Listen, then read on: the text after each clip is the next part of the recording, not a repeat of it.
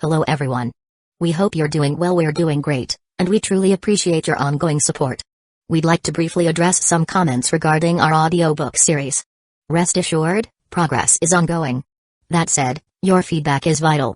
If there's a novel you particularly enjoy and want to hear more of, please let us know in the comments.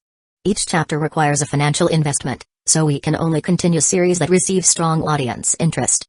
Although we retain core names and plot lines, we make significant editorial changes to enhance clarity, pacing, and immersion. These are not simple recitations. We work hard to deliver a polished, thoughtful listening experience. Without sufficient feedback or engagement, we may need to discontinue a series. So if you're enjoying something, don't stay silent. Your input truly matters. Note, our default audio speed is 3x. If that's too fast, let us know. We're happy to adjust it. Interested in early access to unreleased audiobooks? Visit our Patreon. You'll get to experience new content before it reaches YouTube. Just to clarify, I'm a fan like you. I've purchased these novels and adapted them with care, while respecting all rights and guidelines. For updates, follow us on Facebook and Twitter, X.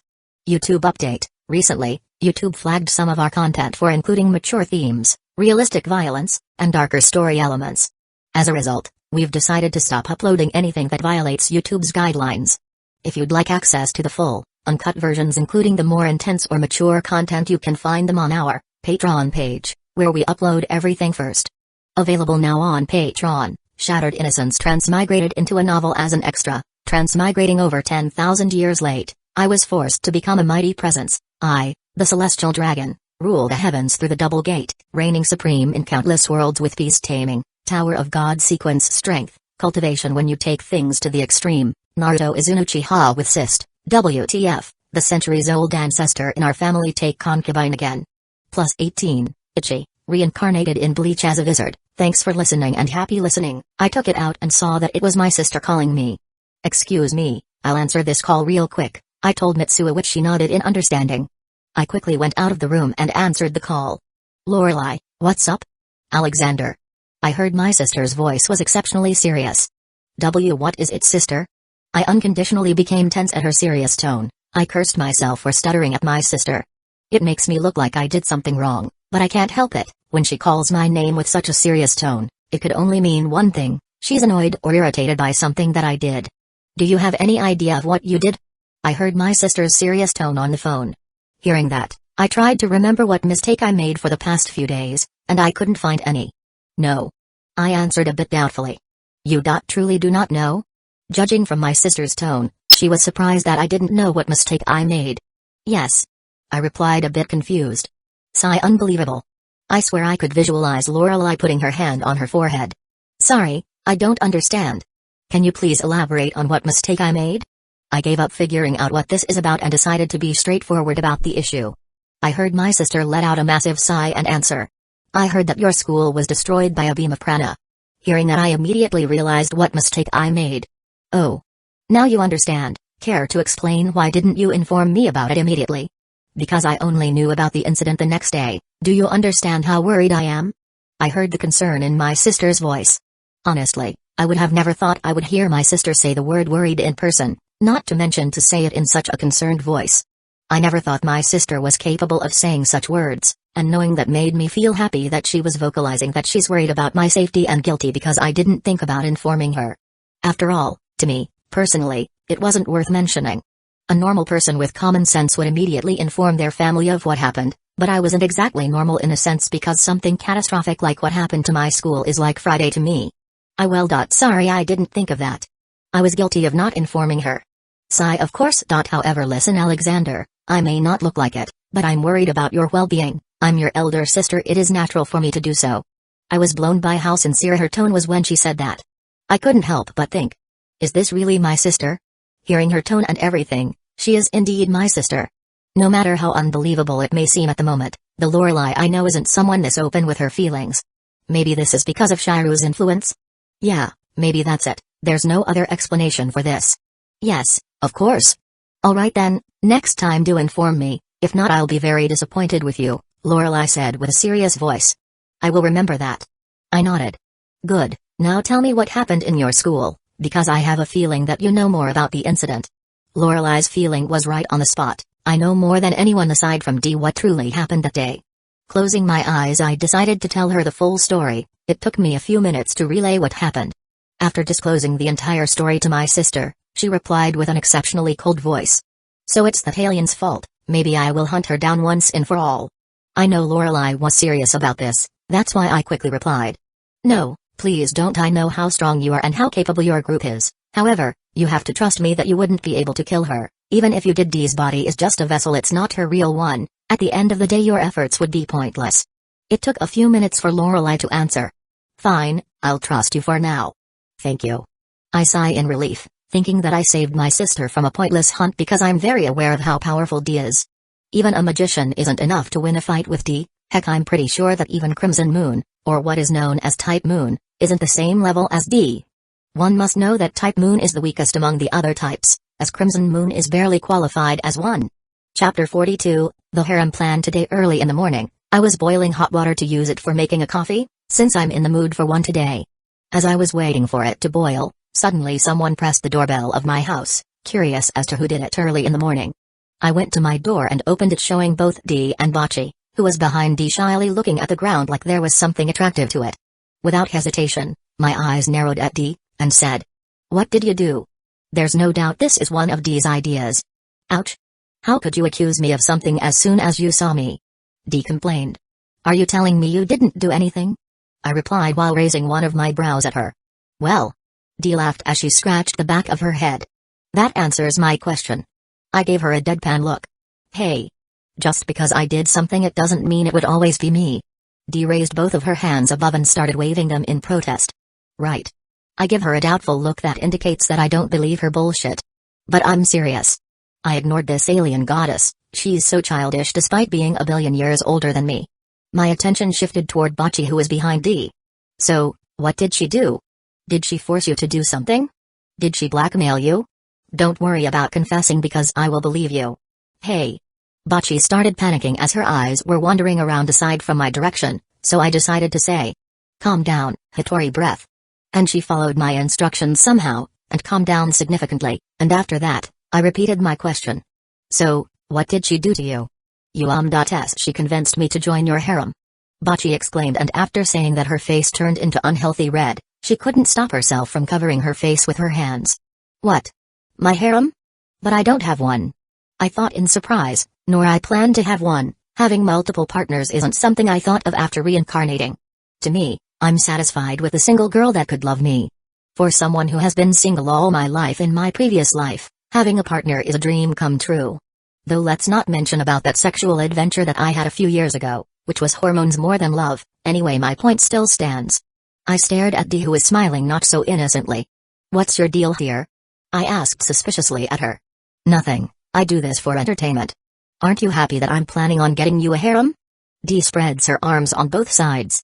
If I answered no it would be lying, but if I said yes it would mean leaving my future relationship status with this alien goddess. Humphrey.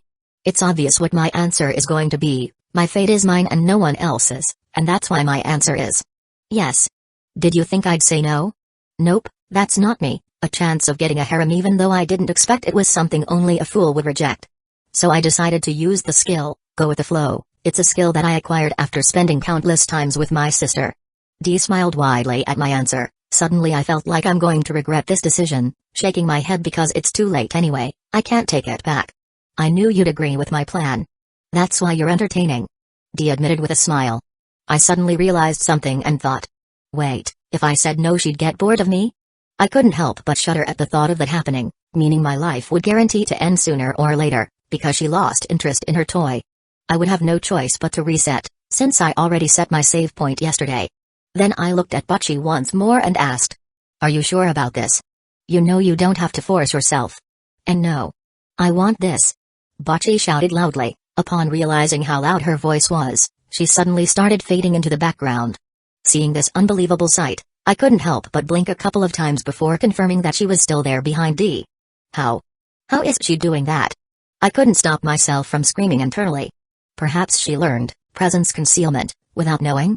Because it's the only logical explanation of what happened. Seriously, it makes me wonder what the heck is her origin, because I'm pretty sure it's imaginary elements, or at least similar to it. Right. I just wanted to be sure that you didn't force yourself. Anyway, since you accepted it, Does that mean you admit liking me? I asked. I know she did. It wasn't that hard to figure out I wasn't dense as a black hole, so obviously I would notice a girl's affection toward me. Not to mention, I was her friend for several years, and a male. It's bound to happen that she would at least have a crush on her because honestly I was the same and I wasn't afraid of admitting that. It's hard to be attracted to her, she's beautiful for starters, and her personality is refreshing for someone like me, it's cute. Bocce nodded with a red face, then a smile formed on my face. To be honest, I'm also the same. I like you, Hattori. Hearing that from me, Bocce's body shivered from delight and happiness. To hear that her crush liked her back is something like a dream come true for her. Although their relationship isn't what she visualized, she was satisfied with this arrangement as long as she's part of my relationship. Dee started clapping from the background. Bravo, that was nice. Now you need one more to complete the harem. I think Mitsuha is a good choice. I'll talk to her right now. I don't think that's a good idea. I couldn't help but say. Dee tilted her head in my direction. I'll have to admit with that face of hers it's unbearably cute, although it's best if I keep to myself. Why not? Are you seriously asking me that? I asked her with an incredulous expression. Yep, that's why I'm asking. Dee smiled. Aren't you supposed to be? Never mind. Anyway, the reason why it's a bad idea is that Mitsuha is terrified of you. Tell me honestly, what did you do to her? I asked her once more, to confirm if what she said yesterday is true. Again, I didn't do anything aside from talking to her. It wasn't my fault that she suddenly passed out. Dee let out a pout. Is that really it? I thought with a bit of doubt. Fine, let's say that I believe you. However, you shouldn't talk to her for now, let her recover. Alright, fine, so who am I going to add to your harem? Luvia? Alexandra? Teresa? Or maybe Olga Marie? Dee casually mentions the names of the girls I'm close to. Wow, did you know about them? Before I realized it, I asked a very stupid question, because I know how capable this alien goddess is more than anyone else in the world. It wasn't too hard honestly, since I got this handy skill called clairvoyant. It lets me see the past and future of everything, making me omniscient. However, that was before I met you because for some reason I can't see yours, making you unique entirely, but I can see the people who are close to you just fine. And oh, suddenly a grin appeared on Dee's face and said, "Oh ho? Isn't this interesting?" I don't know if it's a good thing or a bad thing for her to grin like that. What's interesting? Well, I'd like to tell you, but it's more entertaining if you find out yourself. Dee smirks in my direction. I hate it when she does that. Honestly, sparking my curiosity and won't give me an answer is irritating. Whatever, so about Hattori, did you tell her about your true nature? I asked. What do you mean true nature? You speak as if I'm a bad thing. Dee frowned in displeasure. That is because you are. That's the thought that I would keep forever in my mind. And as for your question, yes, I did tell her about my identity. Dee nonchalantly, as if it was no big deal. Why would you do that? I can understand Mitsuha, but why Hattori? She's someone who isn't part of the moonlit world. I frowned at her. Eh? Do I look like someone that cares about that? Dee answered immediately. Point taken. I thought, frankly, Dee is someone who doesn't care about anything as long as she could have entertainment. She would discard any rules, just to amuse herself. Right, so what about me? Did you tell her about the moonlit world?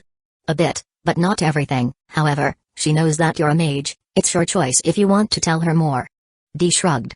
Great. One more person to explain the moonlit world. No thanks to you, Dee. I couldn't stop myself from sighing at that. Why do you tell me some good news instead? I asked sarcastically. Sure, I've contacted Ruchen and we're ready to go tonight, Dee answered with a smile. Eh? There's actually good news. I didn't expect that honestly, but after realizing that I'll be meeting the legendary Root tonight, I can't help but feel excited and nervous. I think I needed to meditate for my meeting with the Root tonight. Chapter 43, Akashic Record. Since technically Bocce is now my girlfriend, I decided to spend the entire morning with her. A house date is what this is called. As her boyfriend, it's only natural for me to do this. However, one problem when I try to do more than talking, like skin contact for example, is that her entire existence would start to glitch from the world. I know she's an extreme introvert, but damn, this is on another level. Either way, this clearly is a challenge. I would gladly overcome this situation. I'll make sure of it. My determination was on the roof at the moment. So for an entire morning, we did nothing aside from playing Nintendo Switch. I'm seriously glad that Dee left us alone, or else it would be more chaotic. Literally, thankfully she didn't bother our date. Whether it's out of goodwill or entertainment, it doesn't matter. I'm thankful for that. Besides, playing games makes me distracted, with my meeting with the Root tonight. After an entire morning of playing Mario Kart, my house date with Bocce ended and I escorted her back to her house. We didn't hold hands all the way there obviously, that's too high level for someone like Bocce. So no unprotected lewd holding hands. At the end of the day, nothing changed in our relationship aside from the fact that we are officially dating, leaving Bocce said. Thank for escorting me. Also sorry if I was boring with our date. She bowed her head out of shame, however, I wasn't having it and replied. No, you weren't. I actually had fun with our date. I really did, because it's not every day I play with someone. It rarely happens now that Luvia, my gamer best friend, is a few counties away from here. Bocce's eyes widened in hope and happiness. Really? Yes, let's do it again next time if you want? I said with a smile. Why yes. Bocce quickly answered with a wide smile, honestly making her more attractive in my eyes. Anyway, see you later Hitori. Wait. I stopped in my tracks and shifted my attention back to Bocce, who did something I never thought I'd see her do. My eyes widened significantly as I saw Bocce, boldly unzipping her pink tracksuit and lifted the white shirt inside it, showing me world-class tits that I wouldn't forget anytime soon. I couldn't stop my jaw from literally dropping from my mouth, as my mind blanked at the sight. Her round, firm breasts literally took my breath away for a second. Although she's wearing a white bra, it doesn't make it less attractive, instead, it only made me turn on. Also, her nipples were hard, it was painfully obvious at the moment. However, she quickly covered herself out of embarrassment. I don't know what possessed her to do this, but I certainly wasn't complaining. It's surprising that she didn't pass out from that bold display, and said. I heard it from social media that b-boys like it when girls show them our breast tests so. Bocce's face was dangerously red at the moment that I started to worry her blood vessels might pop at this very moment. That's all. Bye. Instantly she went inside her house and dashed toward her room, not looking back. And here I'm standing outside like an idiot. Only after a few seconds I managed to recover and exhale the air that I didn't realize I was holding. Whoa. That just happened. I muttered in disbelief. This was the first time I've seen her large breasts without a shirt. Honestly, they're bigger than I thought. Her pair of tits could give Luvia a run for her money. So far those were the biggest tits I've seen from a teenager literally. Must be nice to have that pair of massive tits. Whoever said that clearly is envious of Bocce's wonderful pair of breasts. Wait a minute. I snapped my neck toward the suspect, and saw that it was D. I blinked a couple of times and spoke. Oh, it's just you. What do you mean it's just me? D huffed at my words in annoyance. Nothing. Also, why do you sound so envious of her breast? You know with your capabilities you could also make your breasts bigger. I don't understand why she didn't do that if she's envious of having a smaller pair of breasts. That's not the point. I want it to be natural. D protests in annoyance. I don't have the slightest idea what she meant. To begin with, nothing in her body is natural. Maybe I'm too stupid to understand. Either way, it's irrelevant to know her reasoning. Anyway, are you going to bring me now? I quickly changed the subject. D nodded, knowing exactly what I was implying. She waved her hand above and the reality itself was ripped. You just need to step inside here and you meet Ru-chan, D stated and went directly inside the hole. Without hesitation, I followed her inside the hole. Different from what I expected, the place wasn't in complete darkness, instead it was a grass field. There's also a sky, bluer than earth definitely. I stared at the horizon but I couldn't see the end of it, as if it was endless. Aside from the endless grass field, there's a single tree a few feet away from me. The tree itself wasn't massive, honestly, I have seen bigger trees, but unlike any other tree this one is unique, because each branch contains a single universe. How the fuck do I know that? I thought in shock. Because I transmitted that information directly into your brain. As I heard that unfair woman's voice, I shifted my attention toward the culprit and saw that it was a woman, who was in her early 20s. She had short black hair that reached her neck, wearing a traditional high-quality Japanese kimono, and in terms of appearance she looked like a traditional Japanese beauty, except for those eyes. I felt like with every single secret I had been exposed to, I felt naked even though I wasn't. Now I understand what D meant before. Eyes that make you feel exposed. She certainly wasn't exaggerating, so this woman in front of me is the root or at least part of it. So, you're the root. Indeed. Root nodded, as she continued to stare at me. Honestly her gaze was uncomfortable. Root started to approach me, and started circling my spot, and said. D was right, you are an anomaly. I know right. D suddenly appeared out of nowhere.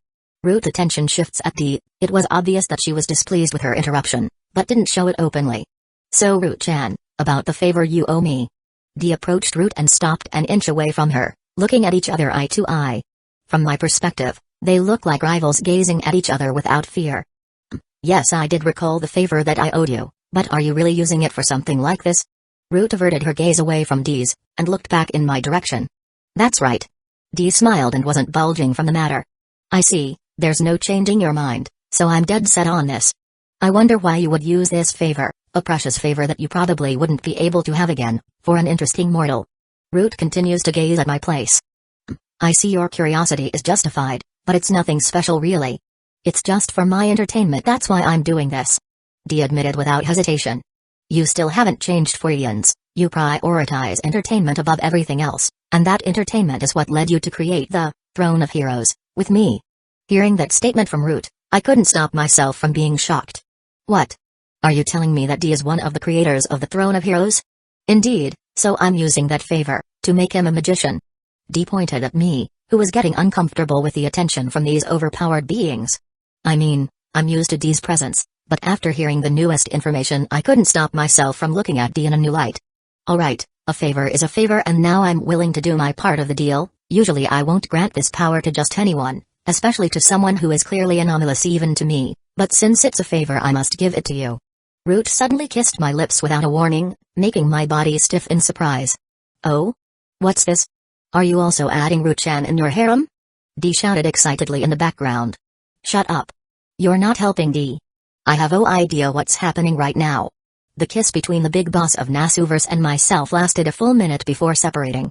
There, I have transferred you the first true magic, you are now capable of creating everything you desire, Root said nonchalantly. Those words made me recover and immediately tried to create something. It was a pair of the gloves, not just any ordinary gloves either, as this pair of ordinary gloves is conceptual, as they could erase everything in existence with just a single touch. Damn, what a sweet power this is. A massive smile formed on my face. I could tell that I didn't use any prana while creating this conceptual item par with some divine construction. I could tell that you like it. Root mentions. There's no point in lying and admitting. That's right, I like it very much. Hopefully you won't misuse that power I gave you. I care not if you destroy several realities with it, what I mean is that you won't be foolish enough to use it on me. Know that I can take it back anytime I want. I gave her an incredulous expression and said. Why would I do that? Trust me, if you tried. I couldn't help but scoff at those people and thought. Humanity's stupidity knows no bounds. As you noticed by now, your true magic is a bit different from normal. It is expected as I took several restrictions from it. Unlike usual magic, it's less complicated and more direct. The only limitation from that power is that you can't create a soul, Root stated. I shrugged. It wasn't much of a big deal for me. It's not like I'm planning to create life anytime soon. Now that you obtain what you want, let's get out of here. Dee looked at me and said. I nodded, as there's no reason for me to stay here either. Before leaving, Root suddenly said. You are an anomaly, Alexander Bartolomei. Your existence from all possible timelines is unique. This wouldn't be the last time we'll see each other. Before I could probably digest her words, I was dragged away by Dee and exited from the outside world. Root after they left, Root was still in her spot staring at the spot where the two left, and she said. What a unique soul that person has. Then her eyes shift at the tree in front of her, as this tree is her, the entire Nasuverse. All possible timelines exist in this very tree, as it is an entire multiverse. Someday we'll meet again. Root was staring at the future that no one other than her could see. Chapter 44, The Condition Kisser. Zelrech Schwenor. Zelrech was currently having his daily dose of magical girl marathon, and suddenly he felt the world, not the entire reality itself, caused a wave that only he and few could feel. He was so shocked that he forgot to watch his favorite magical girl TV show at the moment. He stood up from the couch and said. This. Someone obtained the first true magic? There's no mistake, the first true magic once again resurfaced from the world, stroking his beard, worried at the prospect of the future. This changes everything. I can only hope that the person who obtains the first true magic isn't pure evil, or Root help us all. Zelrech would have never thought that the person who obtained the first true magic is that young Bartolomei he met in the past, but for now, he had no idea who this mysterious person is. Like Zelrech, few of the powerful beings in the world felt the same as him. They knew that the first true magic had resurfaced, but like the kaleidoscope, they also have no idea who obtained it. While the most powerful beings worldwide sensed the return of the first true magic, the culprit, however, had no idea what he caused. I went back to my reality with Dee in an exceptionally happy mood. Why wouldn't I? I just obtained one of the most overpowered abilities in Fate, without a single risk for it. Looking at Dee, I said. Thank you for this, Dee. However, is it really okay for you to use the favor that Root owed you for me? Dee, however, just waved at me and replied. Save it, honestly that favor isn't worth much to me anyway. Honestly, I received that favor from doing what I like. Yeah, but seriously, I didn't expect you to be the creator of the Throne of Heroes. The most shocking thing that I heard today. It was no big deal. It's not like it's my first time creating something similar. D shrugged. Right, if I recall, she's one of the high administrators in another world, since she was the one who made that system that lets the native of that world level up. You mean, you created something similar in your world? I replied as I put both my hands in my jeans pockets. Yep, and also saying that it's my world is inaccurate. While I may stay in that world longer than any other world I've been in, it wasn't the place I was born. However, I do think of it as my home, but lately I've been bound by some nonsense responsibility as one of the high administrators of that world. That's why I left, so that I could have fun, Dee admitted without feeling shame that she ditched from her responsibility. Honestly, I can't say I'm surprised by her actions, knowing that she prioritizes having fun more than anything. Either way, there's something I'm curious about. Where were you born anyway? I have no idea, the universe doesn't exist at that time, Dee answered.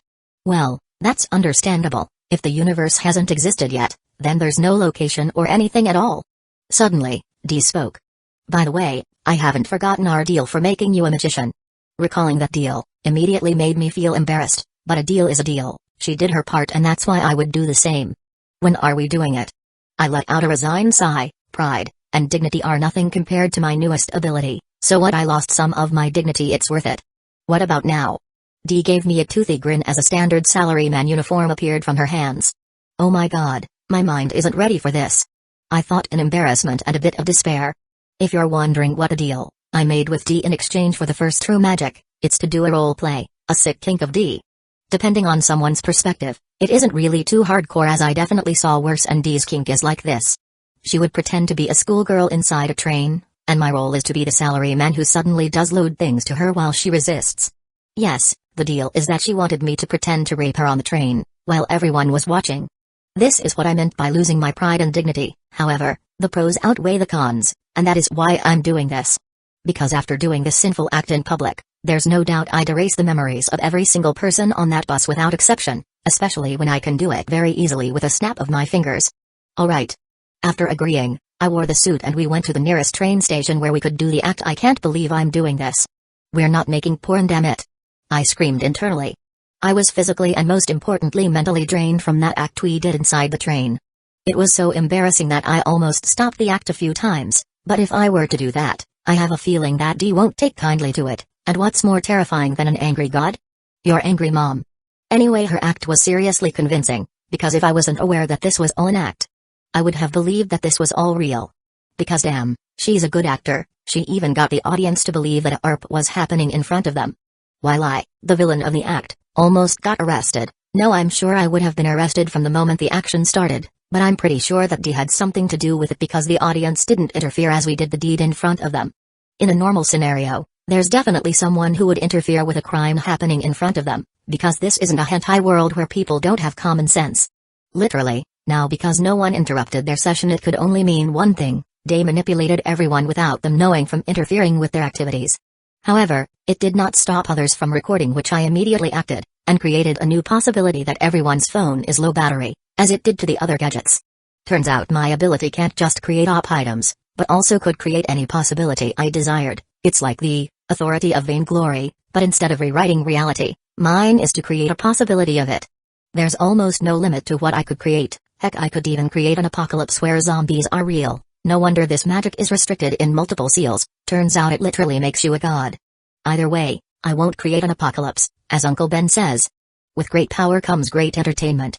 I'm sure that's the full quote. That's why I'm going to use this, not to cause an apocalypse, but for entertainment. Isn't this why I wanted to reincarnate in the first place? Is it to live my life to the fullest?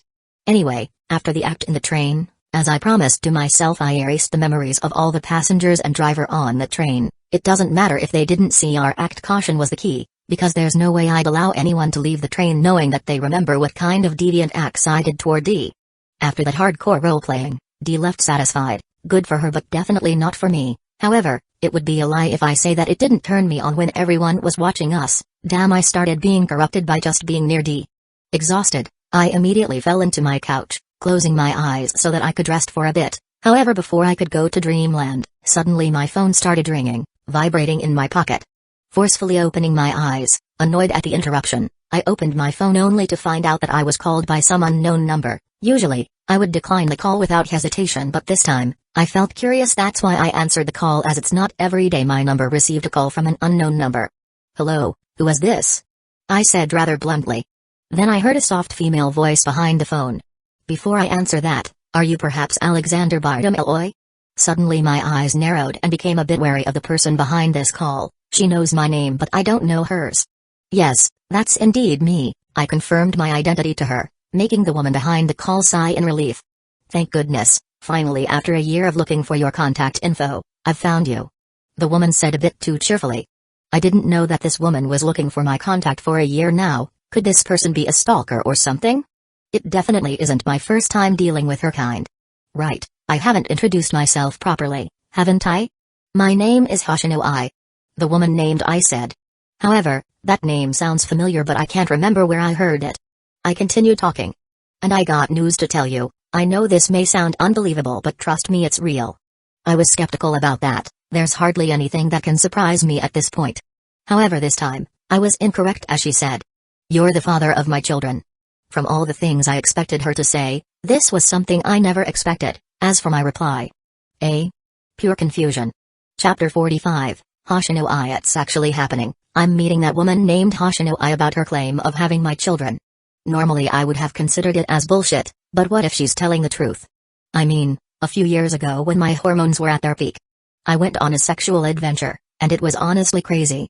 It was forever engraved inside my mind, there's no changing it. Anyway, with that adventure of mine, I may or may not have had sex with girls unprotected. So there's a chance that she's one of those girls I had a relationship with back then, even though I can't really remember her. Now, I arrived at the cafe where we are supposed to meet and wandered around the shop. It didn't take long enough to find her. It was a young woman who is about the same age as me. She was wearing a black cap and a white mask. It was as if she's hiding from someone. Suspicious. This is what I first thought when I saw her appearance. Anyone with common sense would think that way. I sat at the opposite side of her chair, surprising the young woman in my presence. "Are you Hoshino I?" I asked. I's pupils widened, or at least I thought they did as she saw me, and answered, "Yes, that's me. I'm glad you showed up."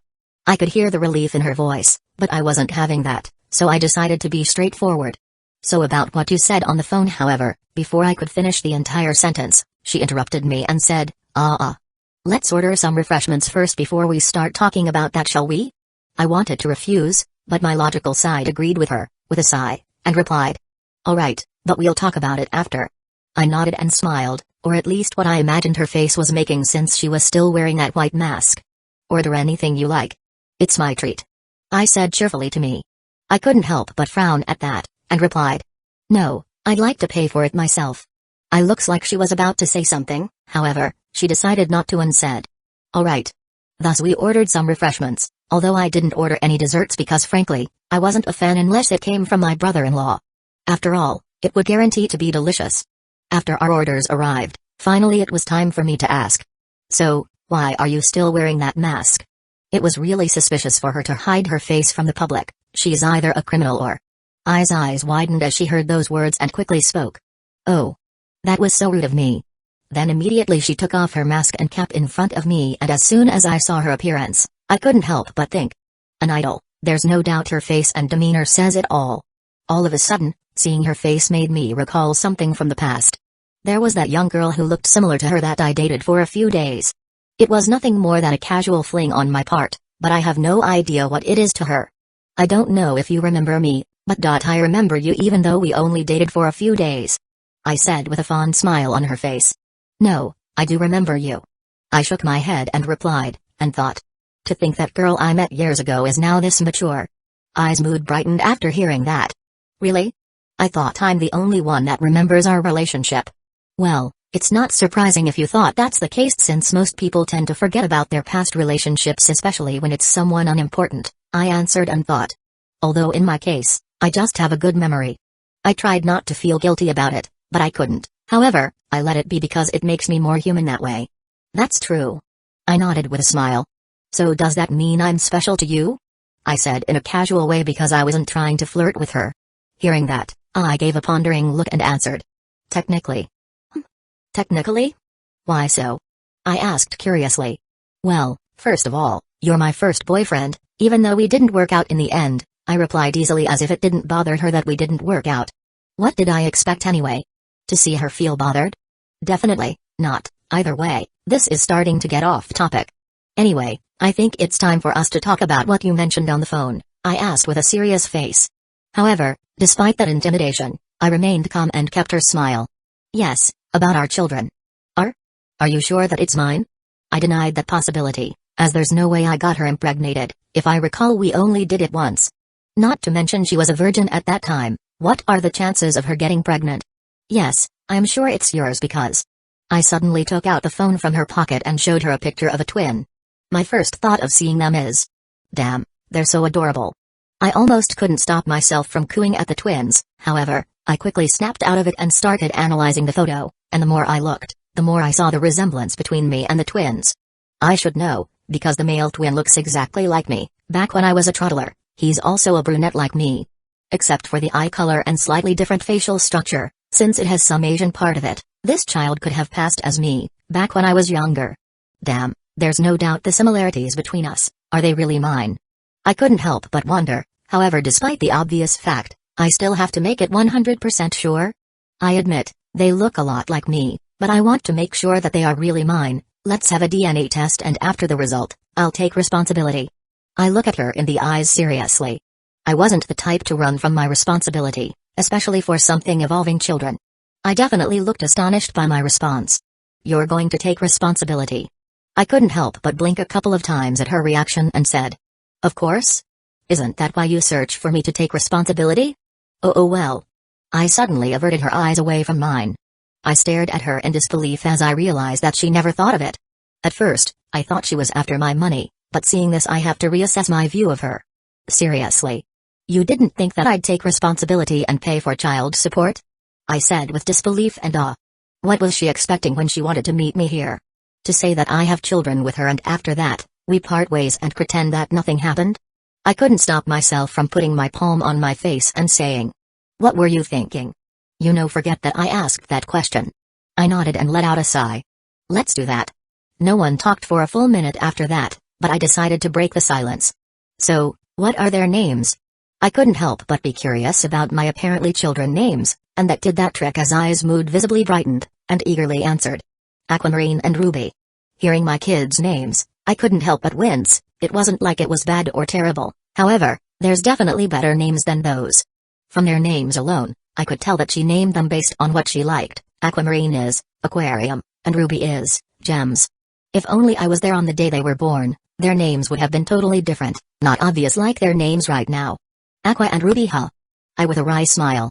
That's right. Aren't their names adorable? I named them myself.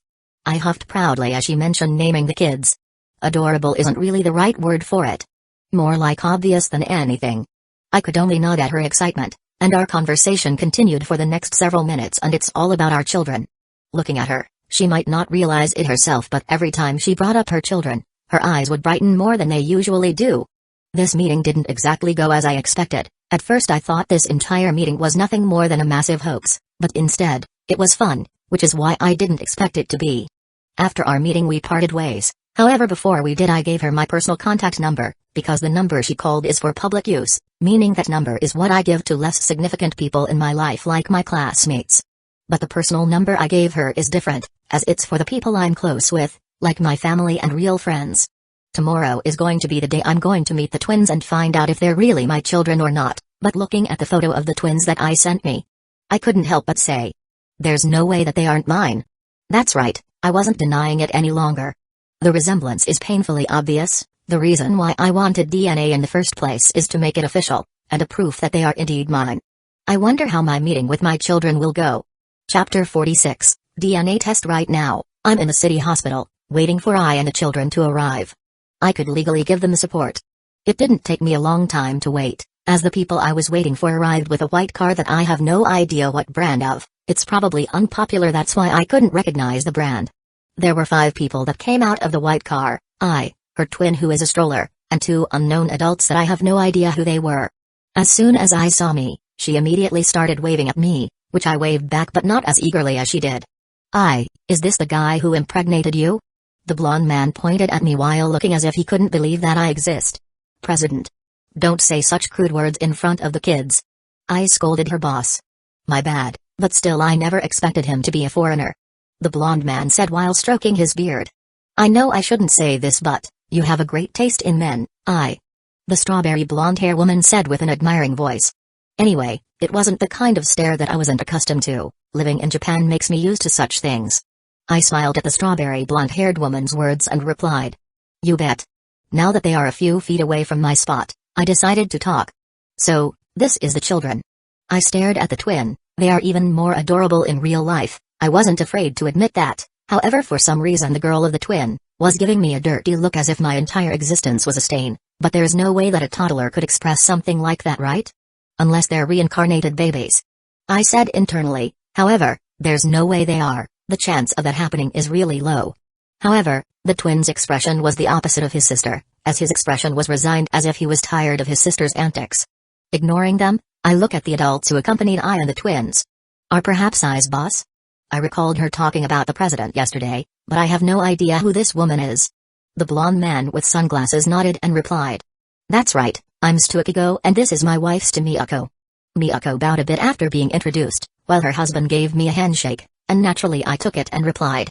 Alexander Bardem Eloy, and I'm apparently the twins' father, as obvious as it is due to our resemblance. I just want to make sure that they're mine, and if they are I would take responsibility for the child support. Both the president and Miyako were surprised by my words. Even though I told them about this yesterday, they still couldn't believe that I'm willing to take responsibility. Oh, that's reassuring. Ichigo adjusted his glasses and continued. How old are you, by the way? I answered without hesitation. 18. 18, huh? About the same age as I, so you're still in high school, correct? Ichigo asked. I nodded and replied. That's right. Suddenly his face turned serious and said, you do realize that to support them, you need a lot of money and there aren't a lot of decent jobs without a diploma. Oh, don't worry about that, Ichigo-san, I can definitely support them. I looked at I, who was giving me a nervous grin. Oh? You sound pretty confident about that? The blonde man stares at him while raising a brow. That's because I am, I replied without losing my smile. Hey, I like that confidence, so you're going to work hard to support them then? I blinked at the question and said. No. I don't need to do that because I'm loaded. I have enough money to make them live luxury. I, the twin, Ichigo, and Miyako stared at me with a stunned look. What? Ichigo said in surprise and confusion. By their looks, it seems that they didn't understand what I mean, that's why I decided to be more specific. What I'm saying is that I'm rich, my family is rich as we're technically a British aristocrat. Eh? Everyone, excluding me, was stunned into silence by the revelation. Hoshino I, the test was positive. Of course, even without the DNA test, she knows the father of her twins. However, despite knowing that, she still couldn't help but be relieved by the DNA test. As it is the undeniable truth that her children are indeed their father. Speaking of him, I honestly doesn't know what to think of him. Her feelings for him were a bit complicated. Meeting him a few years ago back when she was 15 is a coincidence. They bumped into each other near the studio. Both of them apologized to each other at the same time for accidentally bumping into each other, and after that, both of them laughed at the timed response. And that was the catalyst of their relationship. They started frequently meeting each other, and after a week, they started dating. He became the object of her love even though she doesn't know what it means to do so. You see, I lacked any memory of loving or ever being loved herself. That's why she thought being in a relationship, she would learn how to love in a way she did. However, before she could truly explore what love is, they already broke up. Not even a month later, she found another object of her love, Kamiki Hikaru. However, at the time she was dating Hikaru, she found out that she was pregnant with her ex-boyfriend. And that honestly made her feel surprised. She did not anticipate getting pregnant, but this was the result of their love. That's why abortion wasn't an option. She broke up with Hikaru after finding out that she was bearing a life inside her, and there she told the president about the news. And years later, here she is, meeting her ex-boyfriend. Unlike her expectation, he was understanding and didn't flat out refuse the fact that she was bearing his child. After hearing the part of her story, he listened and told her that if they were indeed his children, then he would take responsibility and support the children. That statement honestly made her feel relieved that words could ever be expressed. All this time she was thinking of how to support her twins by herself. However, now that the twin father is now in the picture, it lifted the invisible burden that she unknowingly carried all the time. And then her ex mentions that he was rich and that his family is a British aristocrat. She didn't think he was lying about claiming to be rich, because she met a lot of different people and she was confident of her ability to read people, at least on the surface, and Alexander doesn't look like a liar or feel like one. However, her boss was skeptical of the claim, However, when he showed them the amount he had in his bank account, the president couldn't believe how much money a single person could have. Her boss wife was staring at her with envy in her eyes. It was so painfully obvious that she wasn't even trying to hide it. However, I didn't pay too much attention to Miyako's envious gaze, because she was also surprised by the fact that her ex-boyfriend is a wealthy person. She didn't think he was one, nor did he act like it. So it's really positive. They are my children, Alexander said with a resigned sigh and muttered about telling his sister or something. After recovering, he looked at her and their children. He said, "There's no denying this anymore. Now it's time to fulfill my role. I lives along with the children with me. I own a plot and a single family house. I'm mostly alone there most of the time. That's why live with me so that you won't need to pay for monthly rent in the apartment you're staying in." What else could she say? Of course. To share her burden with another is going to be a new experience. She realized that her dream of having a complete loving family is about to be realized. As she wasn't sure about the loving part yet, however, looking at Alexander, she wasn't worried as she will make sure to realize her dream. A loving family. They are really my children. Proof is in the palm of my hands. The DNA test matches mine. With a sigh I said, "How am I going to tell Lorelei that I made her an aunt unknowingly?" Hopefully, she wouldn't react too badly about this news. The fact that I had a child before her was an achievement in itself. Lorelei was the Bardem heir. When she turned into her 20s, the family elders wanted her to have a spouse and give birth to an heir, which annoyed my sister constantly. Honestly, at the beginning I can't see Lorelei having a spouse. She is too incompatible with most people, but to everyone's surprise, she did find a spouse, but someone who I didn't expect. Neither did the others. The elders didn't really care who it was, as long as they were Magus, and wanted Lorelei to give birth to an heir so that the next generation of the Bardem is secured. Well, yes, about that topic. I suppose I have it covered? Story of my life indeed. Chapter 47, News. Now that it's truly confirmed that they're my flesh and blood, I decided to try and talk to them. They're toddlers, probably no older than 1 year old, however, I'm sure they wouldn't be able to understand me. "Hi there, nice to meet the two of you. You probably won't understand me, but I'm your father apparently. Well, your appearance made it obvious, especially you." I look at Aquamarine, the male twin who was wearing a blue onesie.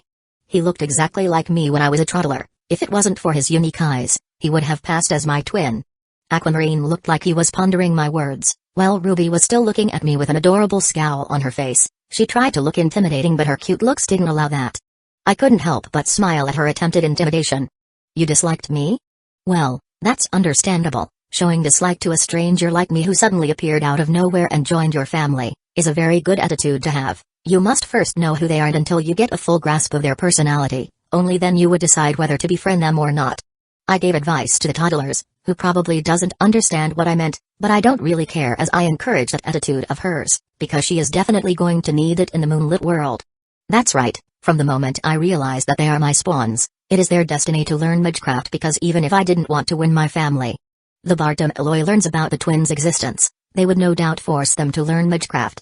And I don't want that. At the very least I could teach them the basics without forcing them, and if they want to continue this path of death, then it's their choice and I would support them. Both of my twins couldn't help but stare at each other as they heard my advice, as if they weren't expecting me to do so. Well, Lorelei must have rubbed me off more than I thought. Even as baby Lorelei started giving me advice, it doesn't matter if I understand her or not, she just keeps giving advice. If there's one thing I learned about Lorelei is that she loves to hear herself talk. Not that I'll ever say it out loud in public thought.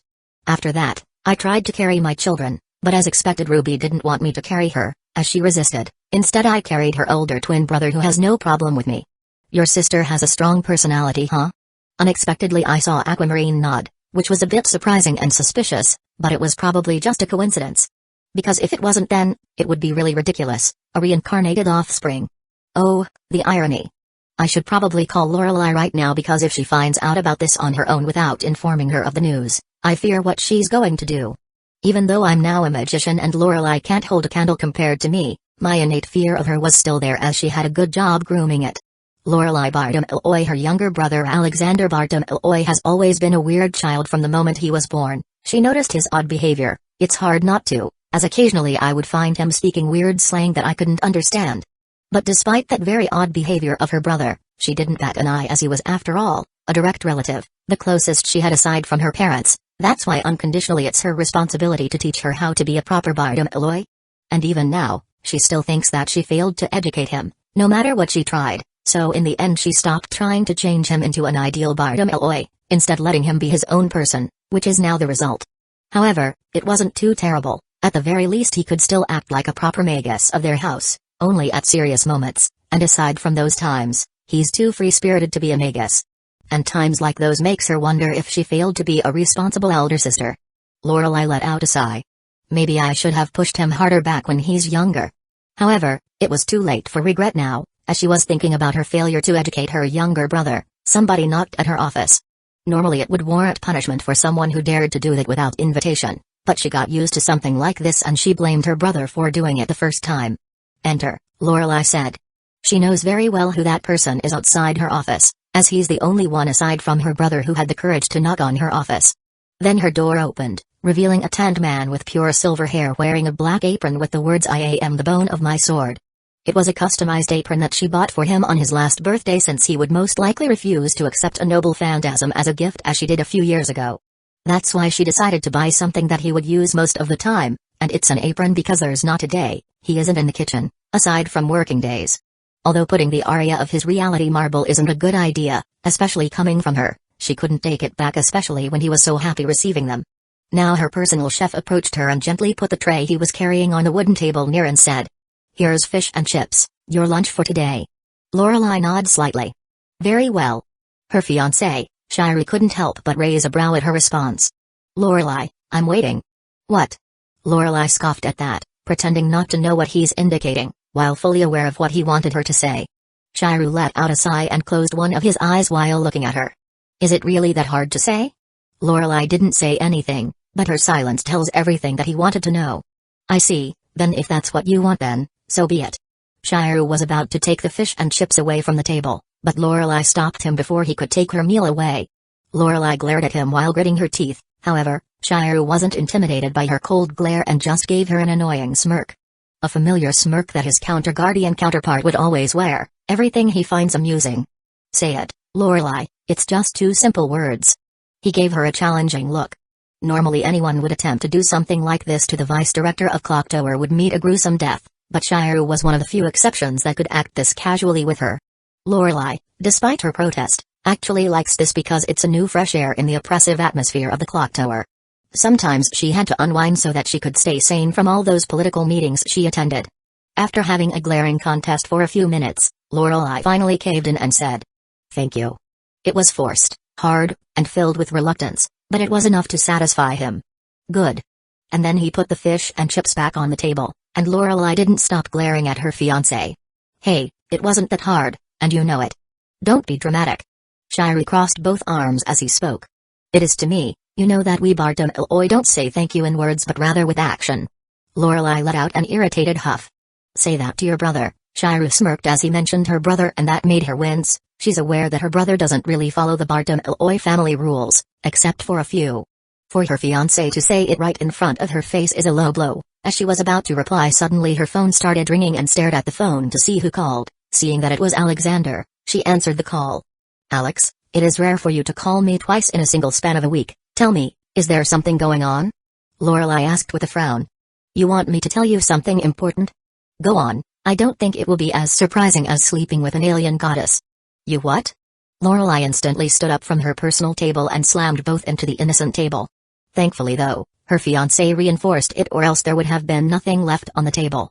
After that, the call cut off and Lorelei's expression became more serious than usual. Her face is like an immovable fortress at the moment, and stared at her fiancé and declared, "We're going to Japan right this instant." Shiryu was surprised by that unexpected declaration and asked, "May I know why?" "My foolish brother impregnated an Eastern woman who is a non-Magi, and as a result, he had children with her." Lorelei explained to him the short version of the story. Shiryu didn't know what to say about that, and couldn't help but think, isn't Alex only about 18 years old? Despite that, he understood why Lorelei wanted to fly to Japan right now. "Alright, I'll come with you." Lorelei nodded and immediately acted and thought, "Oh Alexander, once I get my hands on you, my foolish little brother." She already could imagine punishing him for his foolishness and rash decision to birth an heir. The elders won't like this, especially when the mother of the children isn't part of the moonlit world. Chapter 48, Kumoko, is this really okay? I asked me hesitantly. "Okay, what?" I asked while looking at her. "For us to be here," I replied while looking at our children. "Oh, of course, Why wouldn't it be okay for you to be here?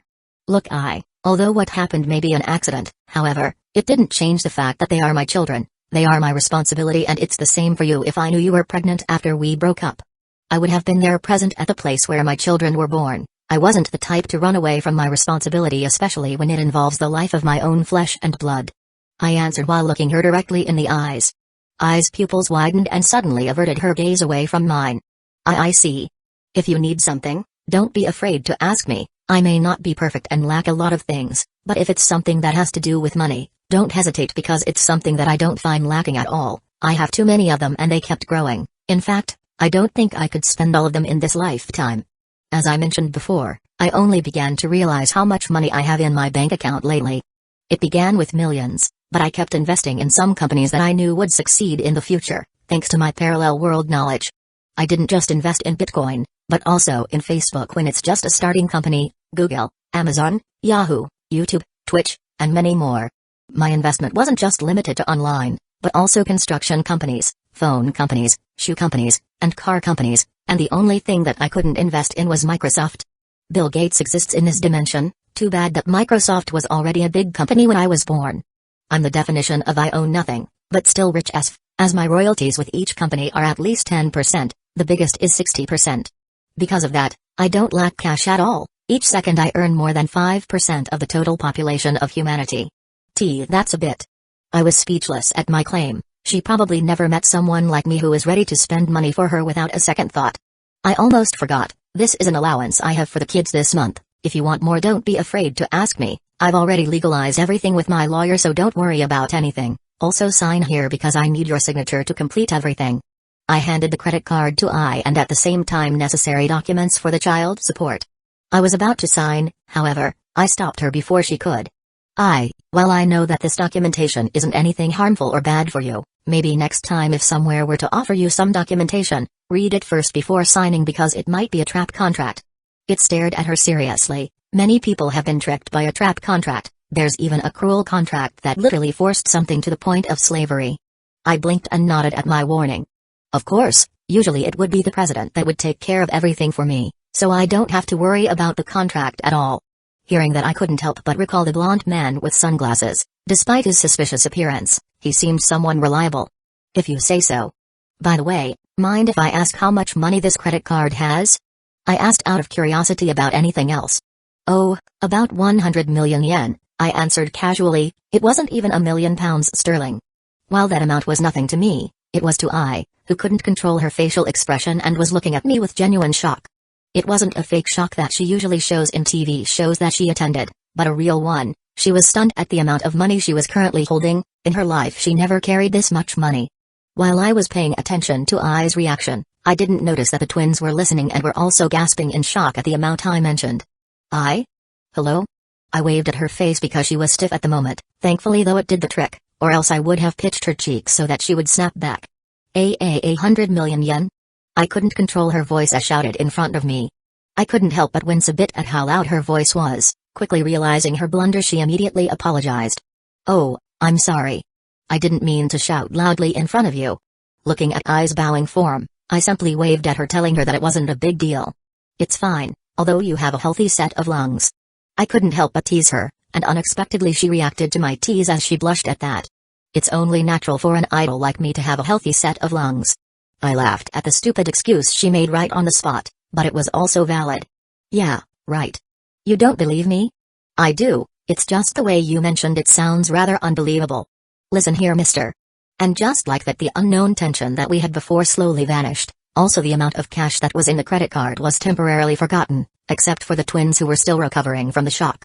You knew about this, didn't you? I pointed my fingers at Dee accusingly. Later that night, Dee visited, thankful she wasn't here to cause chaos like she usually does, and I'm thankful for that. Dee, however, just smiled at my words and didn't even try to deny that she knew about this beforehand. Indeed, how was it? Did it surprise you? Are you seriously asking me if I was surprised by it? I stared at her with an incredulous expression. Yep, Dee replied without hesitation. I facepalmed at myself and thought. Of course, it's Dee we're talking about. So, how was it? Looking at her with a wry smile, I answered. I wasn't just surprised but also shocked by the revelation that I have a little mini-me around. If it wasn't for I informing me, I wouldn't have known about it. Dee let out a grin. I knew it was the right decision not to mention your children. Look at this. She opened her phone and showed me a photo of my dumbfounded face as I learned that I have twin children.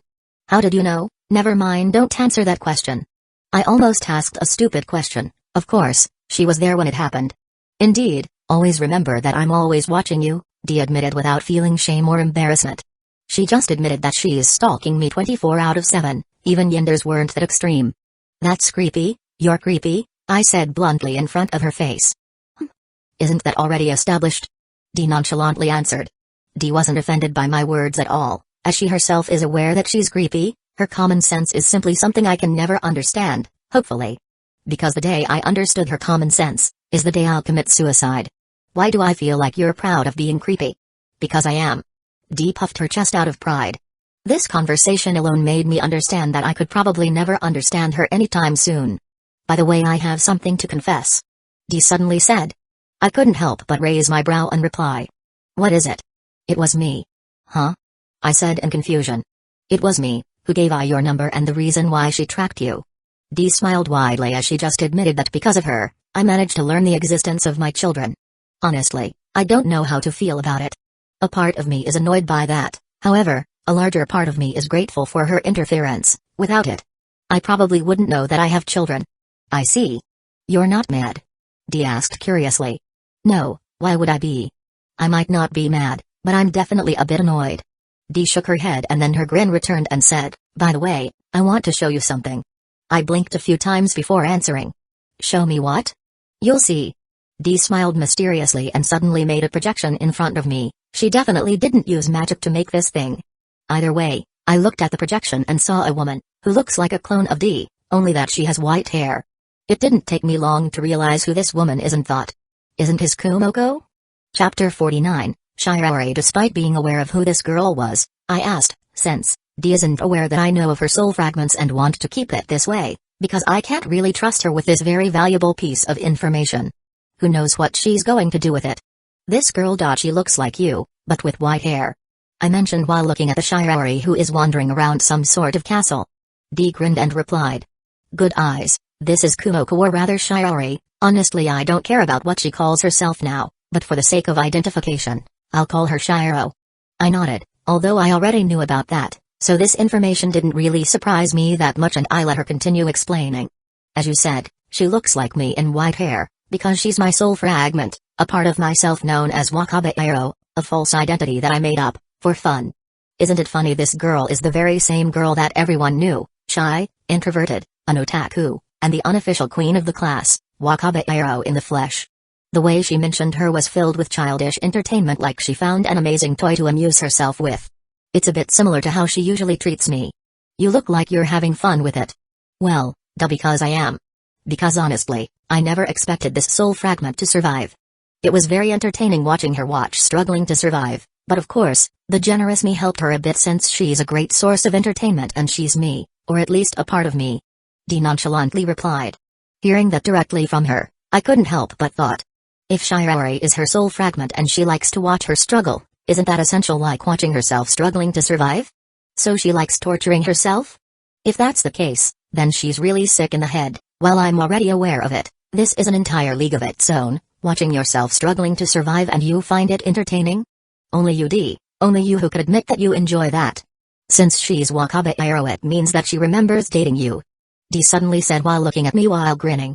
I swear I never snapped my neck as fast as I did now and quickly said. Wait, what? You heard me, I said Shiraori remembers the time when we dated, including the memories of us having sexual interaction. Dee continued to smile as she mentioned that. I tried to open my mouth and say something, but in the end, I didn't because this was Dee we're talking about. I should have expected this move from here. Looks like she was serious about the harem plan she mentioned. You're really keeping your word about getting me a harem, huh? I let out a resigned sigh. Of course, if there's one thing I'm good at, it is that I keep my word, but still, why do you look resigned like that? It's like obtaining a harem is a bad thing, isn't that all men wanted? To have a group of women, who is exclusive to them. Dee tilted her head as she mentioned that.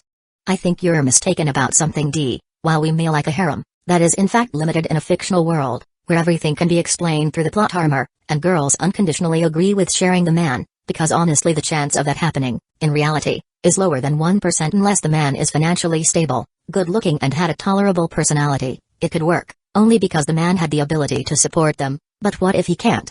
The answer is simple. I stared at her directly in the eyes and continued. That harem plan would eventually crumble. What about true love? That shit can't feed you. That's why harem is only possible when the man is wealthy or a powerful man who has the ability to take care of his entire harem. Not to mention, the emotional baggage you take every single day, as I have no delusions of having a perfect love life, because eventually there's a time when you and the girls would have a disagreement. My words seemed to make Dee ponder for a bit and replied.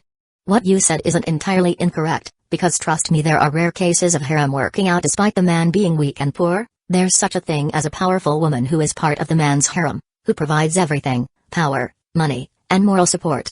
Listening to that, I gave her a wry look. You mean yourself, right? The powerful woman.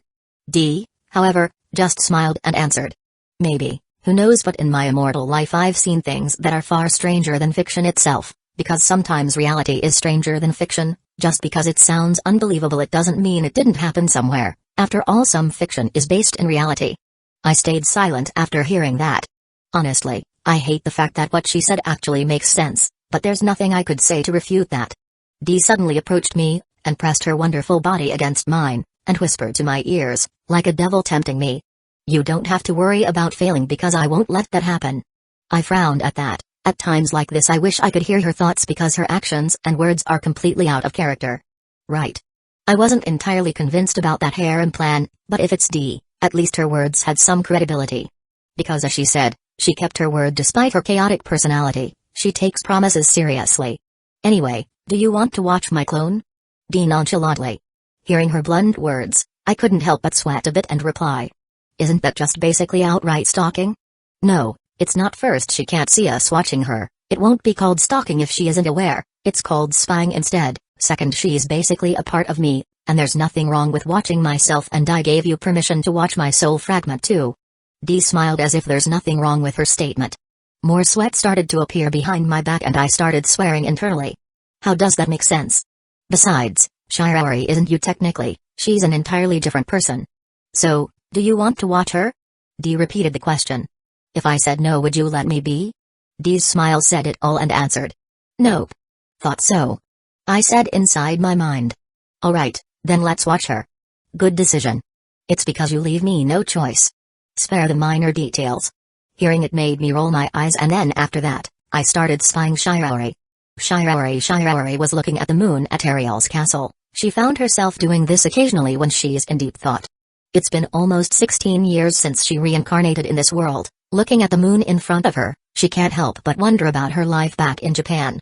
Well, technically it wasn't her fragment of soul that was injected into her by Dee. Without it she wouldn't have gained awareness, as she wasn't Wakabe Arrow but a pet spider from the class. That's what she truly is. She was never a person to begin with, only thanks for Dee interference, she managed to become who is she today, although she wasn't sure whether she's grateful for it or not. She let out a sigh and started thinking about the memories of Dee when she played as a student. It wasn't anything special, however, it was also the reason she survived in this cruel world, struggling to reach the top, with the help of Dee. Of course without her she wouldn't be able to last today. Now, her mind went back to the conversation between the castle servants. They were talking about being in a relationship with the opposite gender. And a memory that she was trying not to think about appeared once more. It was the memory of Dee, dating a man named Alexander Bartom Eloy. While she may not be that person who dated him, the fact that thinking about the things they did made her heart beat a bit faster than usual. Especially when the memory of Dee having a sexual interaction with the man causes her to turn red every time. It was so vivid that sometimes, she thought that it was her who did all of those things, rather than her original soul fragment owner, Dee. When she first reincarnated and I had to struggle to survive in that dungeon, she wouldn't say it out loud that Alexander was one of the major factors that kept her going, as embarrassing as it is. And when she found out that it wasn't her who was his girlfriend and was nothing more than a clone of the original one, it was honestly a painful experience for her. To know the memory you have of a person that she considered precious is a fake, hurts more than words could ever express. In her perspective, it's like she learned her boyfriend actually has another girlfriend and to find out you're the spare.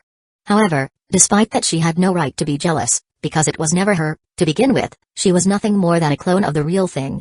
But even knowing that there was still a sense of longing inside of her, buried deep inside her. Suddenly, she snapped out of her musing as a maid of Ariel's castle called her. Shiro-sama, Ariel-sama called for your presence. Shiori nodded and thought. I supposed, it's enough for today's musing. Chapter 50, Naked Hierophant-san. I was spying on Shiori, using D projection, however so far there wasn't anything special happening, and I couldn't help but think. How is this entertaining? D seemed to be enjoying the meeting between the executive of a demon lord Ariel, and unfortunately to me, I have no idea what the fuck they are talking about. Nor do I plan to understand it anytime soon. I'm nothing more than a spectator. As I was about to be bored out of my mind, suddenly a limousine arrived in the neighborhood, and let me tell you, it never happened before. So it suddenly got my curiosity why this clearly high-class car was in this neighborhood. However, that car unexpectedly parked near my house. And it could mean one thing. My expression turned a bit pale as I saw my dearest eldest sister, Lorelei fucking Bardem Eloy, one of the people I feared despite being stronger than her. However, my fear lessened for a bit as I saw Shiru behind her because with him here, I knew he could help me calm the raging dragon, who was my sister. It didn't take her long to spot me. It wasn't like I'm trying to hide either way. As soon as she did, Lorelei took big steps in my direction. I swear to God, despite looking like she was just casually walking, her speed was like she's running at least 15 kph per second. How was that even possible? Then I saw her take out premium Gucci slippers out of nowhere. That shit was expensive despite only being a slipper, but that's not the point. Lorelei. What are you going to do with that slipper? I nervously asked. Lorelei, however, didn't say anything and suddenly reinforced the Gucci slippers, making me panic. Wait. Why are you suddenly using slippers this time? What about the riding crop that you use all the time? I just feel like it. Lorelei finally answered with a cold voice. What, are you an Asian? Panic was evident in my voice, and those words made Lorelei pause for a bit, before looking as if she was recalling someone from her memory. And all of a sudden, Lorelei pointed her Gucci slippers in front of me and said, I will send you to Jesus, you are a failure. Hearing that, I suddenly felt the irony as I recalled saying those very words in the clock tower whenever I wanted to beat a magus. It's finally biting my ass back. I couldn't stop myself from laughing. Please be gentle. Lorelei smiled, but her eyes weren't, and replied. No. Smack. The slippers hit my face. After a few minutes of beating, I couldn't stop myself from rubbing my face from the stinging pain that my sister delivered with the premium Gucci slippers. I can't believe I was beaten in Asian style. That shit did not happen to me in decades already. Alexander, do you understand what you just did? Lorelei coldly stared at me. I know, that's why I'm taking responsibility. Lorelei let out a sigh and replied. You truly did not understand what you did, foolish brother. I care not if you want to talk about responsibility or not. However, you should think about the consequences of your actions. The fact that one of the main family members, which is you brother, birth to a child, while it isn't strange in our society to have children at a young age, however, this is an entirely different matter as the mother of the children is not part of the moonlit world. It could have been anyone, even a third-rate magus would be sufficient, but to do it with a non-magus isn't going to be well received, because many believe that it would dull the purity of our bloodline, and also the quality of our magic circuits. Oh, that it is no wonder she's frustrated, not to mention the political mess that this noose is going to cause in the Mage Association. Personally, I don't care who you have sexual interaction with, it doesn't matter if they're magi or not. However, the others won't take this well, especially the elders. Those old good-for-nothing would complain about this matter. Remember, Alexander, our bloodline is that of a big deal. Each mistake we do, even if it's nothing serious, it would cause a scandal amongst the magi of the Mage Association. Lorelei couldn't stop herself from pinching the bridge of her nose. Lorelei let out a massive sigh and then stared at me with a serious look. Alexander, aside from me, does anyone know your children's existence? Well, there's few people who know about it. However, neither of them are part of the moonlit world, I admitted. And though a bit late. Except for D. Good, that's good. It shall remain that way for now. Their existence shouldn't be revealed for now. I need preparations for them to be revealed. Lorelei started to form a political plan for the twins. I let my sister do her thing, then suddenly I realized something. My eyes wandered around the place and saw that D was nowhere to be found. Did she hide away from my sister? I thought, however, that was so unlike D. She was the kind of woman that wanted to cause more chaos for the sake of fun and entertainment. But still, I'm grateful that she didn't show up in front of my sister, because it wouldn't be a pleasant moment, that's for sure. After my sister finished her musing, suddenly she said, Alex, bring me to your children. I want to see them to see if they are worthy of carrying the family name. I wasn't sure what to say, because I know Lorelei's presence isn't good for children. I know because I experienced it myself. However, refusing would be illogical and decided. Alright. And thought. I really hope this won't end up a disaster like she did with me. What is life? Why am I even here? Is God finally going to take me back from his limitless light?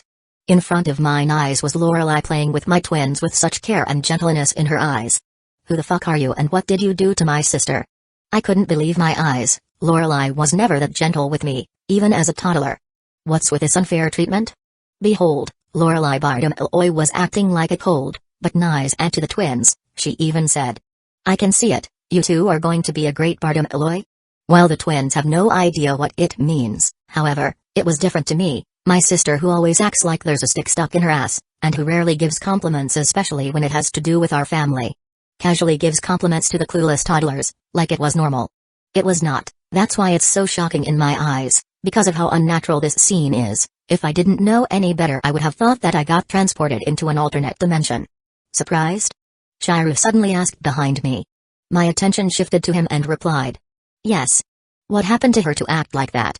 More importantly, how are you so calm about this, like there's nothing wrong with this scene?" Chiru suddenly scratched the back of his head and said, "Maybe because I've learned how to expect the unexpected?" I stared at him deadpan. If he sounded more confident about that statement he just said, I might believe him. However, his tone sounded like he's unsure about his own answer. You know what, forget it. I need to cleanse my mind at the moment. After saying that I went upstairs to wash my face and start wondering what happened to the world. However, before I could even do that, suddenly I felt a customer arrive in the shop and thought, great timing. Just what I needed. Without waiting any longer, I went directly to the shop and prepared myself for the incoming customer. Is my suit okay? Of course, sir, it's perfect, you don't have to lie, you know. But I'm perfectly honest with my opinion, sir. Before I could reply to Blake's words, the customer I'd been waiting for finally arrived, and with that, a professional smile appeared on my face, and was ready to greet the said customer. But it went down the drain as I saw the customer. A beautiful elf woman, judging from the length of her ears, she's a high elf, a blonde busty high elf, with a killer body, however. Why the fuck is she naked? Before I could get a proper answer, the high elf woman suddenly fainted on the ground, like a stringless puppet. Seeing this I couldn't help but say, is this going to be a trope? Because I have a feeling that it's going to be a female collapsing in my shop, like Summer did. Oh well, since she's a customer it's my responsibility as the owner of the shop to take care of her. As I approached her, I only realized the things she was covered with and muttered. Semen. I think I need to wash her body first, and then looking at her once more I couldn't help but think. She kind of looks familiar though. Chapter 51, Celestine Lucross. Cleaning her was particularly easy. I carried her through magic because I absolutely refused to touch her at the moment, especially when she's covered with that familiar white sticky object, not to mention the smell. She doesn't need just normal cleaning, but a full-blown cleansing. Well, let's start washing her body. It took a while, but she's good as new and I'm pretty proud of it, and this is probably something I'll never say out loud, but I enjoyed washing her because I get to enjoy the show.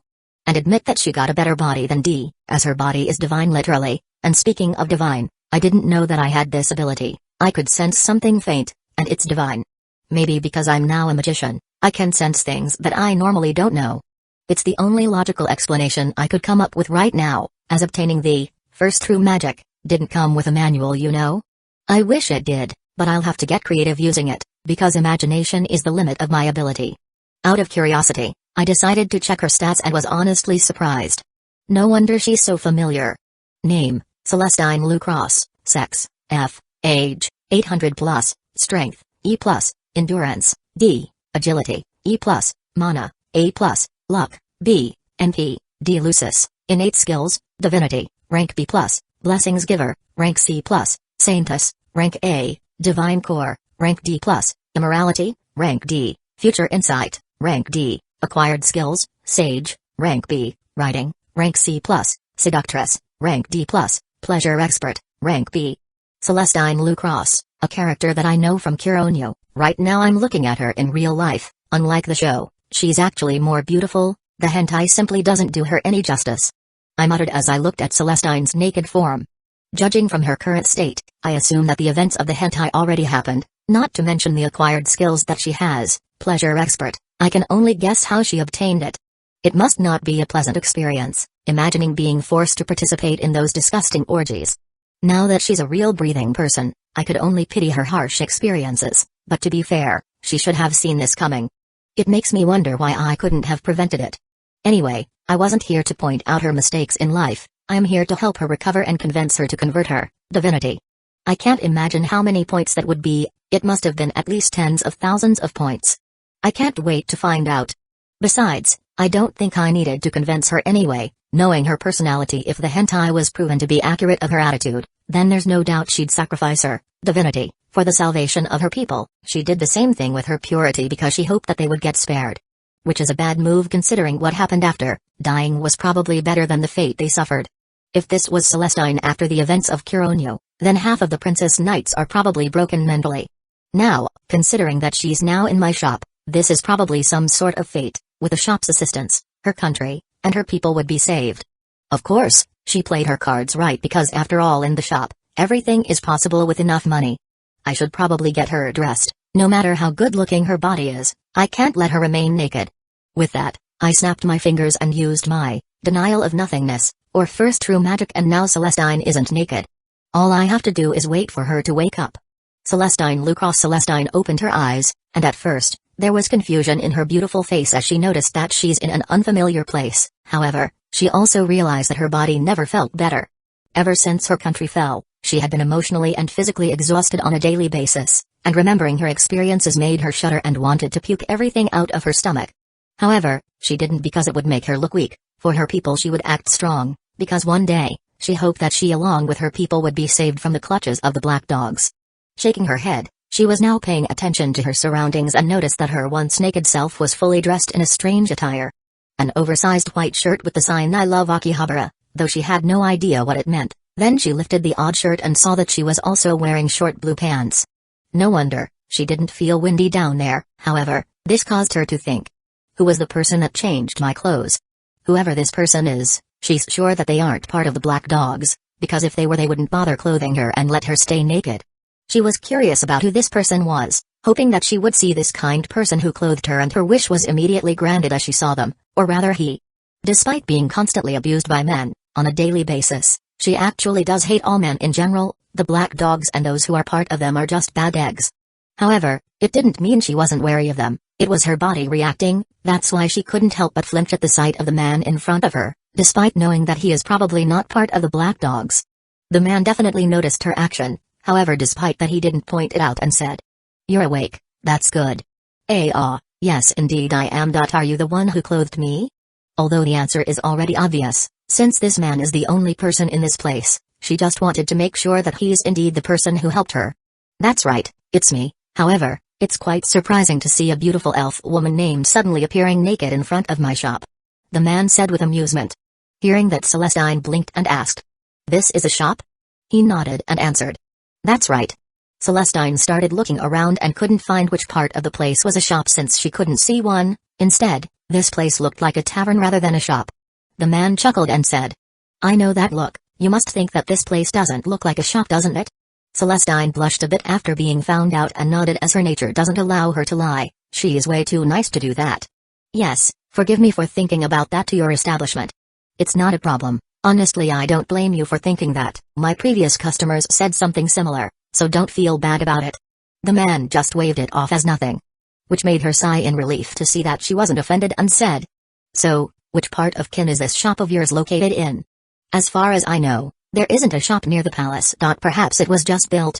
Celestine tried to recall the shops around her kingdom and couldn't find this particular shop in her memory. Suddenly she snapped out of her musing as the man suddenly started to laugh, and Celestine wondered if she said something funny.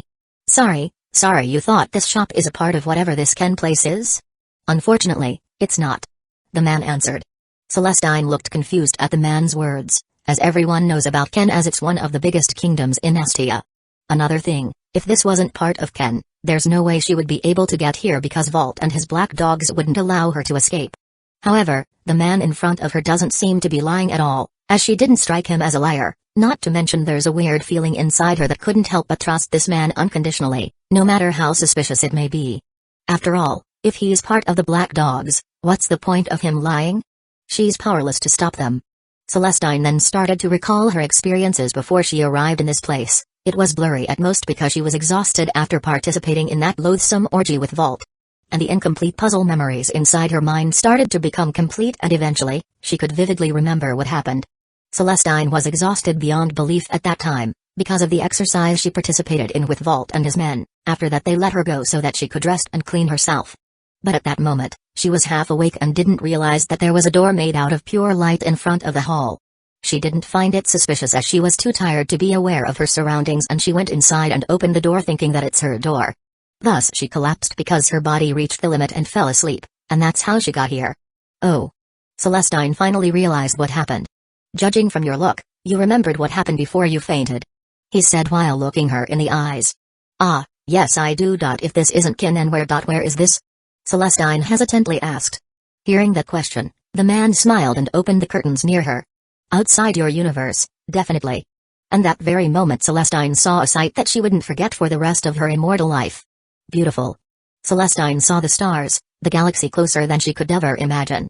Well, Celestine Lucross, once again I welcome you to the shop, the man announced. All of a sudden this place became a lot more mysterious than before. Chapter 52, Service Contract. Celestine wasn't surprised by the fact that this man knew her name, it only added to the mysteriousness of this place. Right now the man, who introduced himself as Alex, was guiding her into his shop. Another surprise, the store is much bigger than she originally thought. What she saw before was just a fraction of the place. I mentioned before that this place is a shop. It's not just any shop, but a shop that sells everything, with the right amount of price. Alex did a U-turn and faced her once more. When I say everything, I mean literally. Every single problem in your world would be solved with the right price. That made her pause, and then the shopkeeper continued his speech. So, Celestine Lucross, are you willing to pay for the salvation of your country, the people, and the entire world? It wasn't even a question to her, as she already had her answer. Yes, even if it means selling my soul, my life, my everything for my people's salvation. I wouldn't hesitate. Celestine and Alex were looking at each other eye to eye, and eventually, Alex averted his gaze away from hers and chuckled for a bit. You are a very fine woman, Celestine, but you don't have to go that far. Honestly, saving your people is a simple matter. In fact, I'd like to offer you my assistance in exchange for your divinity. Would you like to accept my offer? Alex gave her a hand, which she didn't even hesitate. And with that, a contract was formed between them. Very well, the contract is formed and I shall assist you to save your people from the clutches of the Black Dogs. Celestine suddenly felt the divine aspect of her was taken away from her, as she never felt so mortal in her life, but rather than feeling powerless, she felt so free, like she was freed from her responsibility, free from her divine domain. Ignoring that for now, she bowed her head to the man in front of her and replied, Please my people from doom. Alex, however, waved his hand at her and said, You don't have to do that. You paid for my service, that's why I'm more than happy to do that, so when shall we start? Right now, Celestine answered without hesitation. Alex smirked at her declaration and replied, That is exactly why I like you. Celestine was fluttered by that compliment because it wasn't shallow like the Black Dogs. It definitely affected her, however, it was not the time for that, for now, she still has a country to save. Alicia, Brim, Lulu, Maya, Kaguya, Claudia, and Olga, wait for me, for I shall save all of you without exception. With that a face filled with determination and hope appeared. I honestly didn't think it would work. Originally my plan was for her to convert her divinity in the shop, however, I decided to try something within the last second. It was to form a contract service with her. Service contract is something briefly remembered from Blake's explanation about the shop. As the owner of the shop, I can form service contracts with customers. They request something from me, and I'll do it for them as long as I'm capable of achieving the job and of course, a reward for me doing the specific task. The difference between converting and service contract is that, unlike the former, where I could only get 50% of the profit of what they buy in the ship catalog, and then the latter where I get the 100% of the total price, although it's still unconverted. But if I choose to do so, then I'd get the full price of the product rather than the 50% of it. Right now, in my shop inventory is where the fragment of Celestine divinity was being kept, and I'll probably convert it into points rather than using it myself. The problem with Celestine divinity is that not only it's weak, but it's also only just a fragment of the real thing, not to mention most divinity had this compatibility problem. If you're incompatible with certain aspects of that divinity, it would harm you rather than helping you, not to mention it would try to influence you with its domain. For example, Celestine's divinity domain is light, meaning if I were to use it, surely I would be incompatible with it because I'm the farthest thing from being holy, and that divinity domain would try to influence myself and would make me change, not only my personality but also ideals. If that happens, it would no longer be me, which I would never allow to happen. That's why if I wanted a divinity I would rather have a divinity that doesn't have any form domain aspect so that I could groom it and eventually form a domain that is most compatible with me. Anyway, now I have a job to accomplish. It would be a lie to say that I wasn't excited because this would be my first job that I willingly participated in. The hunts with Lorelei were completely filled with reluctance as I participated. However, right now it's different because I'm certainly going to enjoy wiping Vault and the rest of the black dogs. Well, Celestine, if you please? I opened the shop door. Understanding what I meant, she went toward the portal and naturally I followed after her. This is going to be my first official Isekai adventure. My current world doesn't count. Now, it's time to show the dogs the consequences of their actions. Bartolomeo Aquamarine, he wasn't sure what to think of his newly gained father. He couldn't get a proper grasp on him yet as he only knew him for a single day, but for sure he knows that his current life father is a decent person because he's willing to take responsibility and pay for child support. Aqua was sure that his father was an asshole at first because he wasn't there when I gave birth to them. He was her personal doctor, and that's why he knows. However, his first impression of his now biological father is wrong. The reason why he wasn't with I when she was carrying him and his twin is because he simply doesn't know of their existence. He couldn't blame the man for being with I, because he simply had no idea that he had them. Now that he did, he immediately acted and took responsibility without hesitation after confirming that they were his. Another thing about his new father is that he's a foreigner, which wasn't really bad. Besides, he already had some suspicion before that his biological father isn't Japanese but British. Not only was he British, but an aristocrat. Meaning, he got royal blood flowing right into his veins. Honestly, he wasn't sure what to think about that. Either way, it's only of the surprising things that he learned from his biological father. Not only he was an aristocrat but also rich, not just normal rich but super rich. Aqua wasn't sure of the total value of his biological father's assets, but if he heard correctly it's billions. Not in yen, but in sterling dollars, and that's more than the value of US dollar. That massive amount of money is enough to buy a country if his father wanted to, but he didn't, and instead, he stayed in this typical Japanese house, and knowing that he has a massive amount of cash, he is an odd person, that's for sure. A normal rich person would no doubt own a mansion and be filled with expensive items, but his biological father is different. He stayed in this humble house, where it isn't rich or poor. Either way, this still beats being in that apartment, as this house was definitely bigger than their apartment. He certainly wasn't complaining at all. It's also great to know that I had something to carry off her burden. That's why the previous dislike of his biological father completely vanished as received a thumbs up in his book. Although he can't say the same for his twin sister, who is also a reincarnated person like him. Ever since the arrival of their father, she became rather irritably illogical lately. Aqua could understand why she dislikes him for taking Ai's attention from them, but she is being completely unreasonable as their biological father tries to be good for them, yet Ruby doesn't seem to appreciate that gesture. She should just be happy that their father is a decent person, not an asshole who wouldn't take responsibility after creating life with I. Anyway, the very next day their father's biological sister arrived. Honestly, he had never been intimidated by a person she just met. There's just this oppressive atmosphere that she was generating. It kind of reminds him of meeting the hospital director, but 100 times more tense. However, that tension was quickly forgotten as their biological father, elder sister Lorelei, despite how cold she may appear, her actions were very gentle toward them. Like their father, she also gives them advice even though they're still toddlers. Does this pair of siblings doesn't know that ordinary toddlers of their age can't understand their advice? But then again, they weren't normal to begin with, so that's why he listened. However, unlike her brother, Lorelei's Japanese isn't perfect, but at least he could understand. Later he would know that Lorelei only learned Japanese for only a week. If he knew that right now he would be in complete shock as that learning capability would be considered monstrous. Also, unlike their biological father, Ruby seemed to like Lorelei, which is kind of unfair. Don't worry, father, I'll be at your side this time. It's more of an obligation than actually liking him. Either way, now that their father is in the picture, he wondered if their last name would eventually be replaced. Aquamarine Bardem Eloy? It actually sounds better than Hoshino. Aquamarine thought. Looking at the atmosphere of his family right now, he couldn't help but smile. Maybe with their father here life wouldn't be as hard for I. He could only hope. Chapter 53, Mystic Eyes Hoshino I. She didn't really know what to think after meeting her ex-elder sister. Her first impression of her is that she looks intimidating as she could be. Even those managers and directors that she has a pleasant of working weren't as scary as Lorelei. She thought that she would be cold and uncaring. But that changed when she saw her gently handling her children. Heck, she's even better than her in some way of handling them. Despite the permanent cold exterior that she was showing them, her actions were the opposite. While it did make her less wary of her, she's still a bit intimidated, as the aura around her was that of a person screaming superiority. Her actions are measured, perfect, and refined to perfection that even someone like her could only watch her in awe. Now that Lorelai was finished giving advice to her children, her attention was finally on her. To say that she wasn't nervous was a lie. "So you're the one that my brother impregnated," Lorelai said in a neutral tone, but it came out as cold instead.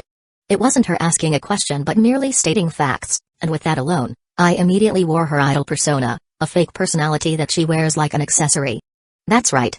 Though you don't have to be so blunt about it, Alex, sister," I said with a cheerful expression.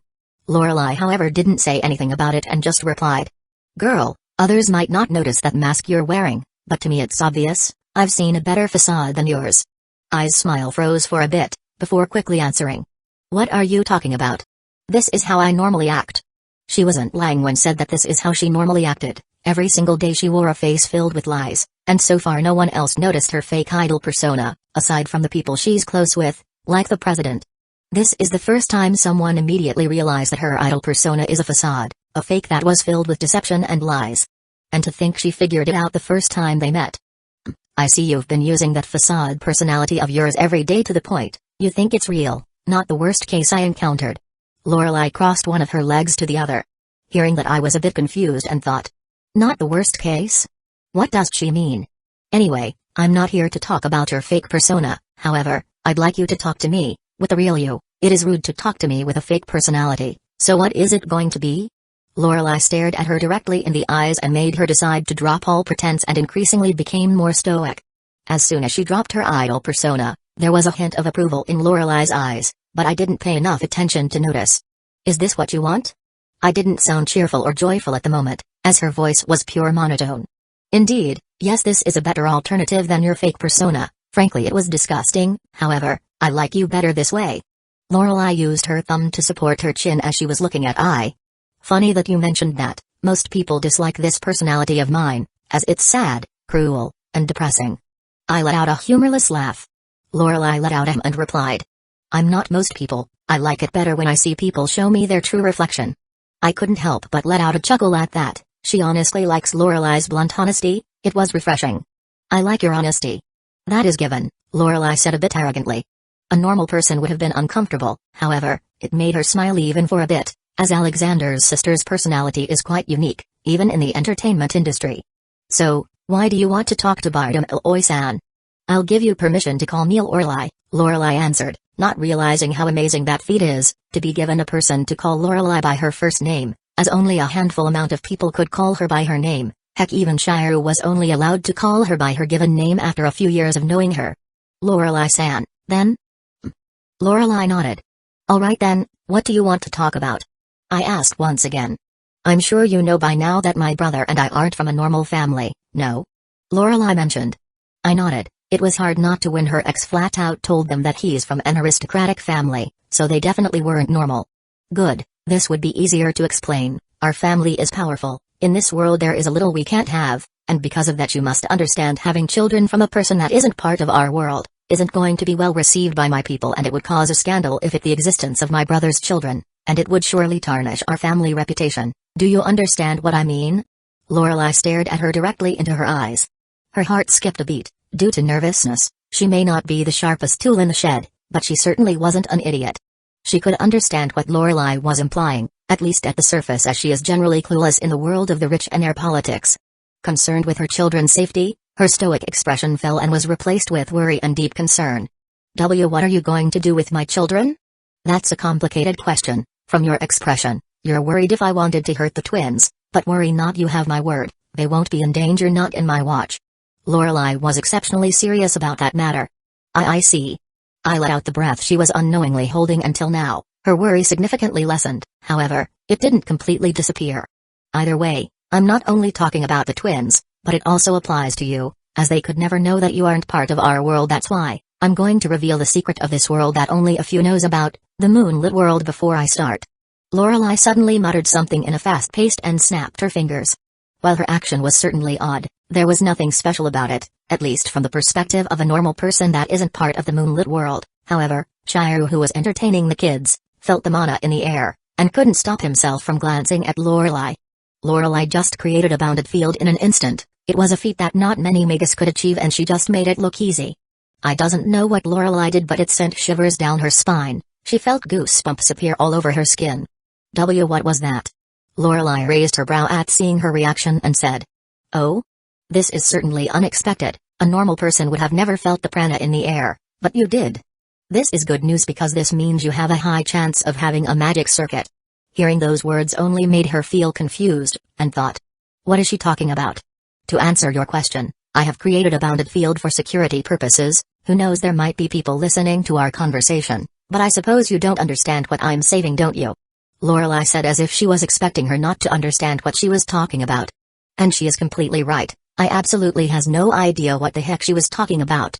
Very well, I shall explain to you the society that was hidden from the eyes and ears of a normal person. Listen well, as I'm not going to repeat this to you.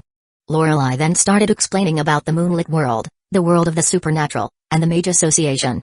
That day Ai's understanding of the world started to crumble. All those myths and legends are real, at least most of them are. Of course, she was skeptical at first after hearing Lorelei's explanation, but after seeing the undeniable proof the magic existed, only then she believed. So all this time magic is real. Ai's eyes widened in disbelief as she couldn't believe a world that she thought was only available in fiction is real. Gods are real, myths, magics, curses, everything that has to do with the supernatural is real. She can't believe that she was living unaware of the dangers in the world. That's correct. However, don't call it magic, we call it magecraft nowadays. As we became technologically advanced, casting a fireball isn't magic, it's called magecraft. Magic is a true miracle, a power that can't be replicated through scientific means. Anyway, enough of that. I'd like to see if you truly have magic circuits. Lorelei was blunt and demanding that she couldn't help but unconsciously followed her instructions, and to her surprise, she saw the cold woman look surprised as if she didn't expect it to happen. Well, this is certainly a surprise. A girl from a non-magus family has more than 20 magic circuits than an average magus, not to mention it's only at a high quality. Not bad at all. However, the most surprising is that you have dormant mystic eyes. Lorelei smiled even for a bit and continued. Fortune certainly favors us. This certainly would work. I Hoshino, you are going to be valuable to us. I honestly doesn't know what to feel about after hearing those words, as it can't be good, but she also couldn't complain. As for this is the sake of her family, that's why she'll play along for now. Chapter 54, Bang. Vault was sitting on his throne. However, his mood was far from being happy. He was in a very terrible mood. This started about a week ago when he suddenly lost his most precious possession. Celestine Lucross, that elf bitch, suddenly disappeared without anyone knowing. No one was expecting it, and neither he was. If he knew this would happen, he wouldn't have left her alone, and now this happened. The fault completely lies with him. He should have expected this to happen, or at least thought that elf bitch would try to escape at once, but for a year she never really tried to rebel or resisted. She have been the perfectly obedient slave, and precisely because of that he became lax of her security, believing that the seal that kin, his best magician, was enough to tame her into submission. Days turned to week, and there was no sign of Celestine. At this point, every single room in the palace had been completely searched, including the secret rooms, and that could only mean one thing: she's outside the palace, she is somewhere in Ken. She couldn't have gotten far enough with his black dogs scattered around the kingdom looking for her. It would only be a matter of time before that elf bitch would find out. And when that happens, Vault gripped the throne armchair with force that it started cracking, and eventually, it broke, but he couldn't care less. That is how bad his mood right now is. Even though he let out his frustration into the former Princess Knights, it wasn't enough to ease his anger and frustration. Celestine, once I get my hands on you, I'll break your mind in a way that you wouldn't be able to imagine. Vault scowled as he mentioned that. Hicks suddenly arrived at the throne room. Vault looked at his right-hand man and spoke. Hicks, tell me, is your report going to be good news or bad news? Hearing that, Hicks winced, and it was enough for Vault to know what the report was going to be. I see, so Celestine hasn't been found yet. His right-hand man let out a frustrated sigh and replied. That's right, I've mobilized our troops for everyone in the kingdom, but there's still no clue where that elf bitch is. I don't know how she's doing this, but to think she managed to hide from me for a whole week. She overdid herself this time. Vault stated. Don't worry, Vault, it's only a matter of time, we'll definitely find her. I know, but it doesn't get less frustrating. Vault lets out a frustrated scowl. As they were about to continue their conversation, suddenly a member of his black dog slammed the door loudly. It made Vault want to murder this person right now, even if he's part of his group. However, he changed his mind as soon as he saw the exhausted look of his subordinate. It could only mean one thing: something important is happening that needs his attention. B-Boss. C. Celestine Sama had been found wandering inside the Sex Empire. The subordinate exclaimed. Vault's previous foul mood was quickly forgotten as he heard that great news and thought. Finally, no more hiding Celestine. His musing was interrupted as the subordinate who announced the news continued. But she's with a man. And not just any man boss but a mage. A very powerful one. He destroyed an entire district with a snap of his fingers. Oh my god.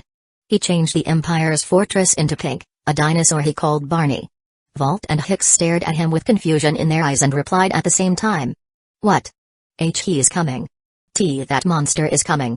The only reason why I am alive is he said that he won't kill me so that I could bring this message. Before he could even finish the entire sentence, the palace ceiling collapsed into his spot, immediately turning him into minced meat. He died instantly with no chance of survival. Vault and Hicks were stunned at the unexpected sight in front of them, but that was quickly forgotten as they saw a man floating above the throne room along with Celestine being carried like a princess. If they were paying attention to her, they would have realized that she is blushing as the man carried her. Well, so this is the legendary sex emperor I've heard about. You look uglier than I expected. The man mocked Vault, however, he failed to hear that because he was too stunned at the scene. I can't believe this world was conquered by an idiot like this. Either way, it's Judgment Day. It's time to face the consequences of your actions, Vault. And with that, the world light turned black as his sight was covered in darkness, as is now unconscious. A few hours before the present, I finally arrived at the continent of Ostia with Celestine beside me. The first thing I noticed is that the sky is bluer, the air was fresh and the forest trees were greener than back on Earth. So this is Ostia. This definitely is a nice place. However, the story of this world isn't so nice, as it needed some clearing. Celestine felt conflict as she stepped foot back to her world's soil. She was definitely back, there's no doubt. I'm back. You are, so what do you want me to do now? Because what you wish is my command. I reminded her why I'm here. Celestine's eyes widened for a bit before her face before determined and said. Take back my kingdom, save my people, and punish the black dogs and people who are associated with them. With that, I grinned. Very well, Lady Celestine, I shall fulfill that order to the best of my ability. Celestine smiled beautifully as I said that, then without waiting any longer, we went directly toward the Sex Empire, or formerly known as Ken. As soon as we arrived there, trouble came as one of the guards, who is probably a member of Black Dogs. He pointed at Celestine and shouted. It's her. I've found her at last. Lord Vault would surely reward me for this. I could see the greed and lust in his eyes, as he stared at Celestine's wonderful body, though there's a bit of confusion as he had no idea what kind of weird attire she was wearing, but soon the confusion quickly disappeared and quickly dashed toward Celestine's direction so that he would capture her and maybe feel her for a bit before bringing her back to Vault. However, there's no way I'd allow that to happen. That's why I pointed my fingers at him, acting like it was a gun, and said, bang. With that, the man's entire head was separated from his body, and his body was yet to realize that it's already dead. And only after a few seconds, did the body collapse to the ground, bleeding like a fountain. The others who were with him were stunned at the unexpected death of their comrade. After killing that man, I couldn't help but think. I don't feel anything killing him, maybe because I know he's a scum and doesn't feel guilty about it? Oh well, no wonder Makima likes doing this, it certainly is a handy ability. What I did is that I created a similar ability to Makima with her finger gun. It was a badass ability that I wanted to try using, and my observation hockey saw that someone above the fortress is going to hit me with a poisoned arrow, not like it could kill me, but it would be careless of my part if I let that happen. I pointed my fingers at that specific location and said, bang. Bang. I killed 2 people just like that, and then my attention shifted back toward the comrade of the first person I killed and said, can you let me pass? I promise not to make your death painful. And immediately it caused them to panic and immediately started to dash in my direction like a dog they are, hoping that they could reach me before I could use my ability. Hey, too bad for them, that won't happen because I won't be using my finger gun anymore.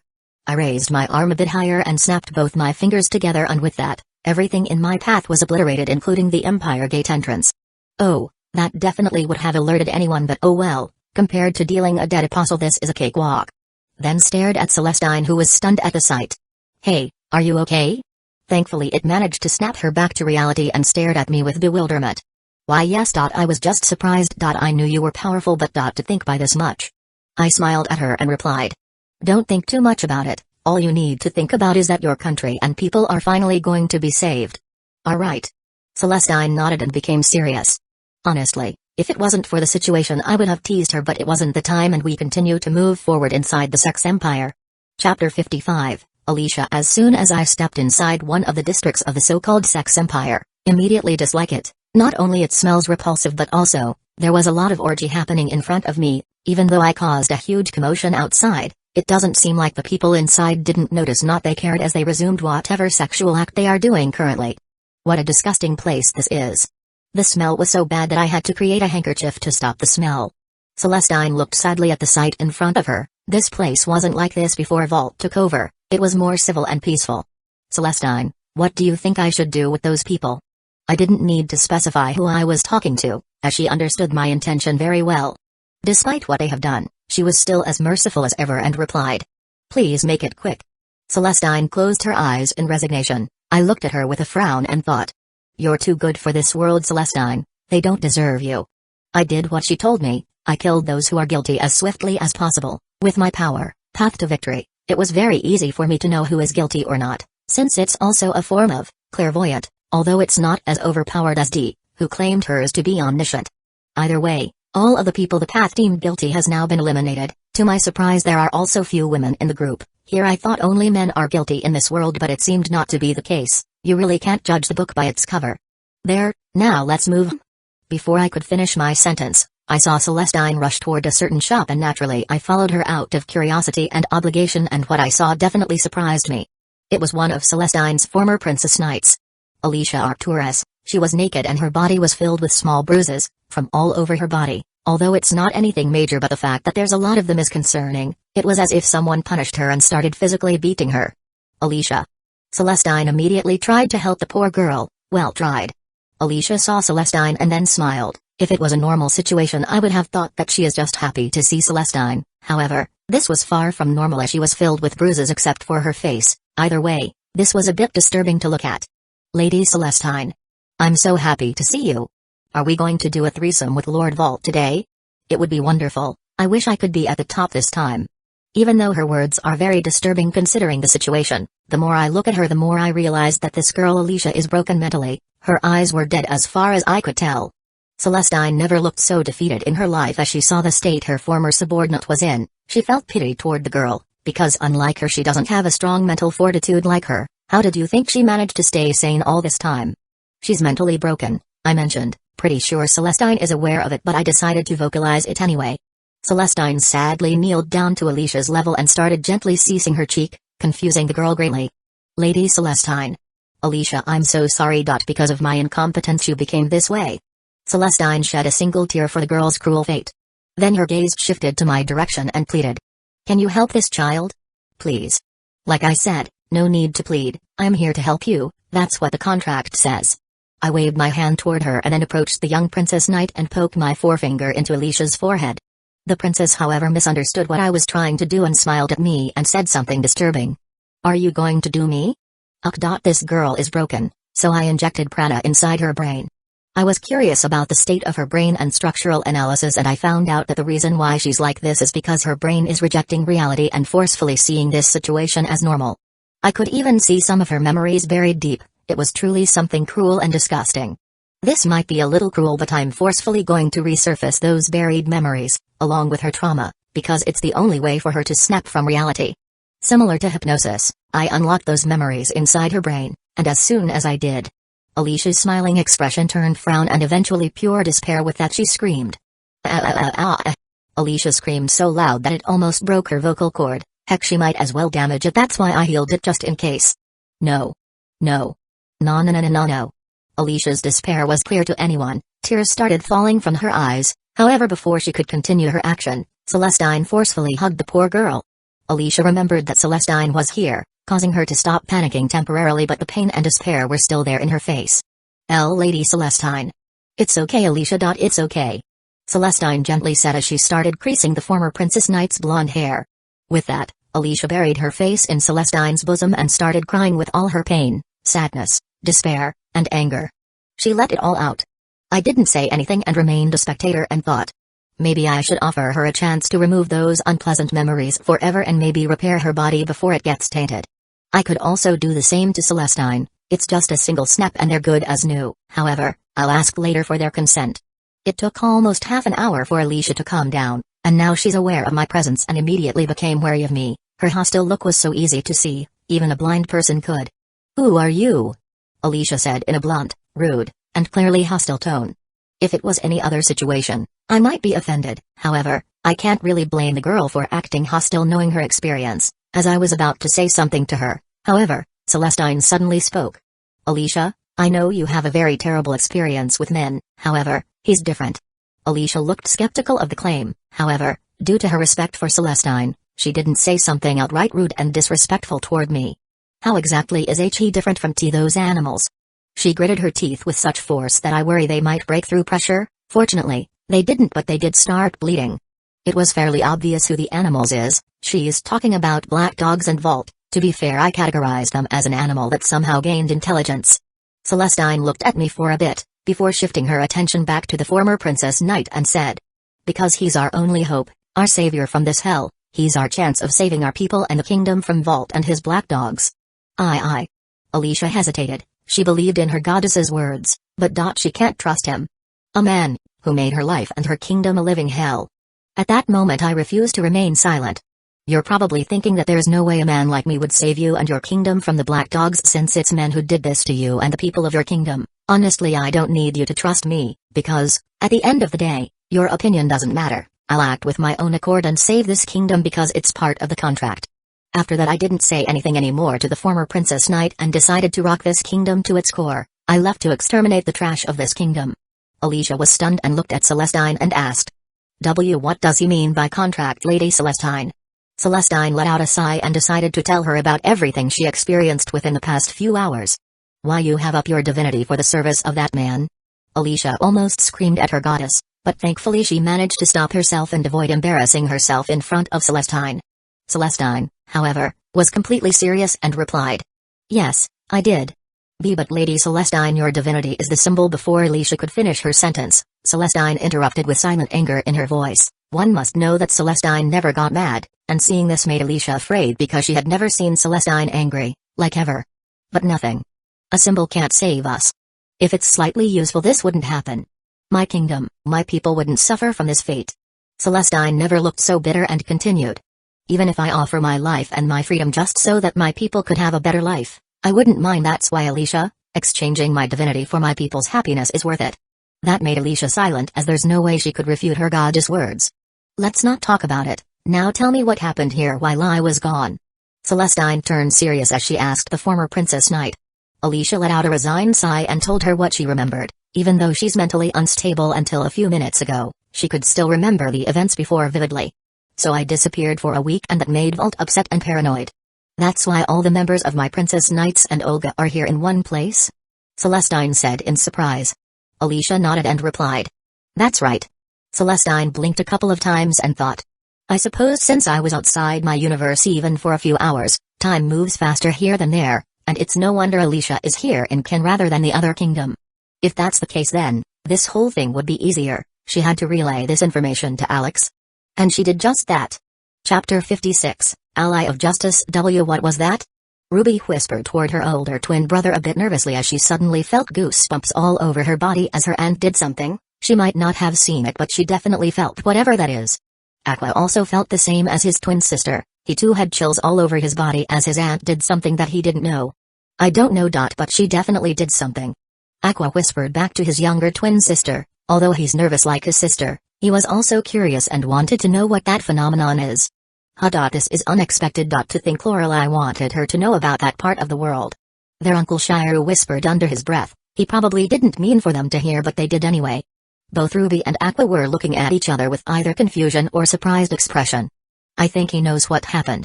Ruby whispered mysteriously as if she found a major clue about what happened. Isn't that obvious? Aqua rolled his eyes at his sister's words. After that they decided to get closer. Since they're toddlers, no one would suspect a thing if they get a bit closer to their mother and aunt's conversation. Shiro didn't notice something wrong either, as he thought that the twins wanted to be with their mother and just let them be. It's not like they would understand what their mother and Lorelei were talking about. Right? Both Ruby and Aqua were listening to the conversation of their mother and aunt. What they heard definitely shocked them. From all the things they expected, magic is the last thing they thought about. Apparently, magic is real and it was just hidden from society. Upon hearing that a world like that exists, Ruby's eyes shined in excitement. However, Aqua was different. As soon as he learned that the supernatural side existed, his adult brain thought. Could it be that a person or an organization from the side of the world has to do with our reincarnation? Thinking about it doesn't seem too far-fetched. After magic does wonders, if what the movies said is true, of course. Then the twins continued to listen and get to know that magic isn't called magic these days, as they are called magecraft, as they are replicable by modern technology. However, magic is something that isn't replicable by modern technology, something that defies the law of equivalent exchange, a completely broken ability, in other words a cheat, a very powerful one in real life. Thus the explanation about the moonlit world continued, and once again the twins were shocked to find out that myths and legends are real, or at least most of them. Meaning, gods, demigods, dragons, phoenix, ghost, vampires, and other supernatural beings are real. Honestly, it blew their tiny minds to think everything they knew about the world was actually a lie. Of course, unlike their mother who is completely skeptical about their aunt's claims, they however believed Lorelei completely as they already had a personal experience of the supernatural side of the world. Their reincarnation is proof of that. Their belief only cemented as Lorelei cast reinforcement at the teacup. Their aunt threw it hard into the floor, instead of breaking as it would normally do to a teacup after hitting a solid object. It was the floor that broke instead of the teacup. It was perfectly buried beneath the wooden floor, and there wasn't a slight damage to the teacup. As they say, seeing is believing, and in their cause, they don't need to believe something they already believed in. Then their aunt did another magecraft this time. She cut the table near with her wind, although they didn't see it. However, the cleanly cut table was enough for the proof. Because of that, their mother was totally sold on the idea that magic and the rest of the supernatural side of the world existed. Do you think we can do magecraft? Ruby excitedly asked her elder twin brother. Aqua shrugged with his tiny shoulder and answered. I guess. Despite how casual he might look outside, however inside he was also as excited as his twin sister. Why wouldn't help be excited? A chance of becoming like a wizard like Harry Potter. It would no longer be just a dream to cast magic, or well magecraft. I can't wait to try to become a magical girl. Ruby excitedly said. Aqua suddenly paused and said. A magical girl? Yeah. You know, like Sailor Moon. To fight evil and become the ally of justice. Ruby pointed her tiny little forefinger above the air. Shiru suddenly shifted his attention toward the twins and muttered. Did someone say ally of justice?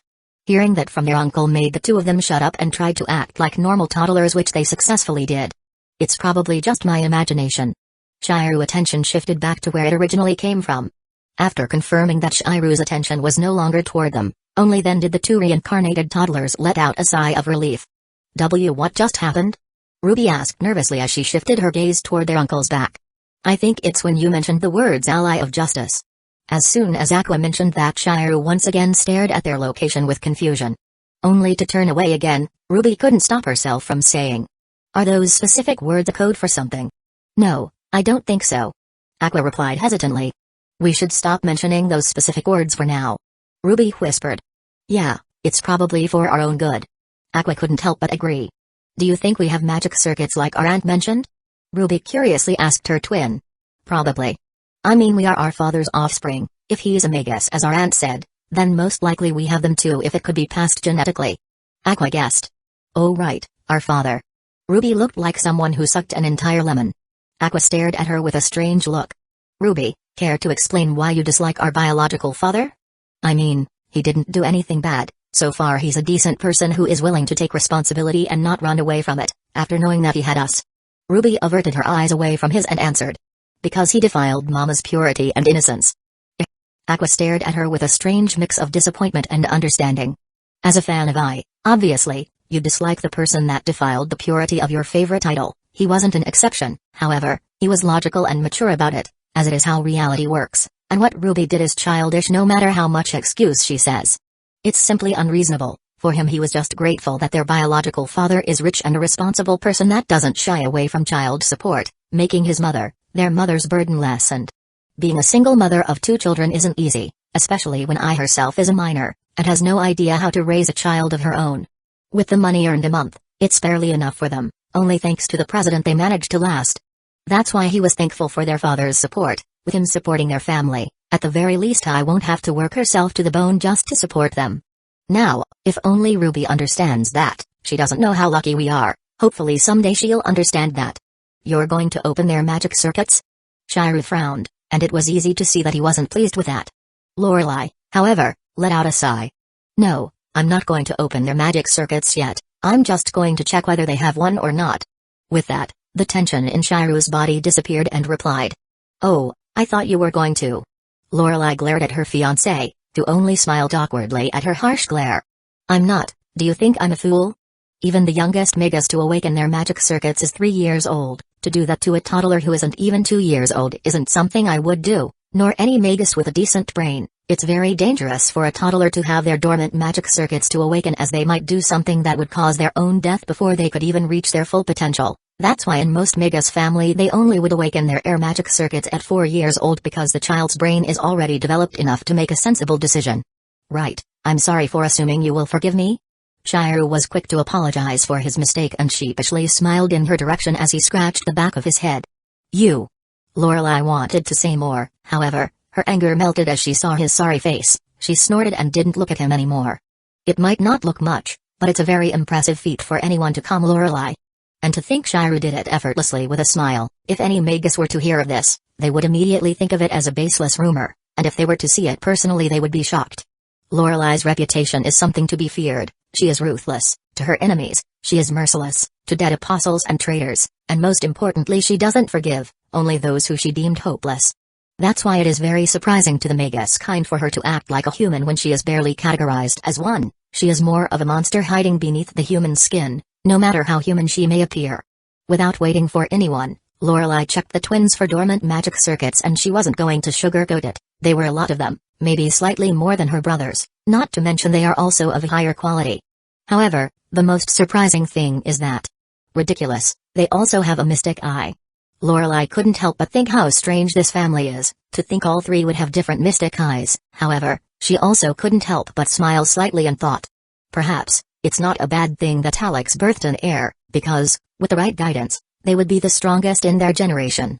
Suddenly a strange glint appeared in Lorelei's eyes and thought, yes, this time I'll properly guide them to be the best Magus of their generation. Where I failed to do that with my brother, this time I wouldn't let it happen. Never, my pride as a Bardem Eloi is at stake. That's why I'm going to give my all so that they'll become worthy of the name Bardem Eloi. For some reason, the twins suddenly felt a shiver in their spine for some reason. Chapter 57, Fall of the Sex Empire. So, you're telling me that all of your princess knights are all in this kingdom? I replied to Celestine, who managed to chase after me before I could RIP and tear the entire kingdom. Celestine nodded as she crossed her arms into her chest and said, that's right. That's good news, at least to me, which means I don't have to bother searching through all the kingdoms in Ostia to find them.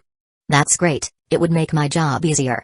If they are here, then it means that all of the Black Dogs members are here, correct? I asked.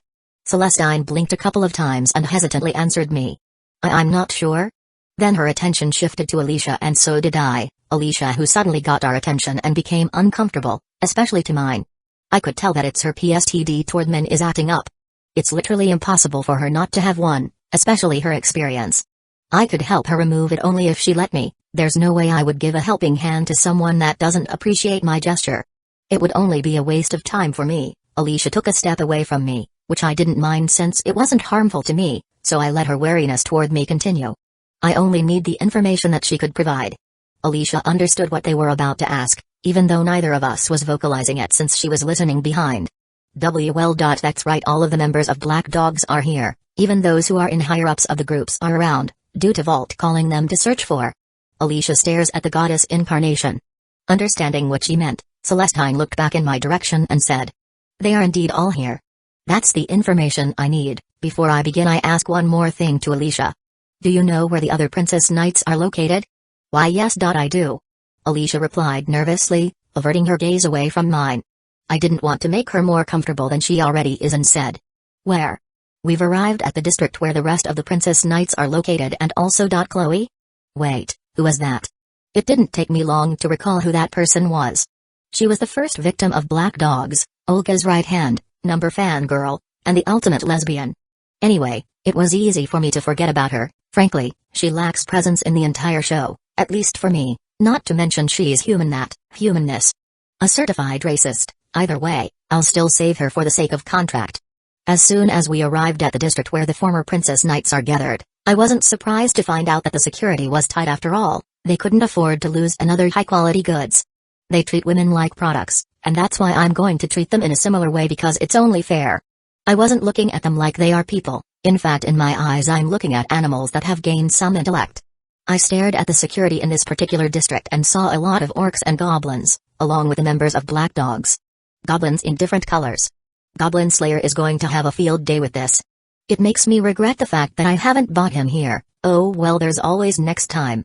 As we stepped at the district gate, most members of the Black Dogs saw us coming. It wasn't like we were trying to hide anyway. Then one of the members of Black Dogs pointed at Celestine and shouted, "Isn't that Celestine Lucross?" Eventually, his shout gained the attention of his subordinates. It's really her. Princess Alicia is also part of the group? How did she get away? Who was that guy right next to them? Who cares about that guy? That's Celestine Lucross right there. Capturing her would certainly get us plenty of rewards. And maybe Lord Vault might let us do it with her. One of the Black Dogs members said lustfully as he was staring at Celestine's body. Hearing the man's words, the others couldn't help but agree with his words, and thinking about the rewards filled them with greed. Without waiting any longer, they started approaching their location. As they did, Alicia's body started trembling. The look of lust and greed in the eyes of the Black Dogs members reminded her of what she experienced lately, those disgusting eyes. Her hands were at her hips as if trying to pull a sword that wasn't there, realizing that she was essentially powerless. She felt despair for a moment, however before she completely fell from her negative thoughts, Celestine managed to snap her out of her negative musing. Lady Celestine. With a look of great confidence and determination toward the man beside them. Believe in him. Is what Celestine said to her. Alicia wasn't stupid and understand what she's trying to say, looking at the man she just met. Honestly, she's a bit skeptical of this man's ability. She never saw his ability for herself, but if Lady Celestine believes in him, then she would, even though she's reluctant because, in reality, she had no choice but to put her faith into this man. As suspicious as he may be, he is their only hope according to her goddess. And that moment he showed her why he is their only hope as she saw him snap his fingers and saw a sight that she would forever engraved inside her mind. As she saw an entire district obliterated, not only that, most of the members of Black Dogs were killed on the spot without resistance. Not to mention the orcs and goblins were turned into minced meat. Then she heard him say, "Ops, I think I used too much force." He said with a wry smile. Too much force. How powerful is this man? Looking at his power, Alicia couldn't help but think. Lady Celestine was right, this man is our only hope. Thinking about the conversation she had with her goddess before, she had to agree that in exchange for her divinity, they gained a very powerful ally. A god in making, that's what she thought when she saw him obliterate the entire district with a snap of his fingers, because only a god could have that much power. He didn't even look like he was trying when he did that. Oh well, let's save those princess knights, shall we? The man said. After knowing what's capable of, my previous wariness of this man significantly disappeared. After all, if he's that powerful, he could do anything to them. Literally, but he didn't, and help them instead, even though in a form of contact. I added too much power. I didn't mean to kill them off, instead I just want to cripple them so that the girls could torture them later. It's not like I can revive them. Even if I did, there's no way I'd bother doing that. It's simply a waste of time to revive these undeserving criminals. Thankfully though, not all Black Dogs members are dead, some just got crippled, and lost a limb or two. Their painful scream was something I enjoy hearing. Honestly, when did I become this sadist? Oh well, it doesn't matter, I still have a job to do. Then I saw a member of Black Dogs who was completely unharmed by the force I've exerted for a while. Honestly, I don't know if he's lucky or unlucky. Now what should I do with the man? Oh. I think I know what to do with him. He's going to be the messenger and let Vault know that his time as a ruler would soon come to an end. Hey, you. My words managed to snap back the man to reality and stared at me with fear in his eyes. And oh. Did he just piss his pants? Ugh. What a disgusting smell. It was so bad that I had to create a handkerchief to cover the smell. What are you? The man asked fearfully. I replied while putting the handkerchief in my nose. That's a complicated question, but for you to understand, I'm a mage. Either it's not important. I want you to send this message to Vault or else. I pointed my forefinger at the Kingdom Fortress and created something big, pink, and very gay. Barney. I replaced the Empire's fortress with the image of Barney. I'll turn you into this pink dinosaur, Barney. And just like that, the man's face paled. What message do you want me to send, sir? Oh, it's simple. Really tell Vault about what happened here and about me. I'm sure he'd love to hear it. Now go. With that command, the man ran like there's no tomorrow. Now that the messenger is sent, I think it's time to save those princess knights and Olga, I said. Speaking of Olga, I wonder what happened to Olga Maria of my world. Either way, I'll worry about it after I finish this service. It didn't take us long enough to find the location of the princess knights, Olga and Chloe. As I expected, they were very naked. That's why I created clothes for each one of them. Naturally, some of them were mentally broken like Alicia, and a few weren't, like Maya, Claudia, And surprisingly Olga. Naturally, to those who are broken mentally, I healed them as I did with Alicia. Their reaction was quite extreme but calmed down thanks to Celestine. She's really good at calming her people. After that she gave them a briefing on what happened, and now the former Princess Knights, the former Queen of Dark Elves and her right-hand woman Chloe were looking at me with various emotions on their faces. "You're telling me this man is our hope?" Olga asked, a bit skeptical. Alicia saw this as some sort of irony as she literally acted like her a while ago, so she decided to say, "He is. I've seen what he can do with my own 2 eyes, and he's very powerful." "Is that so?" Olga replied while looking in my direction. It was obvious that she's wary of me, not surprising considering her experience with men this year. It was pleasant at all. It's also the same with others. They have different trauma with men, and probably would stay there forever if I don't do something about it. I decided to speak. "It doesn't matter if you distrust me, I'm simply going to do my job as the contract stated. It's up to you if believe it or not because today is the vault and his black dogs will fall. It's not a promise, it's simply a statement. It will and would happen." I was confident that the power level of this world is simply too low that even a third-rate magus could conquer an entire kingdom as long as they are prepared. I looked at Celestine and asked, "Would you like to see Vault's face when he realizes that his so-called sex empire is no more?" Celestine blinked a couple of times before nodding. "Yes, I would like to see it." With that I smiled and carried her in a princess-style position, making her blush a bit. "Hold on tight, we'll go to the castle right now." I used magic to float toward the castle where Vault is currently staying. As we arrived at the top of the castle, I destroyed the castle roof with my fingers pointed like a gun at the castle. There I saw Vault and his right-hand man Hicks, who was shocked at my sudden appearance. I noticed that the messenger I sent was dead. I didn't mean to kill him, but he died anyway. However, this would be considered mercy after what I'm going to do with the surviving members of the Black Dogs. Well, not me specifically, but what would the girls do with them? It's only fair they get to do whatever they wanted with the Black Dogs. Well, so this is the legendary sex emperor I've heard about. "You look uglier than I expected," I said as I mocked Vault, who was too stunned to react. "Geez, is this guy really a veteran warrior? I can't believe this world was conquered by an idiot like this. Either way, it's Judgment Day. It's time to face the consequences of your actions, Vault. Either way, idiot or not, he's going to pay, and with that, I snapped my fingers making both of them unconscious. I landed on the marble floor and gently put Celestine down, who was still blushing at the sudden skin contact. "Celestine?" Yes?" She replied a bit hurriedly and nervously. I frowned at her reaction for a bit before deciding to ignore it for now and said, "Can you tell me where's the center of the empire?" Celestine blinked at my question. "I can, but why?" I look at her and smile widely. "You'll understand soon enough." Chapter 58, The Show in the Plaza. Vault slowly regained his consciousness. At first, he was confused as to why he was in an unfamiliar place, and then he recalled what happened in the throne room. Before he could finish the sentence, he noticed that he was tied, naked in a log in the middle of the Empire's plaza, where everyone who was part of the Empire was staring at him with different kinds of emotions, mostly rage and hate toward him. And to the other person besides him. Hicks? Vault. What the hell is happening? His right-hand man panicked. He too was in the same situation as him, naked and tied to a massive log. Vault has no answer to that question as he has no idea what's happening right now. However, before he could say anything he heard a voice, a very familiar one. "Oh, great, you're finally awake here. I thought I'd slap you just to wake you up, but it seems that it isn't needed." Vault looked at the man's appearance and immediately realized that it was the very same man who brought him here. "You." Vault's anger in his voice was clear as the blue sky, but the man didn't pay any heed to it and just smiled. "Me? What?" "Either way, as much as I don't want you to spoil what's going to happen next, I just can't help myself from doing so. Vault, this is the Judgment Day, the day you face the consequences of your actions. You probably thought that it wouldn't happen to you now that you got an empire and an army. Too bad, I've eliminated all of them. No one will save you, no one is going to be on your side, those who have will be eliminated eventually." The man smiled rather viciously at his face. Angering him more, Vault tried to get out of the log he was tied into. However, he failed even though he used all of his strength, and it was honestly shocking. A mere rope should be easy to destroy, but his strength was the peak of humanity could ever achieve. He could even lift tons without a problem. Yet, how come he's unable to get out of this damn tie? You must have realized by now that the rope isn't normal. You think that I'll put a normal rope to tie you up? Then the man looked so satisfied with his frustration, making him more angry at the man. "Once I get out of here, I'll definitely kill whoever this bastard is," Vault vowed inside his mind.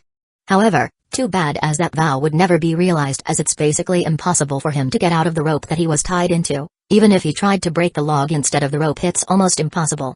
because he didn't know the man who made them indestructible, that it is impossible for anyone in this world to break it unless, of course, that being is ridiculously powerful and divine in nature.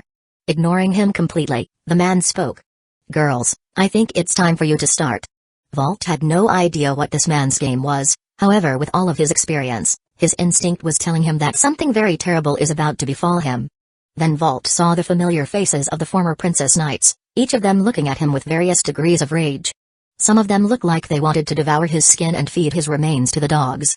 However, none of them was as angry as Olga, although her face didn't show anything. Her eyes however were different, it was filled with unspeakable madness that was about to be released. He'd never admit this out loud but it's honestly chilling, it gives a shudder down his spine. Let me go first. It was Maya, a former Black Dog member. Her expression was a bit of rage and sadness, however, that sadness was immediately forgotten as she recalled something, making her beautiful face scowl in anger. Vault. Her voice felt empty. Maya, Vault replied calmly as if the situation he was in was nothing special. Maya suddenly bit her lips and asked. Why? Why do you have to do all of this? Vault heard that question a few times in the past, and his answer remained the same. He smiled cockily despite how pathetic his situation was right now. Because it's always been my goal. Isn't it nice to have a kingdom where you can have sex with any woman you fancy? I see. Maya looked disappointed, however, there's a look on her face that she was expecting that answer. Suddenly she took out a dagger behind her back and without warning, she swung it. It wasn't that fast, he could actually see it, however, what he didn't expect was where she swung it. Something fell into the ground the second she finished the swing, and another second for Vault to realize that it was his dick that fell off. No matter how much endurance he had as a war veteran, there's no way he would be able to handle the pain of his manhood being cut off from his body. He screamed. Blood was gushing out from his lower half, it was like a never-ending fountain, one that looks absolutely disgusting. Hicks, his right-hand man paled from the sight, his face was so white that it looked like blood was sucked out of his face, he looked like he's going to pass out any moment. However, Vault was in so much pain to pay attention to his surroundings right now. Maya wasn't done yet, she was indifferent toward his scream of pain, so she proceeded to swiftly cut off Vault balls and make him eat them. You like that? Of course, you do, and since you always think about your dick, why don't you eat it? Maya sneered and forced Vault's bloody balls into his mouth, making him swallow it as a whole.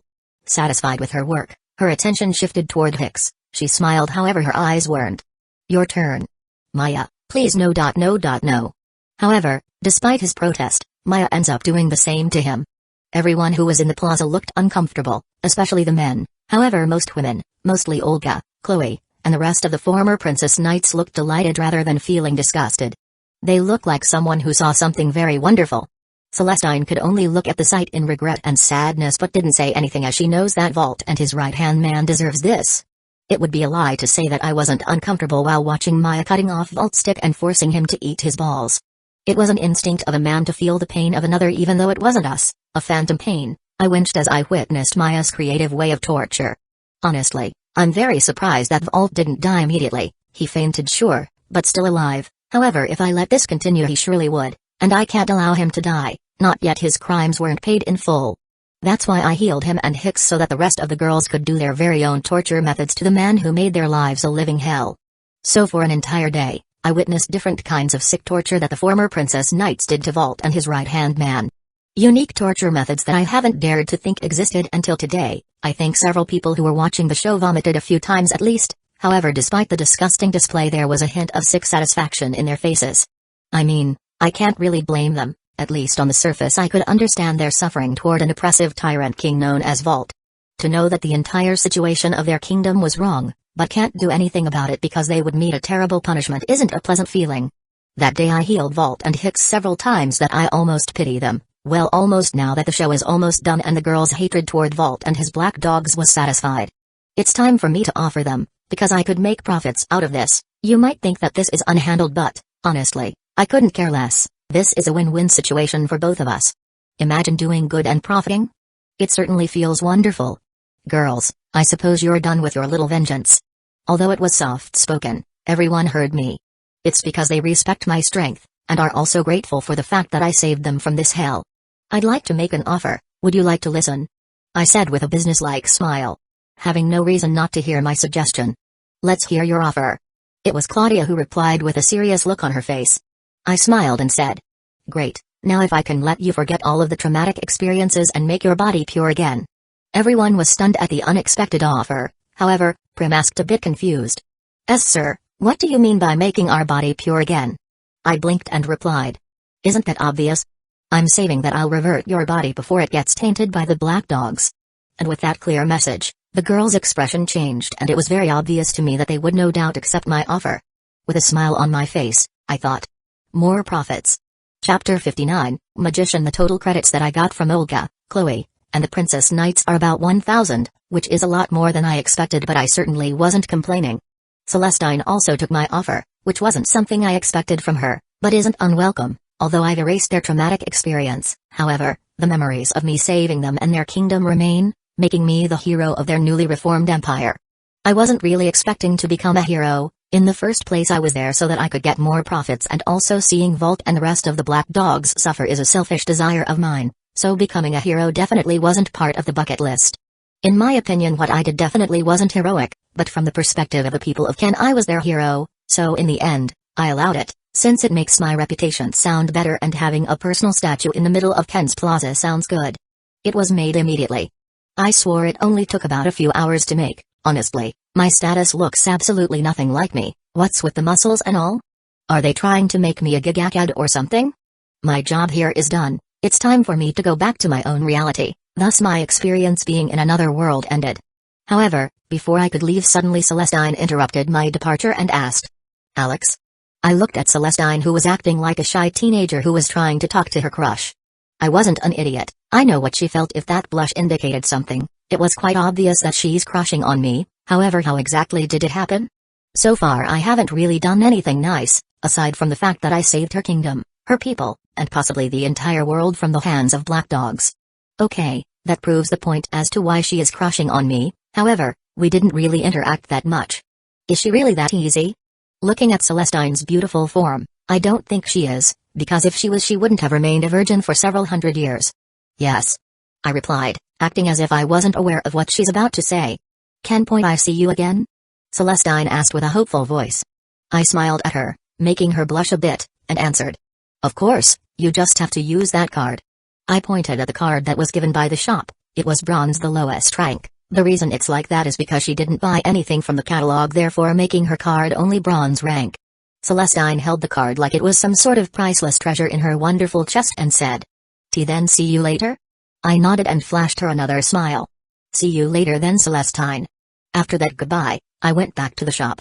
It was definitely a fun experience to be in another world. While it may be a little bloody adventure, the fact that it's fun doesn't change. To think killing trash without consequences is entertaining. And it's something that I could never do back in my world without consequences. Either way, I shouldn't make this kind of habit in the future because it's just bad. I wasn't like D, who probably killed 1 trillion, or maybe more. Anyway, it's time to convert the divinity that I received from Celestine. When I converted it, I wasn't surprised that it values over 10k, because no matter how small the divinity may be, divine is divine after all. Just like that, I obtained 22k credits total, including what I received from Olga, Chloe, the Princess Knights, and Celestine for repairing their bodies, physically and mentally. Even now I still feel dirty for doing that. However, I didn't regret it in the slightest because in exchange I got more credits. It would certainly be ideal to buy something. However, I have a feeling that what is useful to me right now is more expensive than my current amount of credits. So I decided to save it for now and go back to my own reality. As soon as I came back, I went downstairs only to find out that my sister and I were talking. I blinked and thought, did something happen? Either way, there's no way I'll be able to find out without asking, so I approached them and asked, "Hey, did I miss anything while I was upstairs?" Lorelei, my dearest sister, pointed her nose above, and replied, "Yes, you did." I'm pretty surprised she admitted that I missed something. Now it made me curious and asked once more, "What did I miss then?" Lorelei answered bluntly. I told her about the moonlit world. Okay. That was unexpected. While I did plan to tell I eventually about the moonlit world, I didn't think she'd know as soon as she lived here. So anything that I should know about? I feel like there's more, considering that look I was giving me. She has magic circuits. That's great, it amounts to 40 and they're also high quality, not to mention she has a dormant mystic eye. I have a feeling that it's at least jewel ranked. Lorelei was dropping bombs without the slightest hint of hesitation. If I were a normal magus, the jaws of my mouth would have dropped a long time ago, but fortunately, I wasn't. That's why I'm also a bit surprised. Really? That's amazing. In the moonlit world, something like this doesn't happen often, probably once in a couple of 100 years. 40 high-quality magic circuits and a pair of mystic eyes, and isn't part of a Magus family is something unheard of. It is, something like this doesn't happen often. You're lucky that the woman that sired your children is a rare commodity. It could have been worse, but fortune favors our family, it seems. Lorelei almost smiled as she mentioned that. Well, almost. I wasn't sure what she meant, as I'm not as well versed in politics as she does, but if someone were to disagree with me, I could always show them true power. If any Magus would try to harm my children, I hope I won't find them, because I'm definitely giving them a wonderful time of their life. I may have just met the twins, however, the fact that they're my children made them my top priority, as they are something I created, accident or not, they are my own. And there's no way I'd let someone harm them. That also includes the mother of my children. I also checked your children's, and both of them have magic circuits that surpass yours in amount and quality. They have great potential. This time for sure. I saw a slight smile on my sister's face. Surpasses mine in amount and quality? That's something worth mentioning, alright. Not many Magus have a magic circuit that amounts to 100, not to mention a high-quality one. There's only a handful in history that has the same amount of magic circuits and quality. However, it didn't stop there, as Lorelei continued. Both of them also have a dormant mystic eye. Lorelei's lips were slightly curved as she said. They're going to be great Bartum Eloi, without a doubt, and they will need proper guidance for that to happen. That's why I'm going to be in charge of their magecraft training, and this time I'll groom them into a proper Magus, which unfortunately where I failed with you, and now that I've learned from my mistake I would be more stricter with my teaching. Hearing that statement from my sister, my face slowly turned pale, and replied. Lorelei, isn't that my sentence was interrupted as Lorelei glared in my direction. What? Are you going to lecture me that I have flaws in my teaching? Yes, absolutely, as Lorelei's teaching isn't actually teaching at all, it is more like a torture disguised. Well, no, it's nothing. I decided to shut up as Lorelei's glare deepened. Magician or no, psychological attacks are very powerful. The fear I had toward her as a kid was coming back to me, then I stared at my twins and looked at them with no small amount of pity. I shed a single tear of manliness and thought. I'm sorry my children's papa failed to protect you from the beast I call my sister. I'll doom your fate. My children couldn't help but look at me weirdly as they saw my expression, but I didn't care, as they'll soon understand why I pity them. I averted my gaze away from them because I might cry from pity alone. Anyway, I couldn't let my children sacrifice in vain. That's why I'm going to spoil them before their training begins. It was at least I could do to lessen the burden inside their mind, as they would think of happy times and survive the teaching of my dearest sister Lorelei. And since she started revealing shocking news, it's only fair that I do the same, not to mention this is a perfect time to reveal it. Everyone, I have a confession to make. My words weren't loud, but everyone heard it, and now they are paying attention to me, including my twins. Honestly, I have to check if they're reincarnators soon, because I have a feeling that they are. No baby acts like them. A few days ago I obtained the first true magic, and now I'm a magician. Chapter 60, Most Valuable Information. Lorelei frowned at her brother's supposedly confession. It was nonsense of a level that she hadn't heard for a while. As her people say, the Magus kind are smart, cunning, and ruthless, which is mostly true, but you have to remember, even if they are capable of magecraft, they too are humans, and humans are foolish creatures in general. That's why the existence of a foolish Magus exists once in a while. There's a certain Magus that claims that he mastered the magic of Third Heaven Feel. But unsurprisingly, it was nonsense, because anyone with a brain wouldn't announce that they obtain magic. Doing so would give you a first-class seat and ceiling designation. No one wanted to be hunted, only fools want that, and because that certain foolish Magus told a lie, he was executed the next day, despite his attempt at pathetic pleading. No one gets away with lying and disrespecting the ultimate goal of the Magus kind, to reach the root, the ultimate end goal for Mage, an achievement that would be remembered throughout history. And reaching it means, to achieve a great power only gods of the past have. That's why she couldn't resist looking irritated as her own flesh and blood made a fool of himself. Thankfully he said it in private, because if did that in public with Mage around he wouldn't leave unpunished. Alexander, I know you're smarter than that, you know the rules and so do I, Lorelei stated irritatedly. I suppose, it's understandable that you're skeptical of my claim. Her brother replied as if he expected this kind of reaction from her. Wait, tell me if I'm wrong, but isn't a magician in a moonlit world a Magus that is capable of creating true miracles? The woman that sired her brother's children said curiously. Normally, she'd be annoyed to be asked such basic questions, especially when every Magus knows about it, but she could give her slack since she just learned about the moonlit world.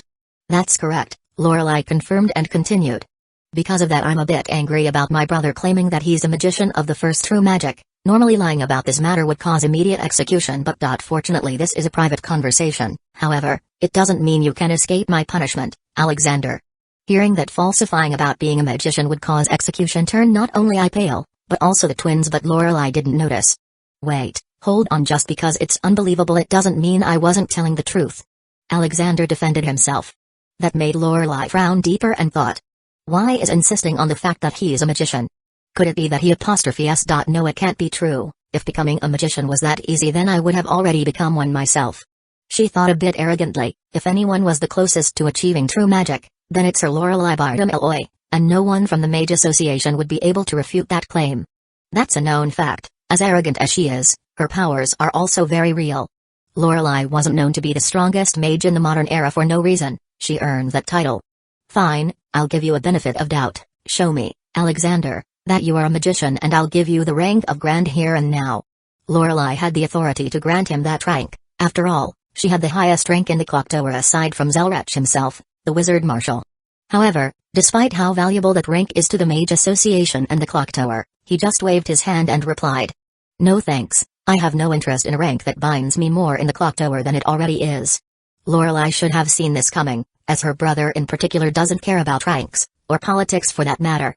It doesn't matter if you don't want to or not, you'll have it as long as you prove that you're a magician. Now brother, enough talking, show me undeniable proof that you're truly a magician of the first, Lorelai said, half sarcastic and half serious. Lorelai, I don't think her fiancé tried to say something, but she shut him up before he could finish the sentence. Shut up for a second, Shiru. Lorelai's cold voice made the incarnation of sword shut up. Alexander, being a good brother-in-law in his own way, made a whipping sound as he looked at her fiancé, making Shiru embarrassed. Enough of this nonsense, show me Alexander Bardem Eloy. Lorelai became quite angry at this farce the longer it stayed on topic. Alexander noticed that she was truly angry. He let out a sigh and became serious, and said, all right then, let me show you, Lorelai, that I, Alexander Bardem Eloy, achieved something that no one in our family could. With that, her brother snapped his fingers, and in that very moment, her worldview shattered literally as her brother changed the entire house effortlessly into something completely unusual. He denied reality, and this was the result. Lorelai at that moment believed that her brother, the one who she failed to educate as a proper magus, became one of the 3 active magicians in the modern era. The first magician of their great family. Honestly, Lorelai doesn't know what to feel about this. She was very proud naturally, but also conflicted, not to mention confused. Even Shiru was stunned at the unexpected development. Like her, he didn't believe that her brother could be a magician, and right now he showed them undeniable proof. Do you believe me now? Alexander asked as he crossed his arms together. Oh, of course. Lorelai was stunned to the point she stuttered, and to see her in such a state is almost impossible. I know you find it unbelievable that I obtained the first true magic, but at least trust me. Alexander pouted.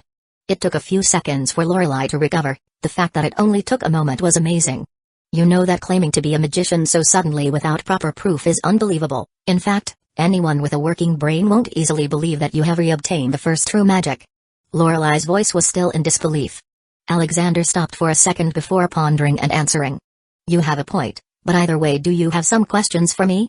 Because you look like someone who has a lot of questions to ask me about. In fact, your face says it all. Lorelai blinked and realized that she completely dropped her cold and ruthless mask, but it was completely understandable for her part why she lost her footing. After all, it's not every day you learn that your brother is a magician. Not only that he's a magician, he's a user of the first true magic. Yes, indeed I have a lot of questions, but first. When did you become a magician? Lorelai asked seriously. Alexander made a pondering look and answered. A few days ago. Lorelai stared at her brother in disbelief and asked rather unbelievably. You didn't inform me about it? Alexander shrugged and answered. I can't just drop 2 bombs at you, like suddenly gaining an heir and becoming a true magician. Lorelai thought about it and muttered. That's fair. And besides, judging from your reaction when I revealed that I'm a magician, you immediately thought of it as nonsense and didn't believe me.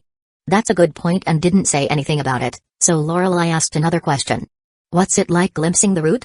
This was a question that she wanted answers the most. Every magus imagined what it felt like to reach the root. She wasn't an exception, and her brother is one of the few who managed to take a glimpse at it. She wanted to know what kind of experience he felt during the time he reached the root. However, instead of answering her question directly, her brother blinked a couple of times and replied. Lorelai, I didn't just glimpse at the root, I personally had a conversation with its avatar. What? This was perhaps the most shocking thing that she heard in her entire life. Unlike the Magus kind imagination about the root, she's actually nice. Her brother dropped another bomb. Root is a female? Lorelei gasps in surprise. It's not entirely incorrect, the root avatar is a female, however, I doubt the root had a gender, but one thing for sure is that the root had a mind of its own. It would think and talk like a normal intelligence being, different from whatever Magus description from it. Her brother stated the most valuable information for the Mage Association like it was nothing. After hearing that information from her brother, it would take a while even for her to recover. I wasn't surprised by my sister's reaction. After all, no one expected the root to have a personality of its own. It was just known to be the archive of everything, the past, the present, and the future. After all, it wasn't called Akashic Records for nothing. Maybe it was called that because the magicians who managed to reach the root only managed to glimpse at it, not like me who managed to have a conversation with it. That's why I'm probably the only one who managed to do such a thing, even amongst fellow magicians. Chapter 61. No. While my sister was still processing the fact that I'm a magician of the first true magic, now I have a question of my own and thought. Didn't I just leave for a few seconds? It shouldn't be possible for I and Lorelei to have a conversation about the moonlit world, as it would take a few minutes at most. Time should have stopped when I went inside the shop, and knowing that it didn't cause me to have a bit of concern, however, it didn't take me a long time to figure out what happened and thought. Wait. Is it because of me traveling in another world using the shop door? If that's the case then everything made sense, because technically I wasn't in the stop at that time but in another world entirely. Realizing that blunder I made, I couldn't help but feel how lucky I was knowing that it only took a few minutes that passed here and not days or worse years. It definitely would cause chaos, no doubt. Fortunately, time moves slower here than in Celestine's world. I stayed there for almost a day and only a few minutes had passed, and it was the average time of someone who finished their business in the toilet. I was really lucky that they didn't notice my disappearance. It made me smile knowing how close I was being exposed. Wait a minute, why was I trying to hide the fact that I have this ridiculously overpowered shop, to begin with? It wasn't like I'm scared of any magi, especially since I'm a magician. In fact, wouldn't it be better for me to say that I have this kind of shop? I really do need to refresh my perspective on this matter. Is this the downside of being a magus? Being secretive and all? In fact, exposing the shop to the world would only get me more profits, not to mention it's also better than waiting for new customers to arrive. Finally, my sister snapped out of it. I can't believe it. My brother is a magician first and Root is a female. I couldn't just stop myself from correcting her. Technically a female, it doesn't have a gender, Lorelei. Lorelei stared at me, entirely ignoring my previous words. How did you even become a magician? As far as I know, you aren't close to perfecting your craft, as I did with mine. I could hear her disbelief from here, however, I can't really deny her as I never had a specialized craft. I'm more of a jack of all trades. I knew magecraft from all 5 elements, but I never mastered them. But my mastery in magecraft is nowhere near my sister's. That's why Lorelei is surprised the fact I managed to obtain magic before she did. After thinking for a moment, I decided to be honest. With all the revelations 1 or 2, it wouldn't matter. Right? That's because I didn't. If you think I have a secret specialization in magecraft, I don't. The reason why I managed to obtain the first true magic is that I used the back door. Lorelei's eyes narrowed in confusion, as she has no idea what this back door is. Such a word is unfamiliar to the moonlit world, as there is no shortcut in perfecting your craft. And what do you mean by that? Lorelei frowned, deeply thinking about what I mentioned. Before I answer the question, I mentioned before that I have an encounter with an alien goddess, right? Well, encounter is a bit of an understatement. Try having a sexual relationship with that said alien goddess. But I don't need to say that out loud, especially when my ex is here. It is rude, and not to mention saying that in front of the children to the kids who may or may not understand that I have a sexual relationship with another female than their mother isn't exactly a good idea. Knowing exactly what I meant, Lorelei scowled and answered. I do, if I recall. You're quite proud of mentioning that. I couldn't help myself but laugh awkwardly at that, but hey, can you really blame me for bragging about banging a goddess? Something like that only happens in stories, legends, and myths. Either way, it wasn't going to be the subject of today's conversation, as amusing as it may be.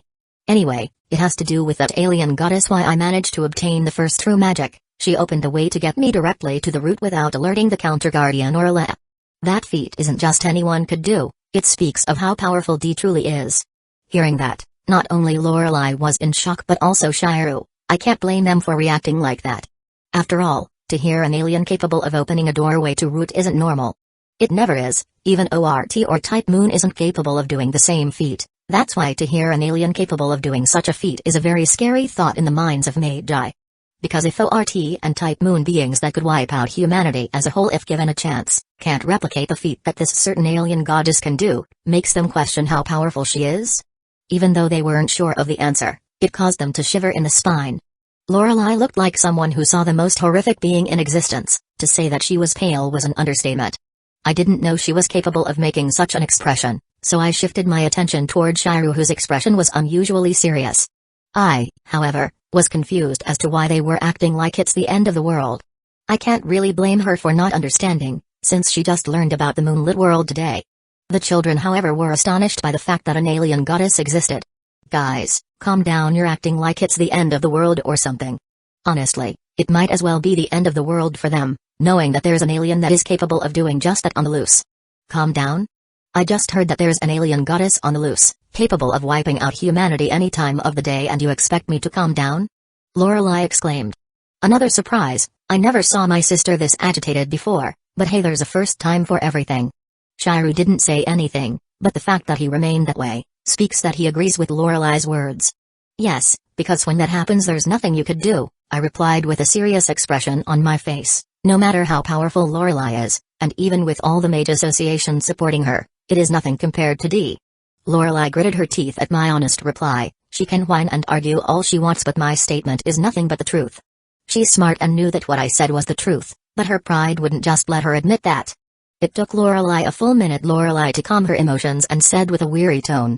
So you're giving up? I titled my head and replied a bit confused. No. Huh? But you just said before she could finish the sentence I interrupted her.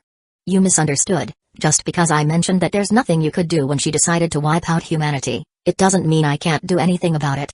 If that ever happened, which I doubt it would, I would do anything to prevent that from happening, because there's no way I'd allow that to happen. I've grown attached to this world, as shitty it may be, it's my home.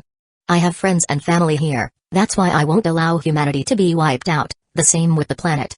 Hearing my words, Lorelei could only gape in my direction. It was honestly amusing to see her reaction because it's very rare for her to drop her mask entirely.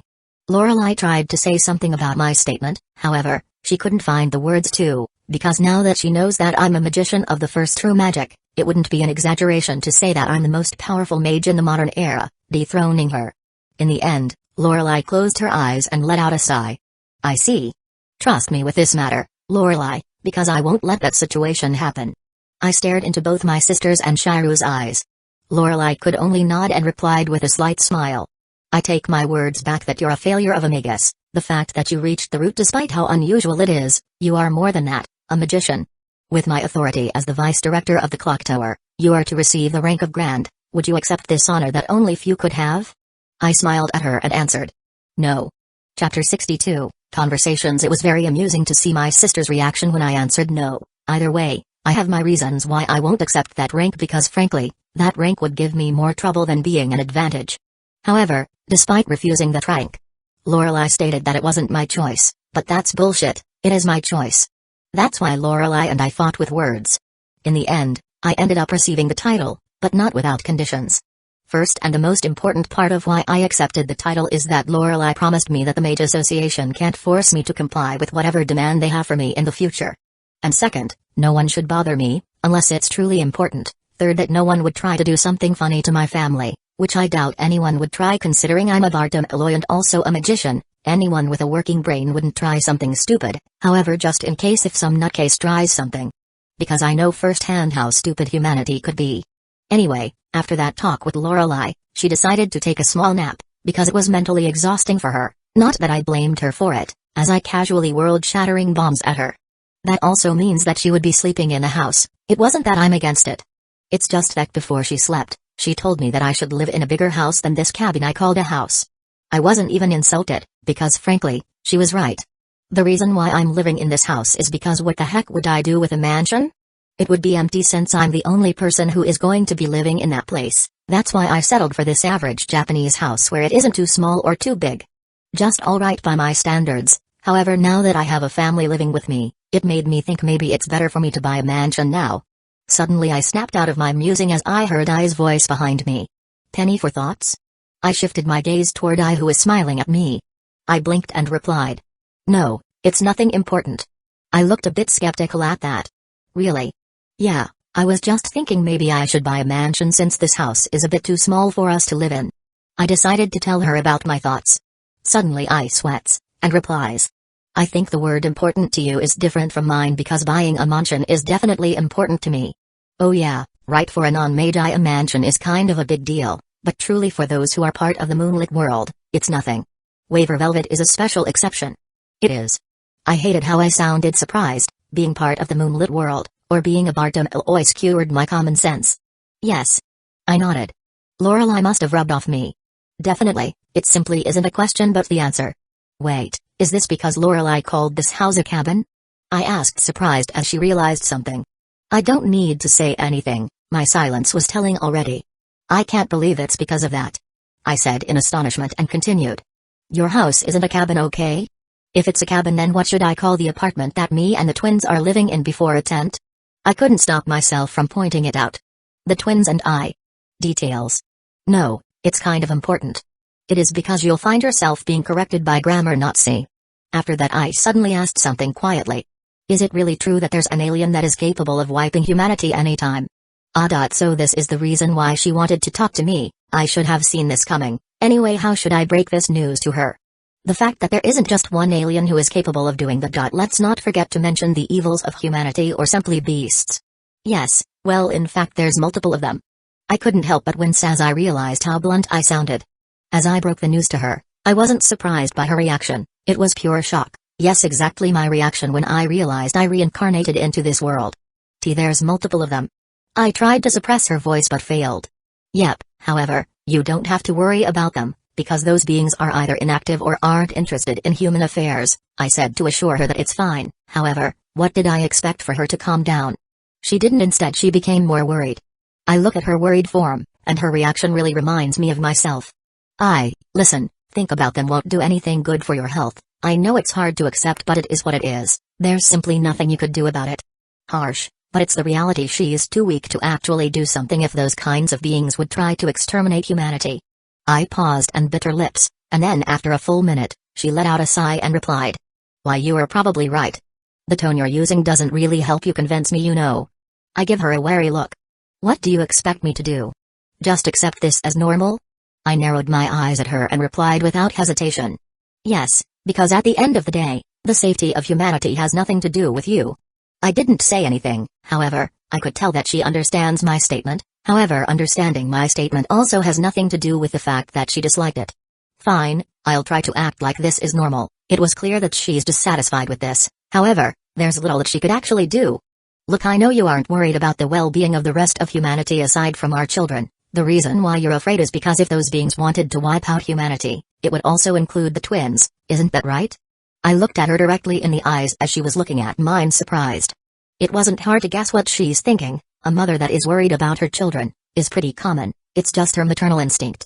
I closed my eyes and continued. I know I just met the twins yesterday and my bond with them isn't as strong as yours, but trust me, I will do anything to protect them as they are mine, so you don't have to worry about them dying or being harmed, not in my watch.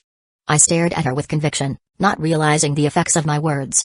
I's face became a bit red from my speech about protecting our children. Slowly she averted her gaze away from mine and replied. I'll hold on to those words. I blinked as I saw her reaction and thought. Wait, did I just flirt my way to her? It is a known fact that the easiest way to attract a single mother is through her children. And I went. I just did that. It wasn't my intention though. When I was about to say something, I suddenly spoke. It's already late at night. I'll see you tomorrow. Quickly she went upstairs without looking back in my direction. I looked at her disappearing away from my sight. That just happened. I scratched the back of my head and thought. She's right, it's indeed late, maybe I should sleep right now. I went upstairs and was about to go to my room to rest, however, before I could I heard noises from the twins' room. Normally I wouldn't have bothered as it's just a baby thing, however, due to having Roger's template, my senses including my hearing increased greatly, that it's almost inhuman. And no, I definitely wasn't imagining the fact that those two toddlers are having a very serious conversation with words and proper sentences. It isn't normal, there are no toddlers that could communicate like that. I approached their room and both children didn't realize I was watching them engaging in a conversation with each other. The world could end at any moment right now. How do you expect me to react? Now, That sounds a bit familiar. Didn't I just say something similar a while ago? Ruby looked agitated with her baby face, while her brother, Aqua, tried to say, "Relax, panicking won't do anything good." However, his sister interrupted him and said, "Shut up. Shut up. I don't want to die again." Aqua couldn't help but wince at his twin's reaction. Finally, I decided to join the conversation. "No one is dying, especially not under my watch." Hearing my words, immediately the twins' attention shifted to my direction, who smiled at their shocked faces. Honestly, they look amusing and adorable at the same time. What a powerful combination. I could see Ruby and Aqua panicking as they looked at each other's eyes. I could tell that they were communicating even though they weren't verbally saying it. A few seconds later, Aqua suddenly tried to act like a normal toddler, and Ruby followed along. If I were a normal person I would probably buy it, but nope, there's no way I'd believe this farce when it's too obvious. Nope, I'm definitely not buying that act. You know that my family and I are Mage? Kids, I've seen weirder things. A reincarnated pair of babies isn't going to faze me, so are you going to continue to act or not? I was certain that they wouldn't because they're smart and it would have been pointless to continue acting anyway. Aqua, after a full minute, let out a sigh. The toddler asked, "Does that mean we aren't unique?" "Nope, I confirmed it for them." "Then, you know another reincarnator like us?" Aqua, hoping that I do. Hearing that specific question I couldn't help but laugh. "I don't just know another reincarnator, you're looking at him." I looked at Ruby, who was also curious about my answer, and I decided to tell them something that I'll probably never say to my sister and the rest. The only reason why I'm admitting this is that I feel kindred toward them. "That's right, and you're looking at him." Aqua and Ruby looked confused for a moment, but after processing the information they heard, they screamed at the top of their little lungs. Chapter 63, Revelation. They can't believe it, never in their tiny minds, that their father is apparently in the same circumstances as them, a reincarnated person. That's why they couldn't hide their surprise. Seeing their strong reaction, he chuckled at them and said, "Surprised?" To say that they were surprised was an understatement. Surprised? Of course. Why wouldn't we be not surprised by the fact that our biological father is a reincarnator like us? Wait. Could this be genetic? It was Aqua who thought that, and Ruby couldn't find herself disagreeing with her older twin's statement. Aqua's words made their father pause for a moment as he gave them a pondering look. I mean, that statement isn't really incorrect, but I doubt that's the case. Anyway, mind if I ask you 2 questions? Their father Alex asked. Seeing that there's no harm in answering, they nodded and their father said, "Do you still remember your previous life names?"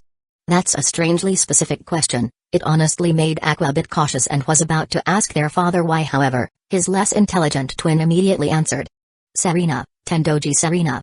And that made Aqua's little body freeze as he remembered a certain patient that he took care of when he was still a medical doctor, and the reason why he became Ai's fan. Serena? Tendoji Serena? Aqua stared at his twin sister and thought, no way. Could she be the same? But if she is, what are the chances? Ruby shifted her attention toward her twin brother and was confused by his reaction and couldn't help asking, "What's wrong, Aqua?" "Ruby, tell me. Are you a patient with anaplastic astrocytoma before you reincarnate?" Ruby was stunned at such a specific question and replied shatteringly, "How did you know?" Her answer confirmed it all and Aqua couldn't help but say, "Seriously? Is this some sort of fate?" Aqua didn't really believe in fate or similar illogical concepts as that, however right now he's willing to because this is too much of a coincidence. Then he looked at his twin sister's eyes and confessed, "Because Ruby, no, Serena, the reason why I know that you're a patient is because I was your personal medical doctor." Ruby looked confused for a moment before realizing what he said. "Wait, your?" Aqua nodded to confirm it and answered, "That's right, I'm Amamigaru." Ruby's eyes widened in shock. "And no way. Sensei?" Aqua nodded and he was also shocked but more controlled. "It's me, Serena." Without a warning, Serena, now named Ruby, hugged her older twin's body tightly. Happiness was visible on her face. "No way. No way. Is it really you, Sensei? I can't believe this is happening." Aqua couldn't help but smile as his sister's happiness was infectious. "Same here, Serena." They temporarily forgot their father, who was listening to their conversation in silence, and finally breaking it. "I take you to know each other in your previous life?" That's right." Ruby was crying in happiness as she continued to hug her twin brother, who is her doctor and crush in her previous life. "What are the chances? His definitely isn't a coincidence." Their father looked oddly suspicious about something. It was as if he knew something. "Maybe." Aqua replied, "There's no way to answer that question after all. They are diving into the supernatural territory and he knew absolutely nothing aside from what he heard from his biological father's sister. Anyway, how old were you 2 when you died? And what is the cause of your death, if you don't mind answering?" Their father asked. "Normally, Aqua wouldn't answer such a question, but at this point, was there really a secret that he has that is worth keeping? So he answered. I'm 28 when I died and the cause of death was that I was murdered. Ruby gasps in shock as she hears that her sensei died because of murder. What? Why you were murdered? By whom? Honestly, Aqua was surprised by how causal he was treating his death. I have no idea, but I do know that the murderer is Ai's stalker. What? Aqua couldn't help but wince at his twin sister's exceptionally loud voice. Yeah. So you were murdered, huh? Aqua noticed that there's a strange glint in his father's eyes when he mentioned his apparent death. Yep. Suddenly he asked something he didn't expect. Did someone know about your death? Aqua blinked and thought about it and replied while shaking his head. No, I don't think so, as there's no news about my body being found yet. Huh? What? No news about your death, sensei? Ruby screamed with her little lungs. If she continues to be this loud, it wouldn't be just his eardrums would be broken. The people who are in this house, sans Alex, would know about this commotion. Serena, can you please stop shouting? Huh? You expect me to, after hearing that you got murdered and the person WHO murdered you is still on the loose? Ruby did not stop shouting. Aqua pauses for a bit, and what she said does make sense, but still, if she continues to do this, everyone would be woken up by her loud voice. Don't worry about waking everyone up. I've already put a bounded field to prevent anyone outside this room from hearing the content of this conversation. You can scream all you want, no one would hear this. Their father smiled and gave them a wink. That's very useful. As expected, magic is awesome. Anyway, let's continue this conversation about your apparent murderer. Tell me every single detail that you remember about that person. Aqua spared no time and explained what he knew about his killer. With his father's support, maybe his death would finally achieve justice. Although, this is something that he won't say out loud, but he was glad that he died and got reincarnated. It wasn't like he disliked his previous life, but this life was significantly better than the last. It was such an interesting conversation with my children. Although they are reincarnated babies, it doesn't change the fact that they have my blood inside them. The fact that their reincarnation doesn't change anything. I wasn't shallow just because their soul and mind is another person entirely. They were still mine. And besides, it would be hypocritical of me to reject them, as I'm the same as they are a reincarnator. As a person with the same circumstances, it was my job to guide them properly, not hate them for being the same. Anyway, my son was apparently murdered in his previous life by Ai's stalker, Bartolomeo or not. The fact that there's an obsessed murderer on the loose right now needed my primary attention. Who knows, in the future that person would be a threat, not to me but to my children and I.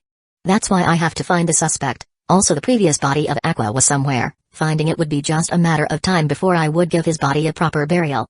It's only natural, as he's my son after all, previous or not. The fact that he's a Bartolomeo now is enough. Anyway, I need to take a call to find the suspect that murdered my son's previous body and also find his body. Aqua gave me the location of where it may be, so it would take a day or a few at most. I took my phone and called the group that would willingly investigate the matter with the right price. Money isn't really a problem for me. No offense to the police, but most of the time they are incompetent. I'd rather hire people that could finish the job within a few days. After I discussed the terms and conditions with the group, which they gladly accepted with a happy tone, it would only be a matter of time before this case would be solved. Either way, now that one of the problems has been dealt with, there was another that I wanted answers from. My children's reincarnation. It was too convenient to be a coincidence. I know that the concept of fate exists in this universe, however, their reincarnation is just too convenient. I have an inkling of suspicion that Dee had something to do with this. Honestly, almost every chaos in my life had something to do with her. I'm not even going to bother defending her. That's why I needed answers. Normally when someone needed an answer, they would start looking for it, but in my case, I don't need to, because the person I'm looking for is right in front of me. Dee. Hey Alex, was it just me, or you disappeared from this world for a few minutes? Dee smiled beautifully. Oh, damn, why does she have to start with that? I groaned internally. I knew there was someone who would ask about my disappearance. Chapter 64, Source of all evil. Lying pointlessly would get me nowhere. I let out a sigh and replied. You weren't imagining it, I did disappear from this world. Dee smiled at my honesty and said. I thought you'd lie to my face, but I guess you didn't. I'm so happy that you trust me. I wasn't sure if she's being genuine or sarcastic. However, one thing for sure is that I don't trust her, far from it. She may help me a lot, however, those were for her amusement. Everything she did is for entertainment, whether it's directly or indirectly. No, I don't trust you, not a bit. I bluntly replied. I fear her. Yes, that is true, but it made me realize something. She's incredibly powerful, so if she wanted to kill me right here and now, there's nothing I could do to stop her from doing so. Rather, it's pointless acting fearfully toward her. I mean, what's the point of struggling knowing that you can't do anything to her? At least that's the case for now, but in the future who knows. Still, it makes me wonder if I were to become as powerful as I would become bored as she is. Because I definitely could see that happening. Dee pouted at my blunt reply. That's harsh. You hurt this innocent maiden's heart. She acted pitifully in front of me. It was seriously creepy how real it looked. If it was any other guy, they would immediately buy this pitiful act of hers, but unfortunately for her, I'm not buying it, because I'm sure that she's grinning internally while doing this. Also, innocent maiden heart? How could she say that without feeling ashamed? I couldn't stop rolling my eyes at her act, and said, "Please stop that, it's making me uncomfortable." I thought boys liked to see girls act pitiful and play the white knight to comfort them. Dee said as she tilted her head. Where did you hear that information? That information sounds ridiculous even to me, also that's the first time I've heard of it. On the internet, Dee answered with hesitation. Of course. The internet is the source of all evil, the origin of all kinky shits, the creator of memes, and the battlefield of keyboard warriors. It makes me wonder how the internet didn't become the beast, because clearly it's more evil than beast vi. I thought you're supposed to be omniscient. I'm disappointed in you, to think you of all people use the internet Wikipedia for information. I look at her with a clear disappointment on my face. Hey, don't look at me like that. It's not like you don't use it yourself. Dee protested.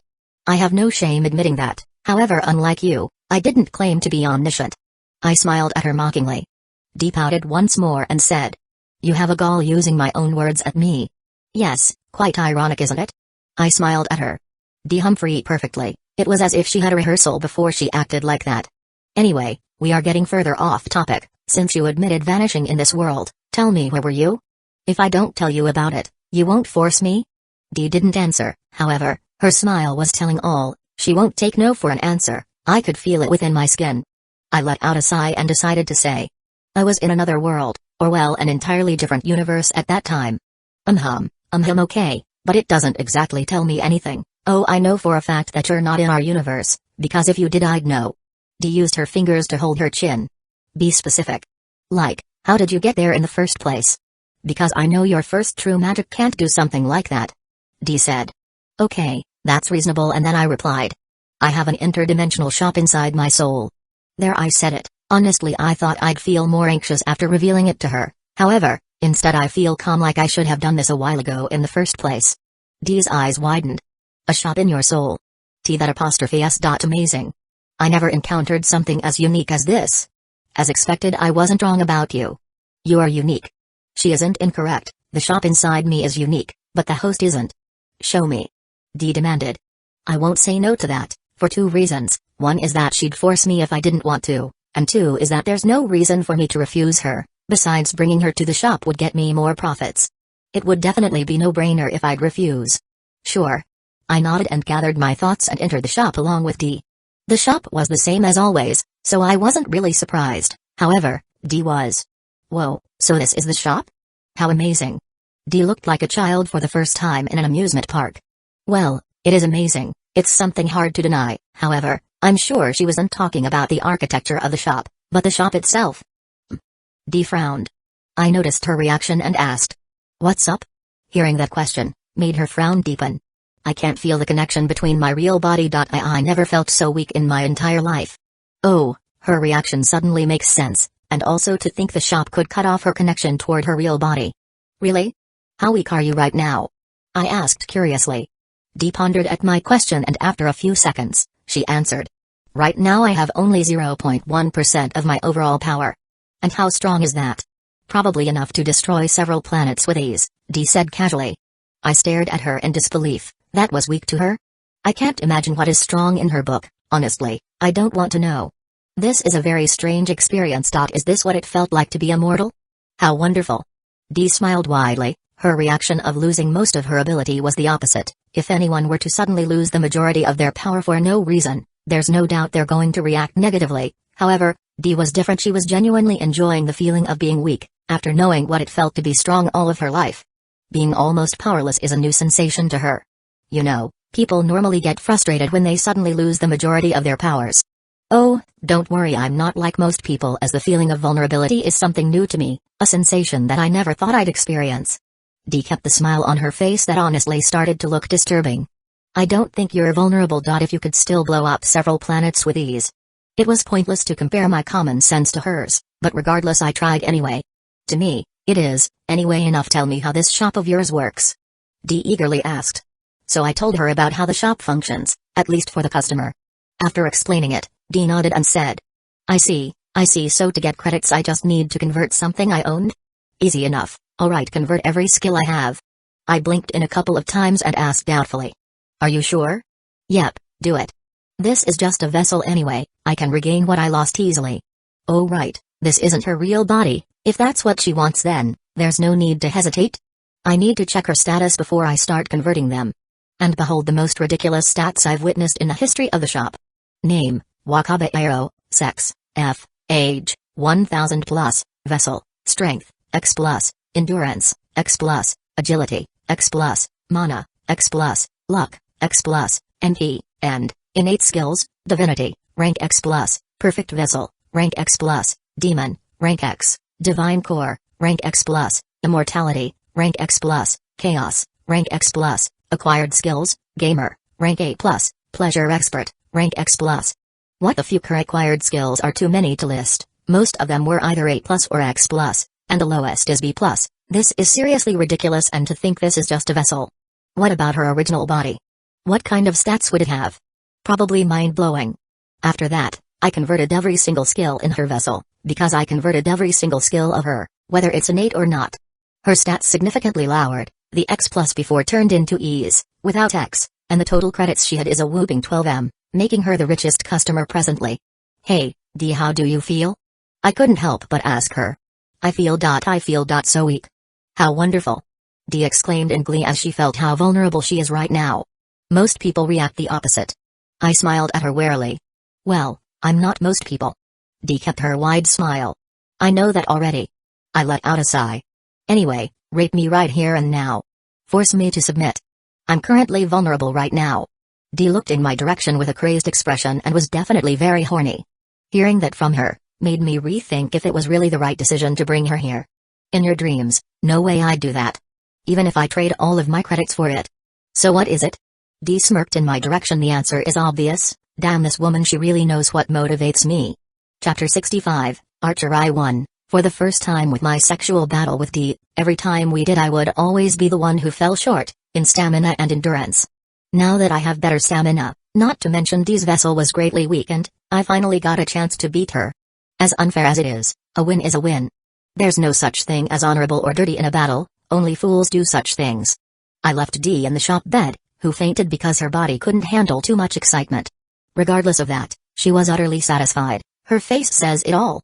I was standing a bit more proudly than before, as I won an impossible. I beat a primordial goddess. Either way, since she's unconscious, she still hasn't given me her credits, but that's fine because I know Dee would give them to me after. If there's one thing that I respect about her, is that she keeps her word. I wasn't that impatient, a few hours of waiting is nothing, however, there was nothing I could do to stop my excitement. After all 12M credits, what kind of ridiculous things could I buy with that amount? The possibilities were infinite. Shaking my head, I needed a distraction. Oh, I know. Why don't I buy something for my kids in the shop? Since I have more than 22k right now, I could buy them a present. I want something that could be useful to them, something that could protect them when I'm not beside them. After all, I'm not omnipresent, I can't be anywhere, anytime. I'm only a single person. That's why a protective item or skill is very important. I searched in the shop catalog and eventually got into the Pokemon section. There's a lot of selection, from common, shiny, and mystical to legendaries. Even Ultra Beast is in the shop. It isn't surprising considering the shop has everything. Using Pokemon to protect my children is a good idea. Not only are these Pokemon a great companion, but they're also powerful. Well, depending on which Pokemon it is, I definitely wouldn't pick a weak one, as I'm not trying to buy one as a pet. But for protection, looking at the prices I couldn't help but wince. How come Pokemon are more expensive than some powerful weapon? I get that they're living beings and all, but the lowest is 100 credits, and to think it's Kakuna. What's the use of that Pokemon? Granted it's hard, and you could use it as a shield, but that's it. Unless you have a weird kink of using it as a dildo, then no, it's useless. Only idiots would buy something like that. I continued to look and okay, why the heck is Pikachu more expensive than Raikou? I know that Pikachu is an icon, but please, everyone knows it's weaker than Raikou unless of course, it's Ash. Then I looked up at the legendary and mythical section. I couldn't help but wince at the prices once more, however at least I know that this is reasonable considering their abilities. Arceus cost 1 billion credits, yep, something that would never be able to afford at least for now, not that I'm planning to buy the god of the Pokemon world. Also Doug. Wait, there's also a human version of Arceus, now that's surprising, its female version looks cool, with that symbol behind her back. There's a Lily version, teen version, adult version, and MILF version. Wonderful, I can only watch, not buy because my money is insufficient. Buying Arceus comes with a bonus universe. Either way, I could only dream. There's also Dialga and Palkia, while they aren't as expensive as Arceus, they still cost over 100 million credits. Other legendary Pokemon cost over hundreds of thousands or millions, considering some have ridiculous abilities, the price was fair. Even with an 80% discount, I could barely afford some legendary Pokemon. That's why I give up trying to buy legendary Pokemon for now and focus on other Pokemon that aren't legendary but powerful. There's too many choices, however, the ones that stood out the most are Eevee and Alola Vulpix. It wasn't like they're powerful, but they're kids-friendly Pokemon, plus these two Pokemon could pass as a dog. And it would be kind of funny if they were to interact with Primate Murderer or Beast 4. Fizz the Pokemon of Nasuverse, you can't change my mind. After pondering, I decided to buy the two Eevee that cost 1,000, Alola Vulpix is about the same price. Then two adorable dogs, foxes, or whatever these creatures are called in my world, I'd go with the dog because it's more common. Suddenly Eevee and Alola Vulpix materialize in front of me, and god they are adorable. I wasn't immune to cuteness, as I'm a cat lover myself, the picture doesn't do them justice, the real thing is 10x cuter. Vulpix. The white Vulpix was confused, as it wondered where it was, until it saw me, its eyes brightened and immediately jumped at me, started showing its affection like a cat with its owner. I smiled and couldn't just stop myself from creasing its fur, and it enjoyed my gentle strokes, and the Eevee followed after the Alola Vulpix as soon as it saw me. These cute little guys, I'm sure the kids would love them, even though they're reincarnator, there's no way they'd be able to resist these Pokemon cuteness. Easy little guys, as much as I wanted to take care of the two of you, I'm not going to be your partner. I'm not exactly sure if they could understand me, but I'm hoping they did considering how smart these Pokemon are. To my joy and relief, they did, although they're a bit sad that I won't be their partner, however, it doesn't mean I can't bond with them. I'm sure that they're going to be the most overpowered house pet, excluding Primate Murderer, of course, that thing is another level. After playing and chatting with the bundle of joy in my lap for a few hours, finally Dee woke up. It was clear that she's exhausted, not surprising considering what we did. Hey, drink this. I gave her a glass of healing water that I bought in the catalog a while ago, it was cheap. She's pretty weak right now since all her skills, including the acquired ones, were converted. Dee is nothing more than an ordinary human girl right now, except for her exceptional beauty. She didn't hesitate to take my offer and drank it in one go, not caring whether I put poison in it or not. Dee let out an unlady burp, and smiled. That was great, I never really experienced what it's like to feel exhausted or need healing, this is a new experience to me. Right, you should be careful next time though, you don't know if the glass I gave you is poisoned or not. I think she is already aware of this considering her age, but I just can't help myself from giving her advice. But it isn't. You don't know that. I know, however even if it didn't it's not like it matters to me. Dee shrugged it like it was nothing. Yep, why am I giving advice to a person that doesn't value it, to begin with? Anyway, let's change the topic. So, about the credits.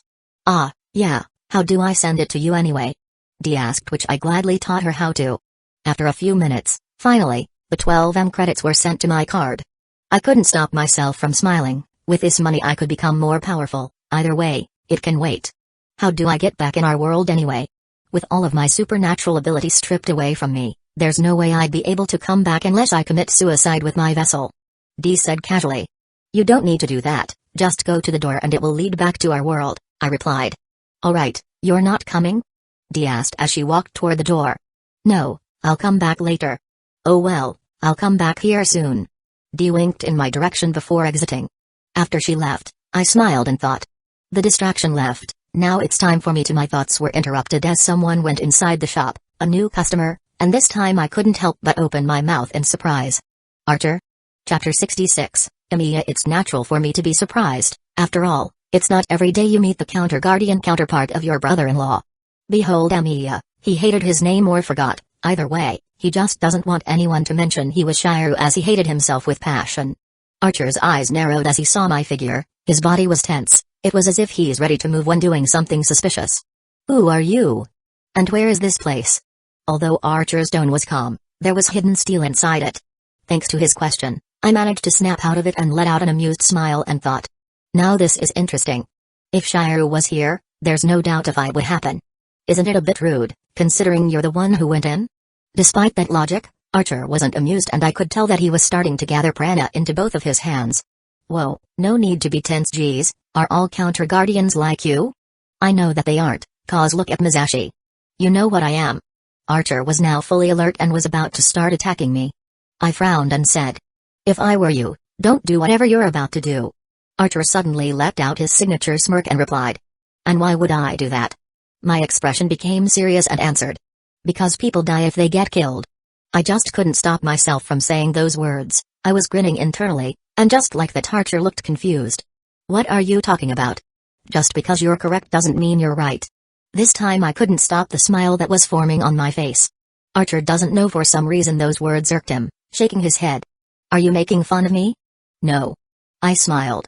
Oi, don't bluntly lie in front of my face, Archer said, annoyed. Haha, anyway, as for your previous question, I suppose I'll have to introduce myself. I'm Alexander, or just Alex, and as to where you are, you're currently inside my humble shop. I answered his previous question. This is a shop. Archer looked around with a skeptical expression. I wasn't even mad that he was skeptical of the entire thing. To be fair, he wasn't the first to think that this place isn't a shop, nor he would be the last. Suddenly Archer froze from his spot as he was looking at a certain sword on the shelves like a hawk eyeing its prey. I followed the poor man's gaze and realized he was looking at Excalibur, longingly. It was as if he's looking at someone rather than the sword itself, and I know exactly what he's thinking right now. He's thinking about Archeria. At this point Archer had forgotten a lot of things in his life before he made a contract with Illa and became a counter-guardian. However, there's still few that he could remember even after spending centuries as Illa's dog. One of those unforgettable moments is Saber. The first night they met each other, she took his breath away, and it immortalized inside his mind. Is that? I finished the sentence for him. Excalibur, yes, the real one, not a replica. Archer, of course, knew that it was real, or else he wouldn't have paid attention to it, but the question that he wanted an answer is, how did it get here? Looking at Archer's neutral, to cold expression, it was safe to say that he was misunderstanding something. Emilia, before you do something you regret, I'll tell you that the Excalibur on the shelves isn't stolen from your beloved Seiba. Although still suspicious, Archer became significantly less tense after hearing those words. Then how? I have no idea, that's why I just smiled and replied. That's a story for another time, so yes, back to the topic. Since now that you know that this is a shop, would you like to buy anything? This time, it isn't about profit, I mean a part of it is for profit. However, I wanted to know if the shop is capable of converting Emiya's contract with Illa. Archer wanted to say something, however, he stopped and decided to play along, for now. I don't have any money with me. Even though I already explained this multiple times, I would never get bored of this. Oh, you don't have to worry about that. You can convert anything that you possess. Anything? Archer frowned. Indeed, everything, including your contract with Illa. My smile widened as I saw his expression turned into disbelief and shock, before shaking his head, probably thinking that it was impossible. Humphrey, that's impossible. Archer scowled at me. Maybe, who knows, but if the shop is capable of selling a literal god, then I don't think converting a contract from a goddess is impossible. Why not let me try converting it? You'll lose nothing by the end of the day. There's no way he could argue with my logic. Archer hesitated, clearly the poor man wasn't buying it. After thinking for a long time, the counter-guardian decided. Fine, convert it. From his tone alone, he wasn't expecting anything, however, he couldn't hide the slightest hope hidden. Now that I received his consent, I proceeded to convert his contract with the representative of humanity. And it worked, making me smile and thought. I just saved your counterpart, brother-in-law, you owe me one. Not that I would be able to withdraw it, since he wasn't here to witness this. Now that his contract with Illa is gone, I'm waiting for him to realize that. With a smile I said. Your contract with Illa has been converted, you're now free from her influence. What nonsense! Archer suddenly paused as he felt something that he never thought was possible. His contract with the representative of humanity, or that bitch for short, is completely gone. As the thought sank into him, stared at me and said with a shocked disbelief expression. I'm free. Indeed you are. I was definitely enjoying this. It felt nice to free an innocent man from his eternal torture. His ideal was beautiful, it was innocent, yet it's also an impossible utopia that can't be achieved. It wasn't wrong, however, it is also stupid. You can't save anyone, that is a fact. The poor man didn't know what to do with the news. Judging from his reaction, he can't believe that this was all happening. I can't really blame the man for reacting like that. After all, there aren't many who would undo Ila's contract. How does it feel to be finally free from her? I don't know why she's categorized as her when she's clearly a genderless entity like Root. I don't know. Archer was still in shock. I approached him and gave him a pat on the shoulder. Take it easy. I know this seems unbelievable, but trust me, it is. You can do whatever you want, as no one would force you with anything. You have regained your freedom. Archer slowly nodded and accepted my words. What a pitiful man, to think being free is a foreign concept to him, then again being in contract with Ila almost guaranteed eternal servitude. While Archer was musing about his unexpected freedom, suddenly another set of customers arrived. Looking at the newest arrival and seeing that it was Olga, Discordia and Chloe, honestly, I wasn't expecting them to visit this soon. Regardless, I have to greet them. Welcome to my humble shop, Olga and Chloe. Olga nodded. So, this is your shop. It certainly is unique. And oh my, I didn't know what distracted her at first. However, it didn't take me long to figure out what distracted her. It was Archer. Olga boldly approached him. Hey, are you a dark elf? She was eyeing his appearance from head to toe. She wasn't even trying to hide the fact that she was treating him as an eye candy. Archer snapped out of his musing as the Queen of Dark Elves suddenly approached him. Seeing the tanned beauty, he couldn't help but thought. Phantasmal species? No. Olga was a bit disappointed by that answer, but regardless it didn't change a thing. It doesn't matter which race you are from, I suppose. Either way, I'll be blunt with you. I want to know you. Archer didn't know what to say, what to do right now. Okay.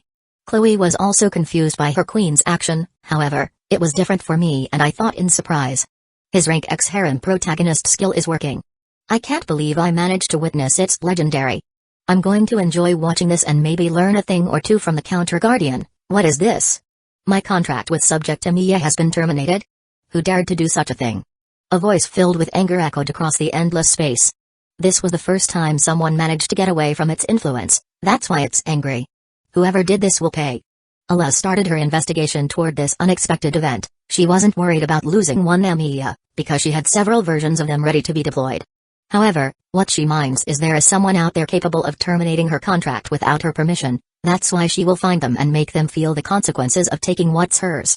Chapter 67, Employment Offer. Looking at them having a conversation, I could tell that Archer was uncomfortable with this. His body language says so. However, despite that, he still manages to have a conversation with the Dark Elf Queen, quite well despite having a different vocabulary and speech pattern. They hit well, or at least in the perspective of Olga Discordia. She was giggling in amusement as she was having a conversation with him. On the sidelines, I was looking at the Archer with awe. Well, I mean, I witnessed this plenty of times with my brother-in-law, but it didn't make it less amazing. How could they make a cold woman melt like it was nothing? Not to mention unintentionally raising affection level with the opposite gender so fast, like a low-level player grinding in a high-level area and succeeding. Either way, this is such a mystery. Must one be natural to do this? Or can you master this skill? As expected of a ranked Xeroj protagonist. While they two were having a great conversation, Chloe unsurprisingly became a third wheel. I pity her, however, there's no way I'd help or strike up a conversation with her. You might think that it's a bad move considering I'm a merchant that seeks more profit, as communication is the key. But honestly, I couldn't be bothered entertaining her, since Chloe left a negative impression toward me. I still could remember how rude she was after I helped her regain her purity and dignity. Forgive me for being petty, but I'm only human and I would naturally hold a grudge. I'm no saint, nor am I interested in becoming one, so if she apologizes for that particular moment, I will forgive her. I'm not that stingy. But since she didn't, I would continue to ignore her and treat her as if she doesn't exist. For a mere contract, it surely made a lot. It got converted into 10,000 credits. There's a lot of things that Emiya could buy with that amount of credits. Not to mention, he probably wouldn't spend too much. Knowing him, he'll probably buy something kitchen-related. And I don't think he's going to buy power-ups either, since technically he gave up being an ally of justice. His obsession was no more now that he's free from Ila and his broken ideals.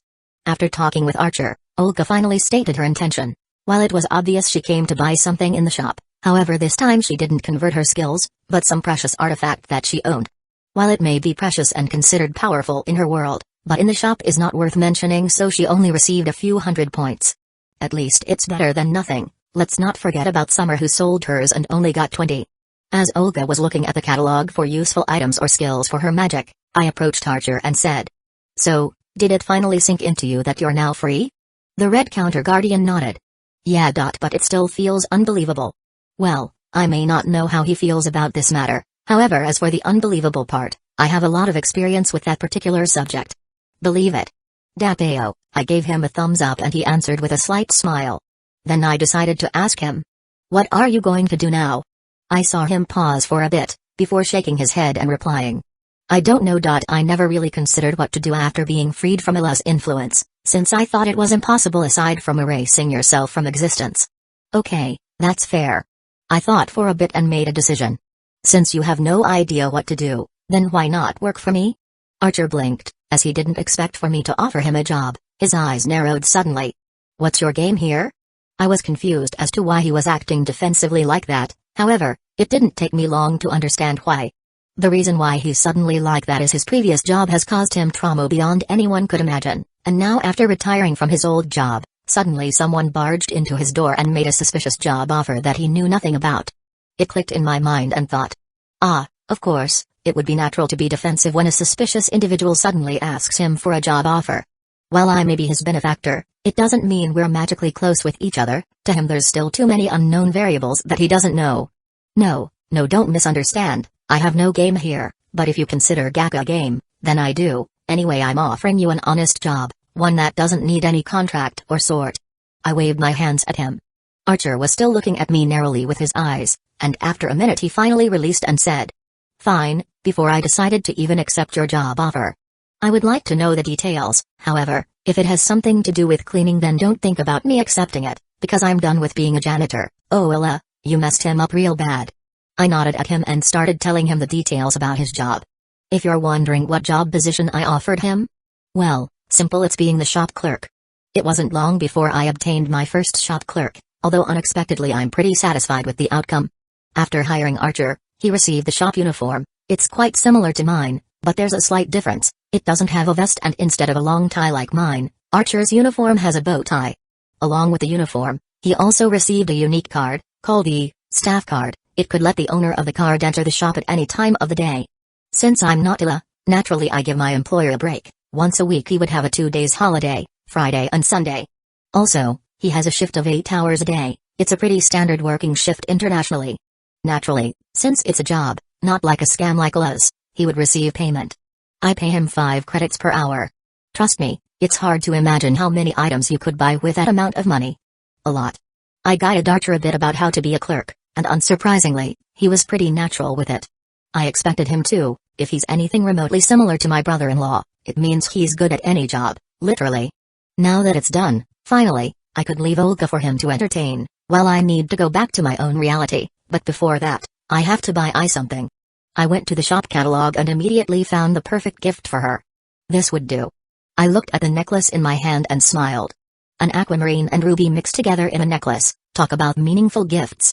I let out a chuckle and went back to my own reality along with the Evie and Alola Vulpix who are now inside Pokeballs. Morning, here you go. I gave I the necklace I bought from the shop. I was surprised, as she didn't expect a gift from me. Honestly, she doesn't know how to react right now. Refusing it would be quite rude, especially when she's in the watchful eyes of my sister.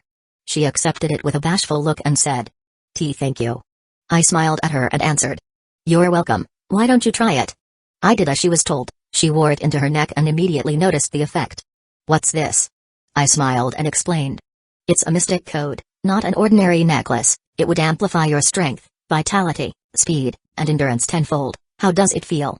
I was honestly stunned at that information. She didn't expect me to give her this kind of gift. However, she quickly snapped out of it and replied, I never felt so powerful in my life. Then she looked at me hesitantly and said, Hey, are you really giving this to me? Of course, I wouldn't give it to you otherwise. But this necklace is probably important. No, not really, but I won't tell her that. Instead I answered. So what? You're more important than a piece of fancy item. Eyes widened and started blushing and started stuttering. I'm important. Lorelei raised a brow at the sight, while Shiru flashed me an awkward smile. I blinked a couple of times and thought about my previous words and realized my words could be interpreted as me trying to flirt my way into her. I wasn't even trying to do that. I was just reminding her that she's way more important than a piece of jewelry that has some slight enhancement, as she's the woman who sired my children. Naturally, her value is more significant than a piece of magical jewelry that I could buy and probably make at any time. But she didn't know that. However, before I could explain suddenly, Lorelei, My dearest sister, suddenly interrupted. Enough of this. As amusing as the trinket is, there's a more important issue that we have to solve immediately. What is it? Both Shiryu and I answered at the same time. Fools, it's bluntly obvious what the issue is. How did you not see it? Lorelei coldly stared at both of us, while still confused about what kind of important issue that we needed to solve immediately. Then Lorelei pointed at I and the twins with a displeased expression, not toward them but to their clothes. There would be no Bartom alloy that would look like a peasant under my watch. And so we went shopping. Chapter 68, Privilege of the Rich. No one is here. Bocce was disappointed that no one was technically in her boyfriend's house. She even brought a lunchbox for them to eat. As she was about to leave the house, suddenly someone she didn't expect arrived. Yamano-san? Goto-san? Mitsuo was also surprised to see her here. No one asked why they were there, as it was already obvious who they came here for. Why, you are looking for Alex, right? Bocce tried not to sound nervous but failed. She's an extreme introvert and you don't expect her to suddenly become fluent in communicating with other species that are capable of communicating, such as normies, and in her mind, Mitsuo is a definition of real-lifers. Mitsuo nodded and replied. That's right, judging from your situation I assume that no one is in the house. Bocce nodded slightly. Why yes. Oh, too bad, then I was about to talk to him about something. Mitsuo was a bit disappointed with the fact that the person she was looking for wasn't present. Bocce too could understand, especially when that said person is in a relationship with her. Even now, she can't believe she's dating someone. She thought that it was impossible for someone like her to be in a relationship with another human being, but life has proven her wrong. To have a boyfriend as handsome and kind as Alex was nothing but a miracle for her. Even though she's sharing him with another woman, she finds herself not caring much. Then I will go now.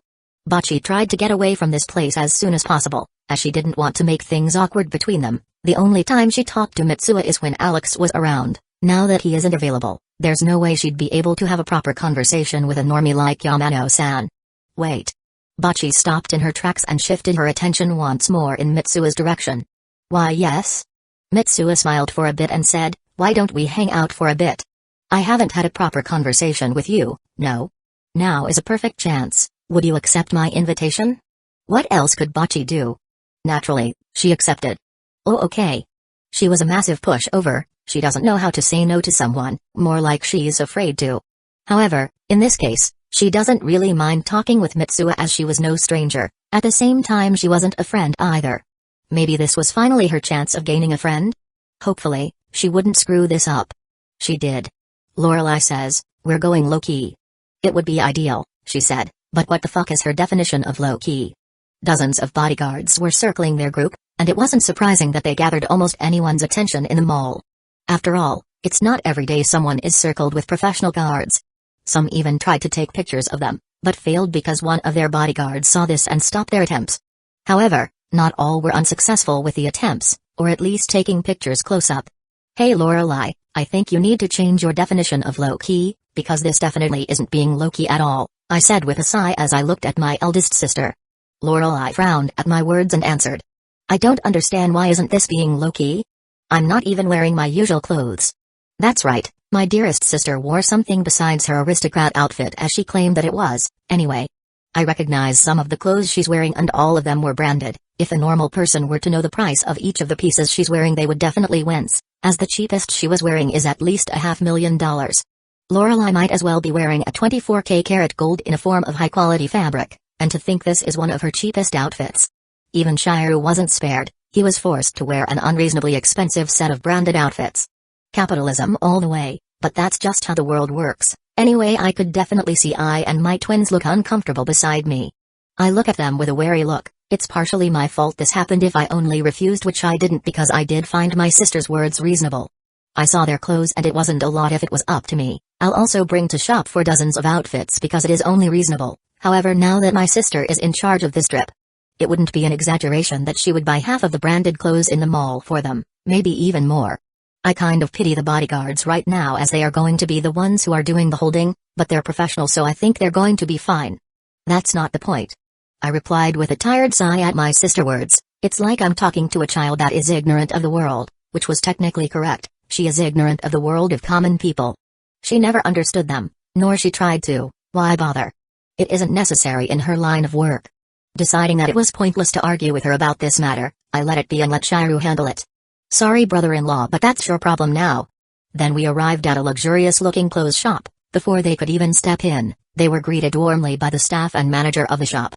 Perks of being rich, we get privileges like this. It wasn't surprising at all, as I've experienced this kind of situation before, and eventually got used to them. However, I and the twins certainly did not, as this was something entirely new to them. Either way, it's best if they get used to this, as they would experience this kind of treatment more often than they expect. Madam and sirs, what can we do for you? The manager with a mustache said with a polite smile on his face as he faced them. Naturally, Lorelei took the role of the leader and immediately said with a demanding tone, "You, get this girl and the twins your best clothes and outfit. Money isn't a problem, but know that if you disappoint me there would be consequences." Lorelei was unconsciously releasing a bit of her prana toward the manager, making him tremble under her gaze. "Oh, if could, ma'am. I won't disappoint you."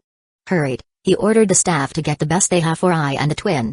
I looked at I, who was looking at me with an uncomfortable face. I smiled at her and said, "Good luck, you need it." Before she could even reply, she was immediately dragged by the shop clerk inside the store. I prayed for her soul. So as I pray unlimited wrong prayer, bless thy soul. The manager indeed kept his word, as I was now wearing clothes that were absolutely perfect for her. I wasn't afraid to admit that she looks even more attractive. I approached her and smiled. "You look wonderful." I smiled back and replied, "Thank you." "So, how was it? Your first experience of being treated like royalty? Give me your honest answer." My smile turns to a smirk as I'm expecting an amusing answer. "Shocking, surprising, nerve-wracking, tiring, and also annoying." I let out a pout as she answered. I let out a small laugh and definitely understood that statement. A long time ago that was also my feeling for this kind of treatment, but I eventually got used to it. I understand, that's definitely normal, however the sooner you get used to it the better, because it would certainly be handy next time. I give her a bit of advice. I looked surprised and replied, "Eh? There's next time?" "Of course, what do you expect? That this is a one-time experience?" I answered. "Nope, expect something like this to happen at least thrice a year. Or maybe more, if Lorelei is visiting often, which she would no doubt, now that there's another family member of hers in Japan. Honestly, it is surprising that she didn't suggest bringing them back to Britain. But let's not mention that, as she might get some ideas." "What? Thrice a year?" But the outfit that Lorelei bought could last at least a decade." I pointed at the enormous amount of clothes piling in front of her. "Oh, that is only for spring," I replied, and immediately received I's disbelief. However, before she could say anything, suddenly the twins arrived with a new set of clothes, and they looked stylish, at least for toddlers. Without a warning, their mother I started squealing and took out her smartphone from who knows where and started taking a lot of pictures of the twins. "Oh. You two are so adorable." I started tapping the capture button of the camera rapidly so that it might break because of how fast she tapped the screen. But honestly, I can't blame her for acting like that, as they indeed look adorable. Then my ego was speaking. As expected, they are my children after all. Lorelei was also satisfied and said, "It's adequate, but at least now you two look like someone who is part of our great family."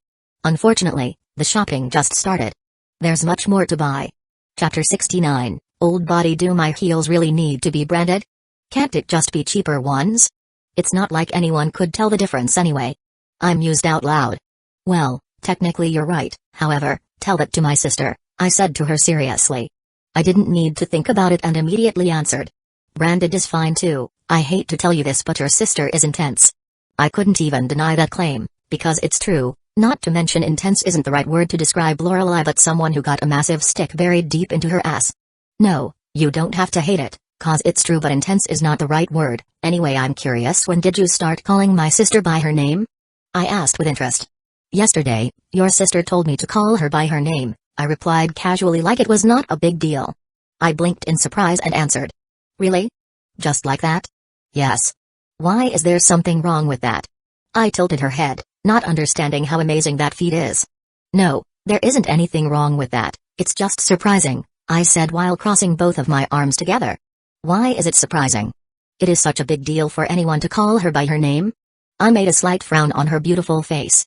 "Yes, you have no idea, there's only a handful of people that have the right to call her by her first name, you, me, and him." I pointed at her, then at myself, and then to my brother-in-law. "There's also our parents, but it isn't too important that I have to mention it. As for Zelrech, as far as I know, he doesn't have permission to call my sister by her name, but regardless he did call her Lass or Lorelei." I blinked in surprise. Really? Really, Most people that know her call Lorelei, Lord Bartum Eloy, or Vice Director, I stated. So, calling her by name with permission is really that special? I couldn't contain her shock as she realized how important the privilege she was given was. Yep. I made sure to make a popping sound at the P. Even my brother-in-law didn't call her that during their first few years of dating each other. I added more fuel to her shock. What? I couldn't properly form a sentence as she realized calling Lorelei by her given name is an achievement that only a few could achieve. Anyway, don't think too much about it. I gave her some friendly advice. Don't think about it? Do you really think I won't think about it now that I know how special it is to call your sister by her given name? I exclaimed silently as she didn't want to get anyone's attention, especially Lorelei. Fair enough. I wasn't going to deny that and continued. Anyway, let's go, there's still a lot of things that Lorelei wanted to buy for you and the kids. I held her hand, surprising her for a bit, however, she didn't reject the skin contact. Instead, she tightly clenched her fingers into mine. Now we're holding hands together. We just followed where Lorelei was going silently and didn't say anything for a while, not because it's awkward between us but because it was comfortable. At this point, I wasn't sure what to call our relationship, as it is complicated, but for now, perhaps this is enough. Say, what are you going to do with your idol career right now? I recalled her current occupation. Honestly, now that I'm in the picture, she doesn't need to work as an idol as I could support them myself. I paused for a bit and started musing, and only after a minute, she answered. I don't know. The reason why I became an idol in the first place is that it's the only job that I could have when I was 12. It was also my ticket away from the orphanage, as I realized that my mother had no intention of taking me back after she got out from jail. Honestly, I'm glad that she didn't, because life with her is hard. Her eyes dimmed for a bit, before changing back to their usual light. Anyway, because of that it made me who I am today. I did not regret it. She smiled in my direction, and despite how beautiful she may look, I knew that it was fake. That smile is measured to perfection. It was eerie. I've seen plenty of fake masks before, especially in the clock tower, but I've rarely seen anyone with a mask as thick as I noticed this when we were still dating, but I didn't really pay attention before as I was focusing on how to get into her pants at that time, as embarrassing as that pass is. Hormones were a nightmare for me at that time. I acted like a horny dog without regard for anyone as long as I got some pussy. But now, without hormones that blocked my line of thinking, it made me realize how bad her life is. I may not know the entire story, but if I were to guess, her mother was probably abusive. Anyway, I won't know the entire story if I don't ask her about it, and I'm sure that she'd be defensive about her past. Most people who went through abuse are defensive about it. It's completely normal. Now if I really wanted to know, I could investigate it or just outright ask about it. She claimed to be omnipresent. But asking her means I would prepare for the exchange, and I could predict what she wants in exchange, her kink. Honestly, I don't want to mention that, especially when I'm in the presence of another woman. It feels wrong somehow. Forget it, I have plenty of time to figure out her past. There's no need to rush. Suddenly my smartphone rang and an unknown number called me. I frowned for a bit and decided to answer it, as it may be important. Who is this? Sir, this is the group that you hired to investigate the murder case. A rough man's voice was heard on the other side of the phone. Oh, it already got a result. Impressive. I knew that they were more competent than the police. I see, so how is it? Did you see a body? Indeed, it is as you mentioned. It's an adult male in his 20s, judging from its bone structure.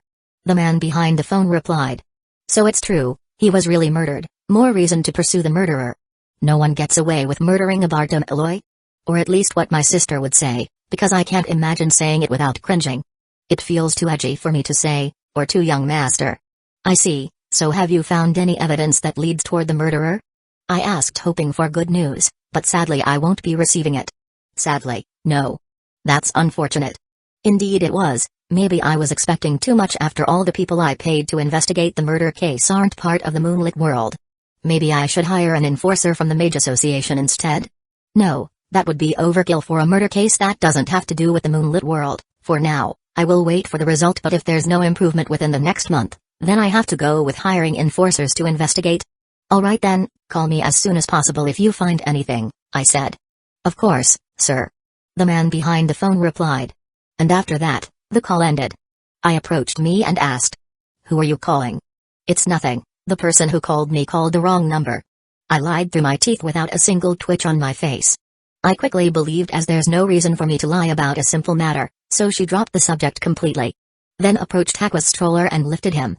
From an outside perspective, there was nothing wrong with this image, as it looks like a father or brother lifting the toddler up to amuse the child. Even I, Shiryu, and Lorelei saw nothing wrong with it. On the other side of the note, Lorelei used to lift me and she wasn't gentle. Trust me, I almost reincarnated again that time. Anyway, Aqua gave me a questioning look and I whispered in his ear. Your old body has been found. Aqua's eyes widened and was about to say something, but I stopped him. Don't talk, not here, let's discuss this at home, got it? Aqua was reluctant at first, but he saw the logic behind my words and decided that it was best to have this conversation at home. Because there's not many people right now, Aqua can't risk exposing himself that he's capable of speaking fluently at the age of 1 year old. It definitely would be suspicious. Not to the common folks, but to the people who are part of the moonlit world, like my sister and brother-in-law. Reincarnation isn't unique in the moonlit world, it wasn't unheard of before, however, the reincarnation they know of isn't quite the same as mine or the twins. As with most reincarnation, the Mage Association makes his body possession rather than starting as a baby. After informing Aqua about his old body, I put him back into the stroller and continued our shopping trip. Chapter 70, Career Plan. So you're vegan? Yep. But you eat meat? Yep. What are you? Schrödinger vegan? I was passing by and I just heard a ridiculous conversation between two strangers. Shaking my head, I went toward the jewelry store where everyone was gathering. Is this really necessary? I heard I speak to my sister in an uncomfortable voice. Yes, now wear it. I don't like wasting my time on something unnecessary. Lorelei cold replied with her usual cold tone. I stared at the source of the argument and saw that it was a bracelet, not just any bracelet but a bracelet that was made in 24K karat gold along with different kinds of gems around it. It was the type of bracelet that only a few would willingly buy, not because it isn't beautiful but because it's ridiculously expensive for just a single accessory that isn't really needed on a daily basis. I look at the price and indeed, it is really expensive, for normal people. For me and my sister, this kind of price is something akin to spare change to us. Becoming rich and along with being a mage skewed my perspective of what normal is. What normal it is to me now is entirely different from common masses. I eventually gave up arguing, probably realizing it was pointless to argue with Lorelei. She tried the expensive bracelet with a rather uncomfortable look on her face. Not that I blame her though. Exhausted? I asked I who just finished trying all sorts of jewelry that Lorelei bought for her. I didn't answer, she just stared at me with a very exhausted look on her face. Point taken. I let out an amused smile at her expression, then I gave her a juice that I bought a while ago. I didn't hesitate to take it, as she was obviously thirsty at this point considering it's been a few hours since the shopping started. Thanks. I didn't forget to thank me, before taking a sip of the lime juice, however, didn't anticipate how sour it was, making her cringe. I noticed this and laughed a bit. Too sour? I nodded and replied. Yesh, from all drinks. Why this? Because it's the nearest around. I stared at me with a deadpan look.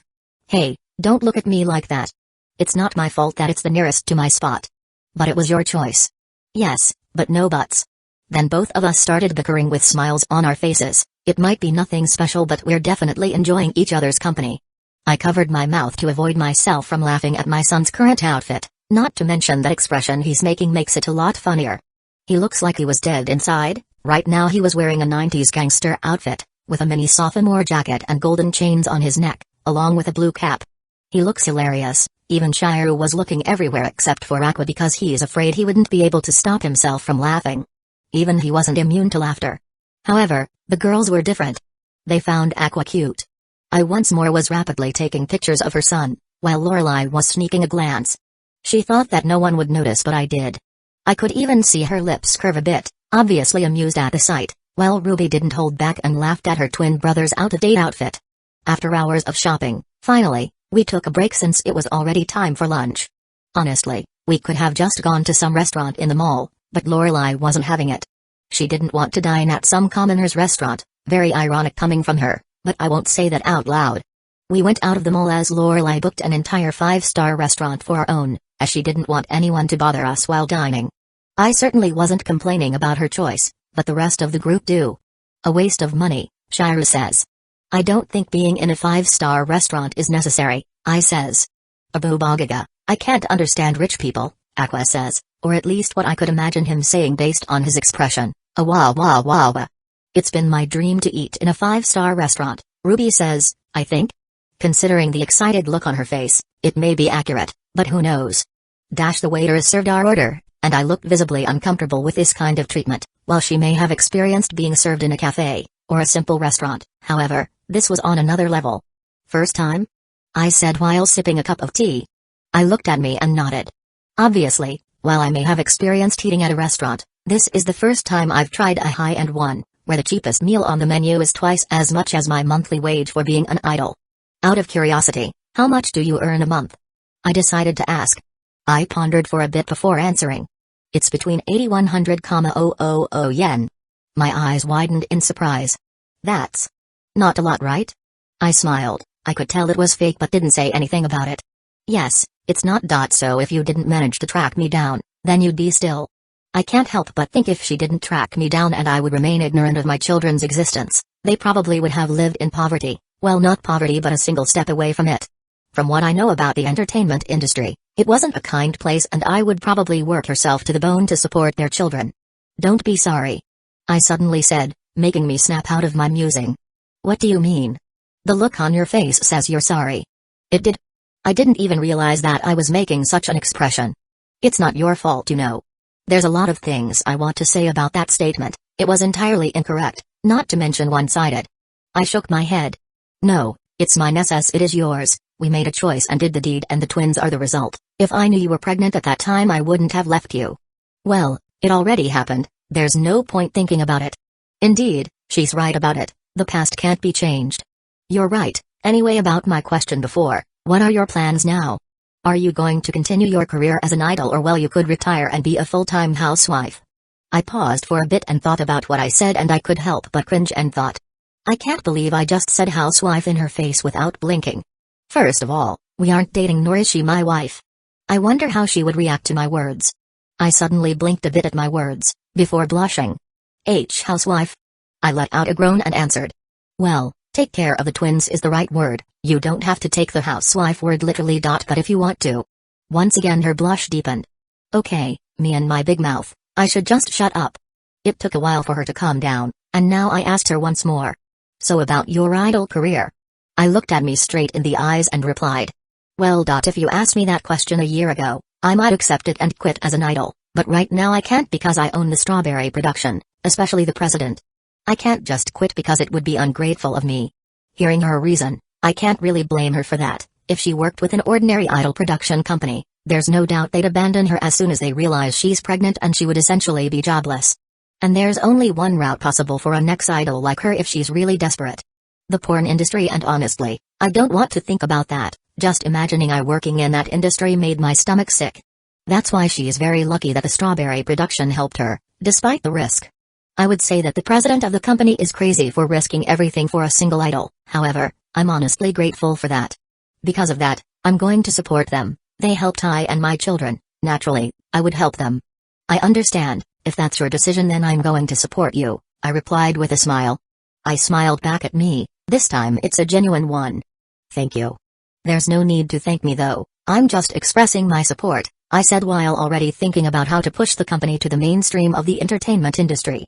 Doing something like that isn't particularly hard, not to mention it's not the first time I've done something like this, making a small company into one of the top companies in their respective industry.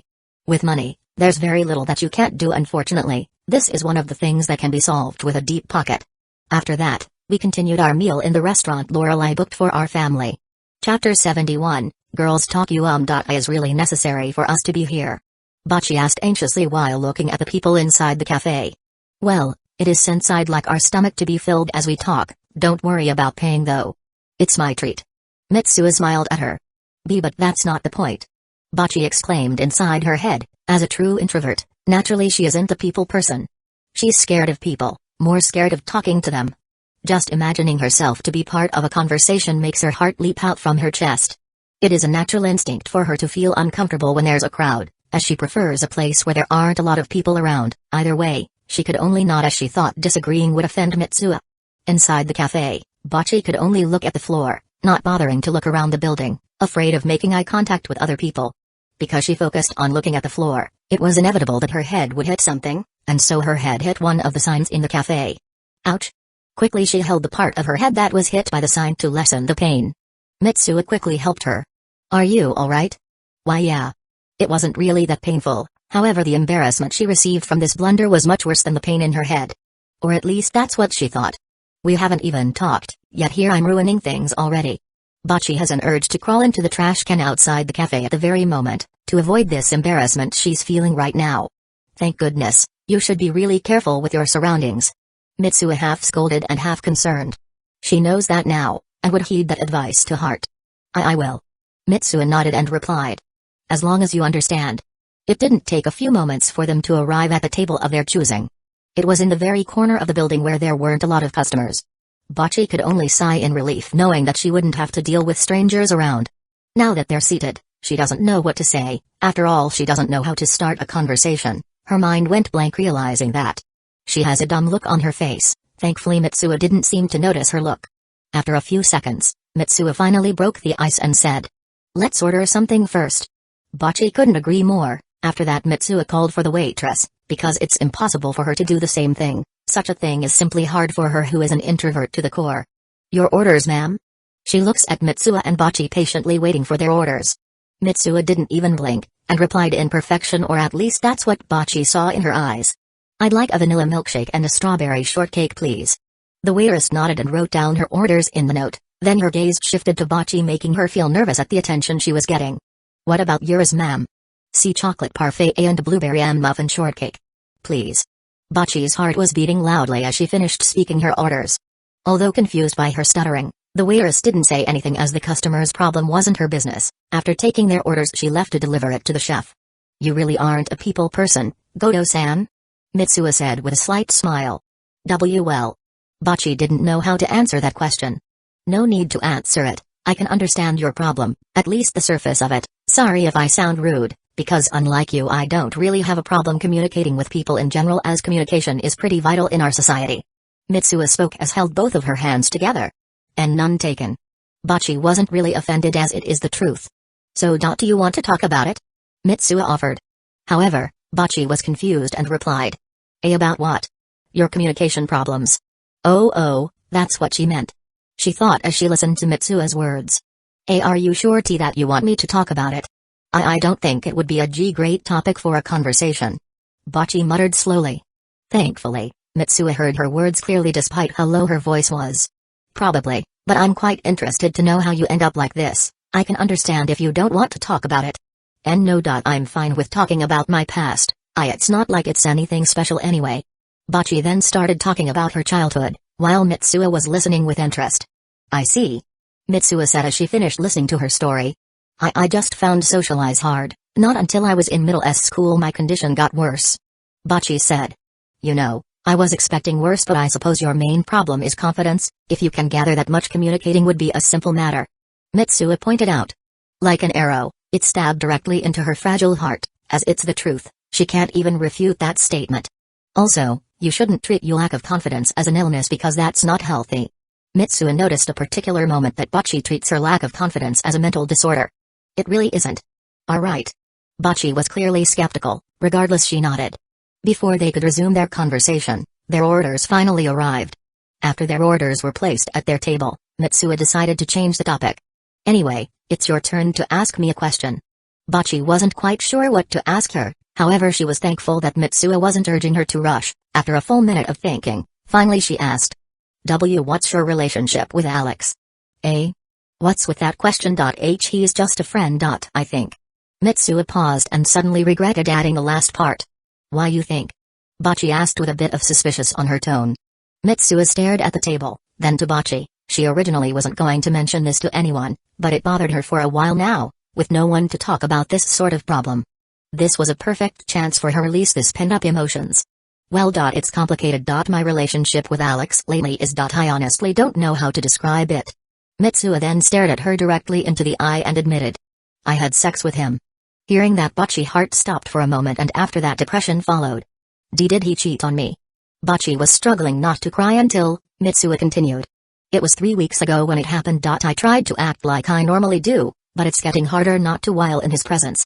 Hearing that, the depression immediately disappeared from her heart. They did the deed 3 weeks ago. They weren't dating at that time, as she couldn't care less about what his actions before they started dating. As they weren't in a relationship at that time, it simply wasn't her business to pry on his actions before. Out of curiosity, how does it feel to have sex?" Bachi's cheeks were red when she asked that particular question. What's with the bold question? Mitsuo wasn't immune. She turned red as she remembered that particular moment. Despite how direct that question may be, she answered. It was painful at first, as he broke my hymen. I don't have a lot of experience with guys. He's honestly the first boy that I have a sexual intercourse with. Anyway, after that short moment of pain, even eventually it started to feel good. Her face was still red as she mentions it, while Bocce was breathing a bit heavier than usual. Then. She couldn't contain her anticipation. He was really good, like he knows what he was doing. I'm pretty sure his dick reached my cervix. Let's stop talking about this, I can't, it's so embarrassing, not to mention inappropriate. It was too late. Bocce was already getting an idea of what she should do next. Talking about sex made her a bit horny. Maybe she'd ask Alex to do it with her later. She wasn't sure if he'd accept her request, but, hoping he would because she'd like to know what it's like to have sexual intercourse with the opposite gender and wanted to confirm if having a dick inside her is really good as mentioned. Thinking about having sex with her boyfriend made her panties a bit wet. She was glad that she wore pants today, or else her adult stain would have been revealed. As sex with Alex? Her face slowly turned red, her nipples became a bit hard as she thought about it. She could hardly wait for Alex to arrive. Aku. Is there someone thinking about me? I hope it's not D. As I dreaded imagining what kind of sinful acts she was thinking right now. Chapter 72, Unforgettable Experiences. When is this going to end? I couldn't help but mutter under my breath. After dining from the restaurant, we came back to the mall to buy more things. While it isn't boring, it's quite tiring to follow the girls doing whatever they want. I also get the feeling that I is also exhausted, mostly mentally, since this is her first time doing a full-blown shopping. Soon. My brother-in-law replied.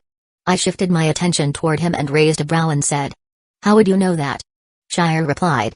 Trust me, it's called experience. After shopping with Lorelei multiple times, I know when is this going to end. Right. I'm supposed to be the brother here, you know? But why does it seem that he knows better about Lorelei than me, who lived with her for almost 2 decades?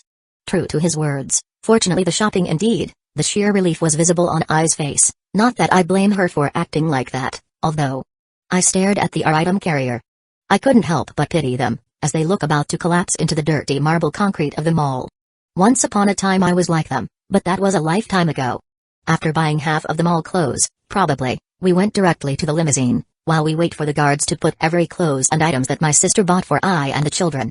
While sitting in one of the limo seat, I stared at I, who was exhausted. I take you're exhausted. I glared, but a bit weak compared than usual. Thank you for stating the obvious. Captain Obvious. Letting out an inelegant groan. To think I have to do this again next season? I let out a laugh and replied. Welcome to my world. I don't like this world, can I quit? I looked at her and smiled. Nope, besides it's not me who you should ask that kind of question. It's her. I pointed at my sister, who was sitting next to Shiro. I saw I shudder a little and quickly answered. I think I'll pass. It was funny how quickly she replied, not that I blame her. If Lorelei wasn't my elder sister, I would probably act like that too. Probably. Shiro Amiya, he didn't know why, but his brother-in-law Alexander suddenly asked him a complete random question. He doesn't know where it came from, but seeing that this was to keep the conversation alive. Anyway, he asked what unforgettable memories that he could remember for the rest of his life. It was a rhetorical question that he honestly don't know how to answer correctly. To be fair, he has a lot of unforgettable memories, like. I ask you, are you my master? It was said by a certain blonde knight to him. Yoko Arub Shonen. For your wish will come true. Said by that fake priest. Trace on. To Lorelei in the bedroom, commit suicide Amiya Shiro, you and your ideal are trash. Said by an alternative version of himself.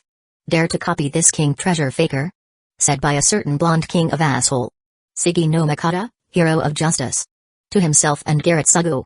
Boy, this is why I'm in rider class. Said by a certain purple head goddess before she showed him why exactly she's worthy of the class rider. No wonder she's rider, she's one hell of a rider. There's also that time when Rin Shiro?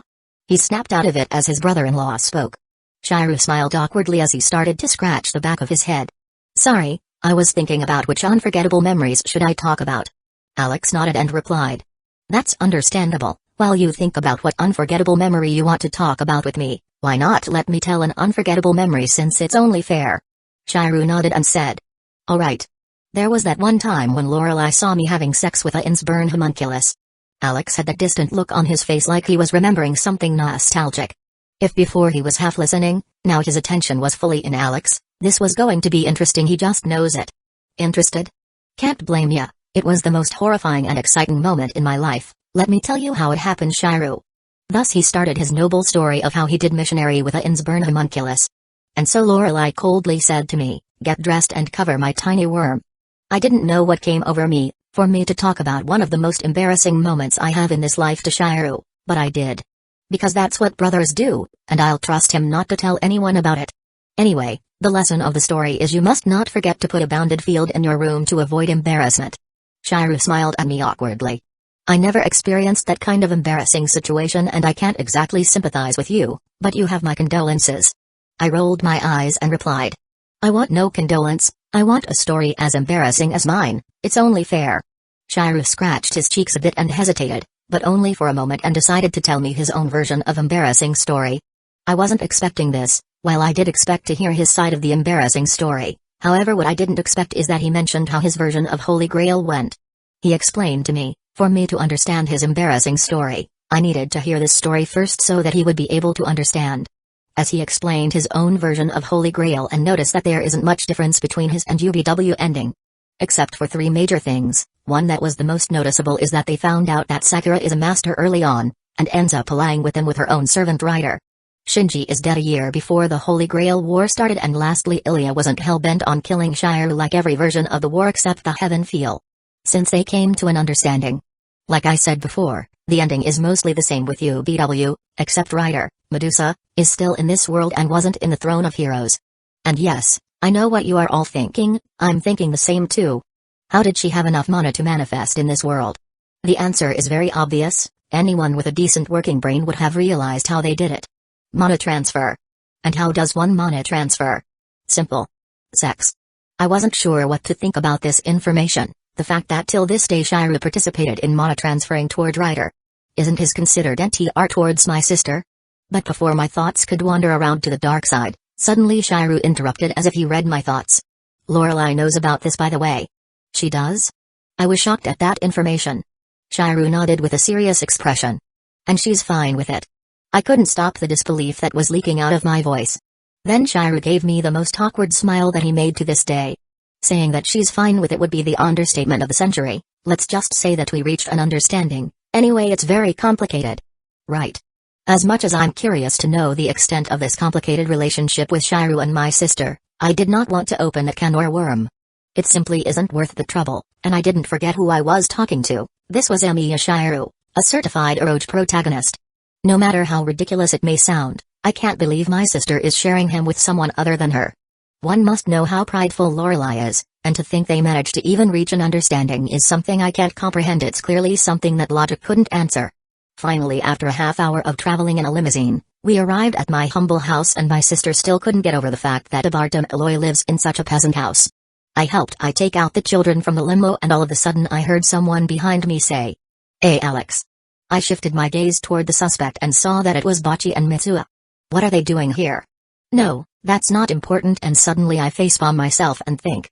I knew I was forgetting something. I hadn't told Hattori about my children. Hey Alex W, whose kids are those?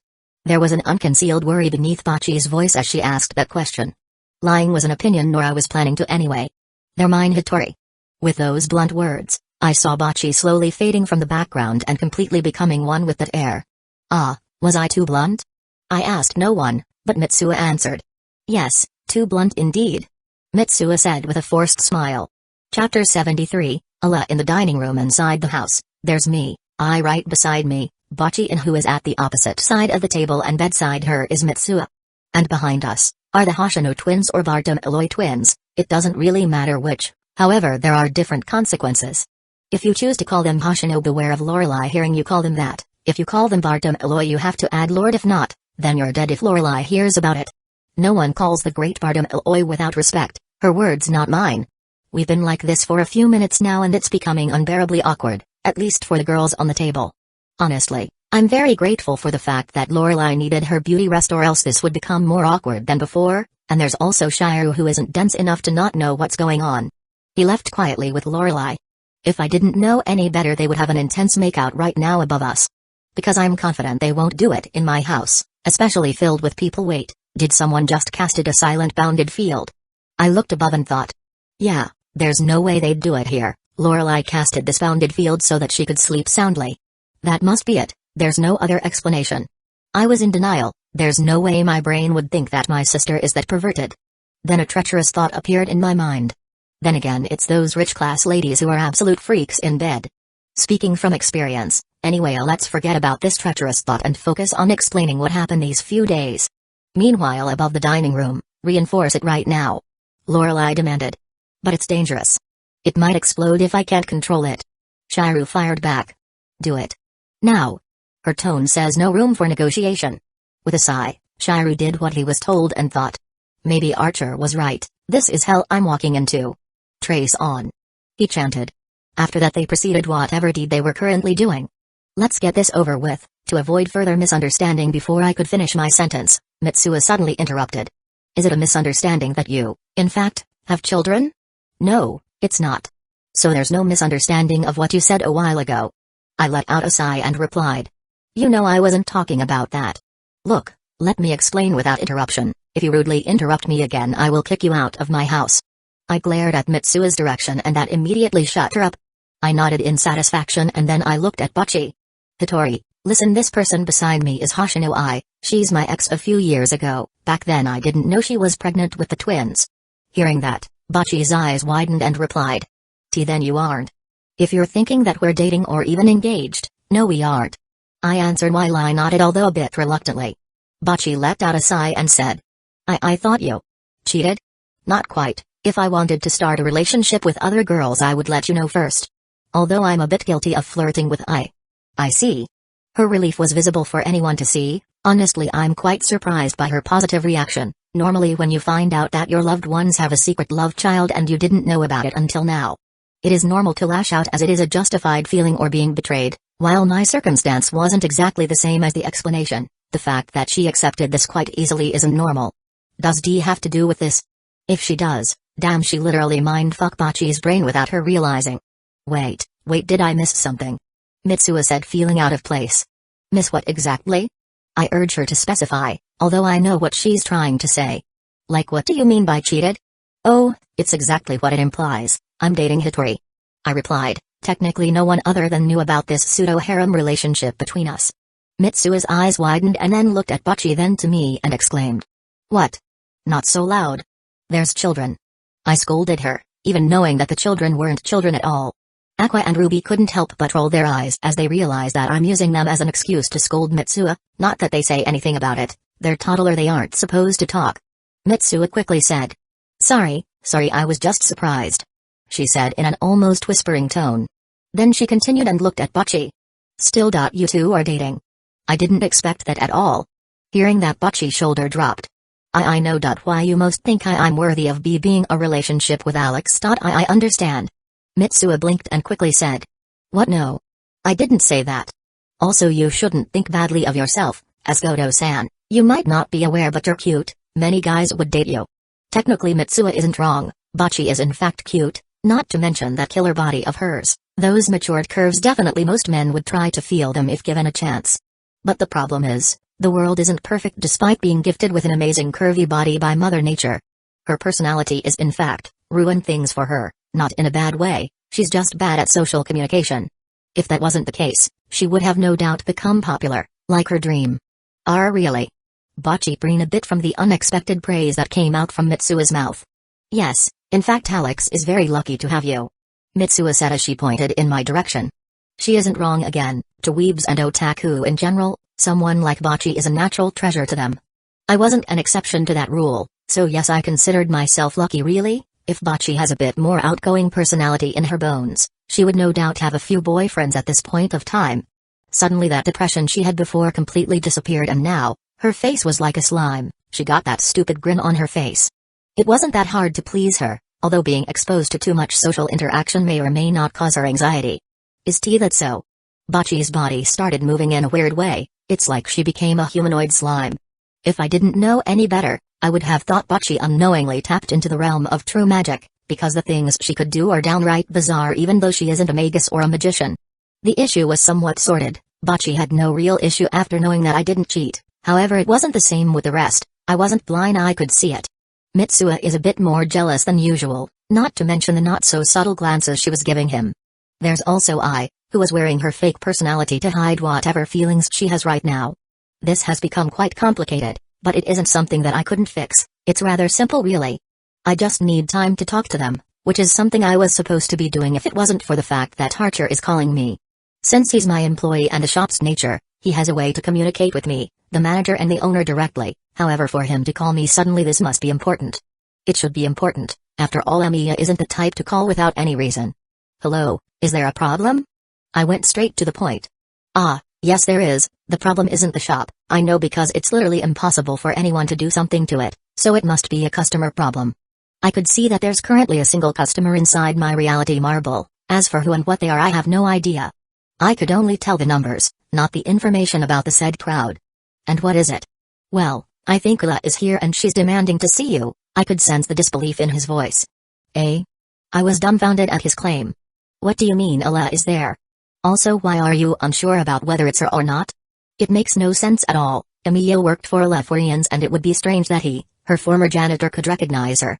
You know what, just get here and you'll understand. And I did exactly what he said, as I'm quite curious why Amiya of all people couldn't recognize his former boss.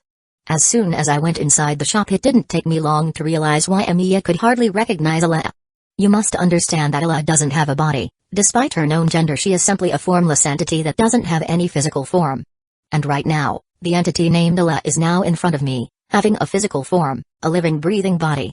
No wonder Amiya looked confused, as Ella right now is no different from any human being except a bit too beautiful, but then again she is the representation of humanity as whole, it is expected. Then as soon as she saw me, she quickly approached me and said, it's you who took my servant. You shall pay for this. Okay, this is going to be a long day, I could tell. Chapter 74, Ella to the shop went silent before I eventually broke it by saying, how are you, human? Ella paused for a bit and then eyes widened as if she just realized her condition. No way, right? There's no way the representative is this clumsy. And to break my expectations, she started looking at her body from head to toe in disbelief, surprise and shock. I don't need to be a genius to understand what is happening right now, and suddenly pinched the bridge of my nose. Are you serious? My words were left unheard by Ella as all of her attention was into her human body. I couldn't help but look at Amiya as he noticed my stare and understood what I was trying to ask. He merely shrugged, as he is as lost at the situation like I do. After a minute of looking at her newfound human body in astonishment, she finally realized where she was at that moment and tried to gain her composure and acted like her surprise from before didn't happen. So, where is my servant? Tell me before I lose my patience. Ella tried to look for someone who got the upper hand, but failed miserably as two men were looking at her with a weird look. She didn't know what was happening to her, but for some reason the weird looks that she was getting from the white-haired man and the servant stealer made her cheeks warm for a bit. Right now she wanted to avoid eye contact away from these men's stares, although she has no idea why she wanted to do that. In the past, Ella is a formless entity, a being that doesn't have any feelings, morals like most humans do, as she is the will of humanity. Things like emotions are lost to her, as she truly couldn't comprehend what truly it was. When Amiya contact was terminated, she wasn't truly angry or annoyed, it's more like an instinct of hers that someone that she owned shouldn't be taken away from her. And she would do anything to take it back, like a child that wanted their toys to be with them all the time. It doesn't matter if it's broken as long as it's their property. That's why she reacted that way when she realized one of her toys was taken away from her grasp. Now, she found the door to the shop and got herself a body as soon as her consciousness entered the shop, as the shop doesn't allow anything that doesn't have a physical form. Because she's now technically immortal since she got herself her own personal body brought to her by the shop. Emotions were added to her emotionless self, that's why she was confused as to why she was like this. The emotions that she's feeling right now is quite foreign, and it would take a while for her to understand that it. Ignoring her own embarrassment sense, she had no idea what to do it and waited for this thief answer to where her servant is. I might be imagining right now, but is Ella feeling embarrassed? It's really weird, but for now I'm going to answer her question honestly, as there's no point for me to lie. It's not like she could do anything to me inside the shop. Hopefully. You can't tell? He's right in front of you. I pointed at Amiya. You know, it's strange that she couldn't recognize her servant, I mean former, since he's my servant now technically. Ella blinked and stared at Amiya and replied. Oh. Damn, she really didn't recognize her own janitor. That sucks. Honestly, I don't know if I pity Amiya or not that his former boss doesn't recognize him despite working for her centuries. Looking at Amiya's reaction, I don't think he actually cared if she doesn't recognize him, because frankly her relationship with her is purely a cleaner and a manager. Nothing more, nothing less. Amiya doesn't hate Ella for what she did, as it made him realize how stupid his ideal was, and saving everyone was plain stupidity of the highest order. I mean, who would try and save anyone? That's stupid, not to mention not everyone wanted to be saved. From the beginning his ideals were flawed. How can you not recognize your own servant? I couldn't help but point it out. I'm curious of what's her answer going to be. This time her embarrassment was visible to see. What? Of course I recognize him. Why am I stuttering? Or lie in front of this man? Weird, why do I feel heat on my face even though I'm not close to any hot substance? Ala thought with great confusion. Everything she experienced right now is new, nothing is ever familiar to her, in fact moving for her limbs is weird. Only because of her instinct she managed to stand still without dripping. I look at her with an odd look. From all the things I expect from the almighty Ala, a spoiled innocent little girl isn't what I expected. From the way she acted, she's subconsciously fixing her dignity and pride as a higher being, but went poorly as she's simply inexperienced. Even a child is a better actor than her. She's simply different from what I expected her to be. Unlike Naruto, she's someone really benefiting of her title. Could it be that humanity's stupidity got her too? I mean, I could totally imagine it. I thought with a smile, either way let's not embarrass her any further, while I'm not afraid of her, since I have the shop as my protection. However, she could be a pain in the ass, special if she deemed me as a threat to humanity and try to send counter guardians from now and then, which would result in destruction. If I were to guess, if Ala were to deploy her counter guardian to me, I reckon that a country or few would be destroyed from the fight. And that's the minimum, and the worst case is an entire continent being wiped from the face of Earth. With my current level there's no way I could ever destroy the planet. There's too many beings in this world that could single-handedly whoop my ass without blinking. Let's not mention ORT, because clearly that being is on another level that could erase my white ass as soon as it opens its eyes.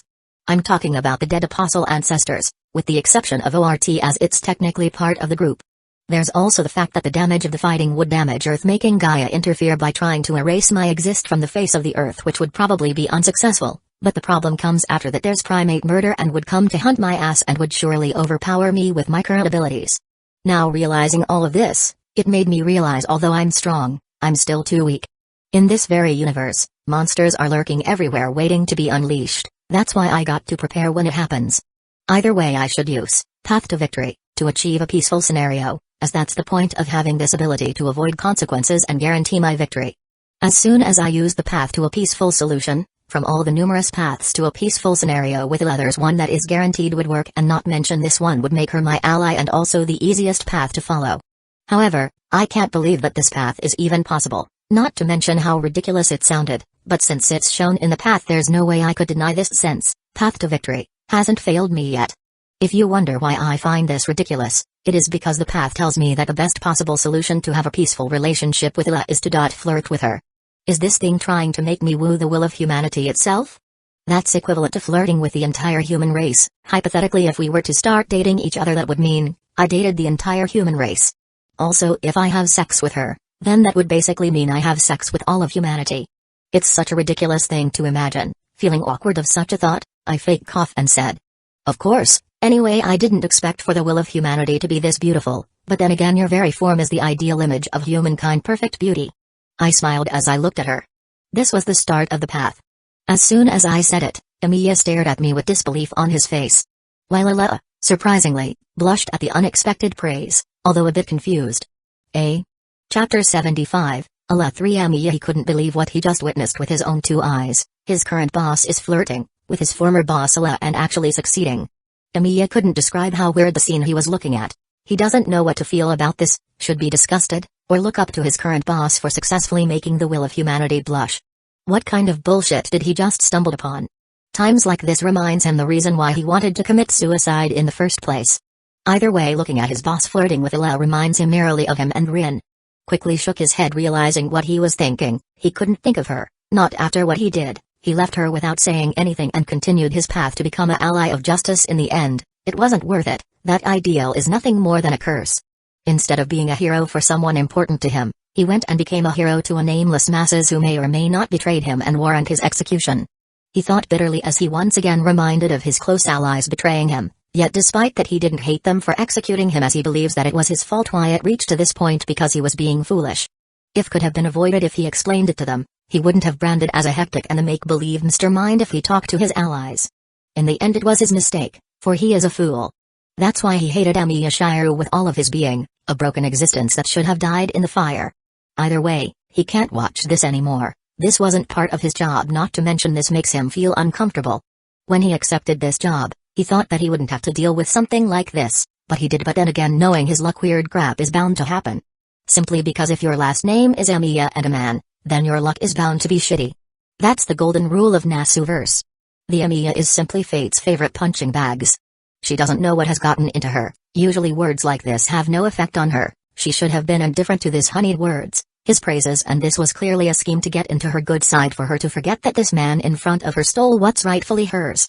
However, even knowing that, for some reason she can't, despite how utterly foolish she's being, as his sweet words pleased her. This isn't right. She was the will of humanity. She shouldn't act pathetic in front this man, but regardless of her logic right now, she can't simply beat the illogical thing known as emotions. She was no longer indifferent, as she feels things. I suppose is it expected that I am beautiful as am the will of humanity? Words that she wasn't meant to say were coming out of her mouth. It was like her wasn't in control of her own body. Learn to be humble, but I can't exactly deny that you're beautiful or else I would be a liar. The young man smiled as she replied. Unconsciously her lips curved and smiled. This was the first time she smiled, yet this despite the wrongness of the situation, she couldn't help but feel that it isn't too bad. Flattery will get you nowhere. That's a lie, a very obvious one. The fact that she smiled is the proof that flattery could get you somewhere. Maybe gaining a favor or two, from her and by her, the will of humanity, a power being above the gods from the past, gaining a favor from isn't easy at all. From all history of her existence, you could count in one hand of how many she gave her favor with. Not even Gaia herself could gain a favor from her, that's how hard it is, but now that she gained a mortal body capable of making her feel emotions, the first person to take advantage of her would surely gain her favor, as she is very naive at the moment. Actually no, more like a pushover. If she were naive, she wouldn't have been aware that she was being manipulated, but she was very aware of that fact. That's why she isn't naive but a pushover, as with her newfound emotions it's very easy to influence her. The man only smiled at her reply, knowing that she's lying, but regardless of what he knew, he didn't say anything. Instead he asked, "By the way, I'm quite curious of how you found a door that leads to my shop." Obviously lying isn't an option, as he would clearly see through her lies, not to mention she wasn't going to lie either way, as it's just a basic question that she has no problem answering. "I didn't found the door, it found me." Ala remembered a door suddenly appearing in her realm. At first she tried to destroy it, but proved to indestructible even with all of her might, so then she got curious and tried to analyze its origin, but ultimately failing, and because of that is the reason why she's inside. The man looked a bit surprised at her answer, like he didn't expect it to be what he had in mind. A moment after he mumbled, "I see." She frowned at bit and replied, "Do you have a problem with it?" Quickly the man shook his head and answered, No I don't. Either way I haven't introduced myself properly, haven't I? It's quite unprofessional of me." The man smiled and bowed his head a bit and said, "The owner of this humble shop, Alexander Bardem Eloy, at your service." From all the things she expected, never in her life she expected this place to be a shop. To be fair, her earlier guess is that this place is a hideout, a separate realm away from her influence. Because as soon as she stepped inside this place, she felt that the majority of her abilities were sealed. Right now she was no weaker than an average human, physically at least. But it's different when it comes to the supernatural, as she still has magic, and also the fact that she can call her counter-guardian at any time. Even so, she never felt so weak in her entire life as a goddess of humanity, a strange concept for her mind to comprehend, but the odd part is that she doesn't mind. Feeling powerless makes her feel things that she never felt before. She wonders if this was the majority of humankind feel at themselves. She was supposed to be the will of humanity, but her understanding was nowhere near as Magus thought her to be. Perhaps with this experience in this mortal form, she would understand humanity which she couldn't before. A chance to understand her subjects, to be human. As she listened to his words, she thought the name Bardem Eloy sounds familiar, and then remembered she deployed her counter-guardian to that family multiple times when we're about to reach Root in a different timelines. She couldn't risk as they threatened humankind usually, now looking at this man from the very same family that almost reached Root multiple times. "You're a magician." It wasn't a question but a statement, as a magician is very different from a common magi. "Indeed I am." The man Alexander Bardem Eloy replied without hesitation along with a smile. "You know I usually hunt your kind." "I'm pretty much aware." Alexander shrugged. "Are you not afraid that I would deploy my counter-guardian to hunt you?" Ala asked curiously. "No, not at all, but it would be a pain in the ass to deal with." Alexander replied with a defeated sigh. Alandan thought of him as similar to that annoying vampire who uses the second magic to send some of the heroic spirit from the throne to a parallel world because he's bored. When she tries to hunt him, he would always slip past her every damn time, That vampire is simply slipperier than any eel. How did you achieve your magic? I would have been alerted before you could complete it. Allah stated. Alexander pondered for a while before eventually answering. I didn't achieve magic through the traditional way the Mage does. I have help from a friend. If that friend could help him achieve magic without her, the will of humanity must be powerful, possibly more powerful than her as much as her pride admits. Allah decided to ask. What's the name of this friend of yours? Alexander replied almost instantly.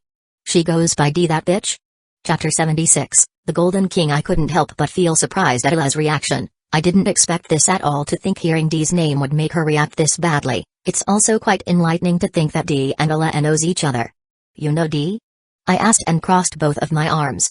With a look of irritation on her beautiful face, she replied.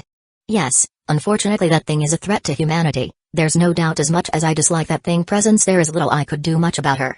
It was clear how much D frustrates her, not that I can blame her, it's D after all. Was there anything to explain?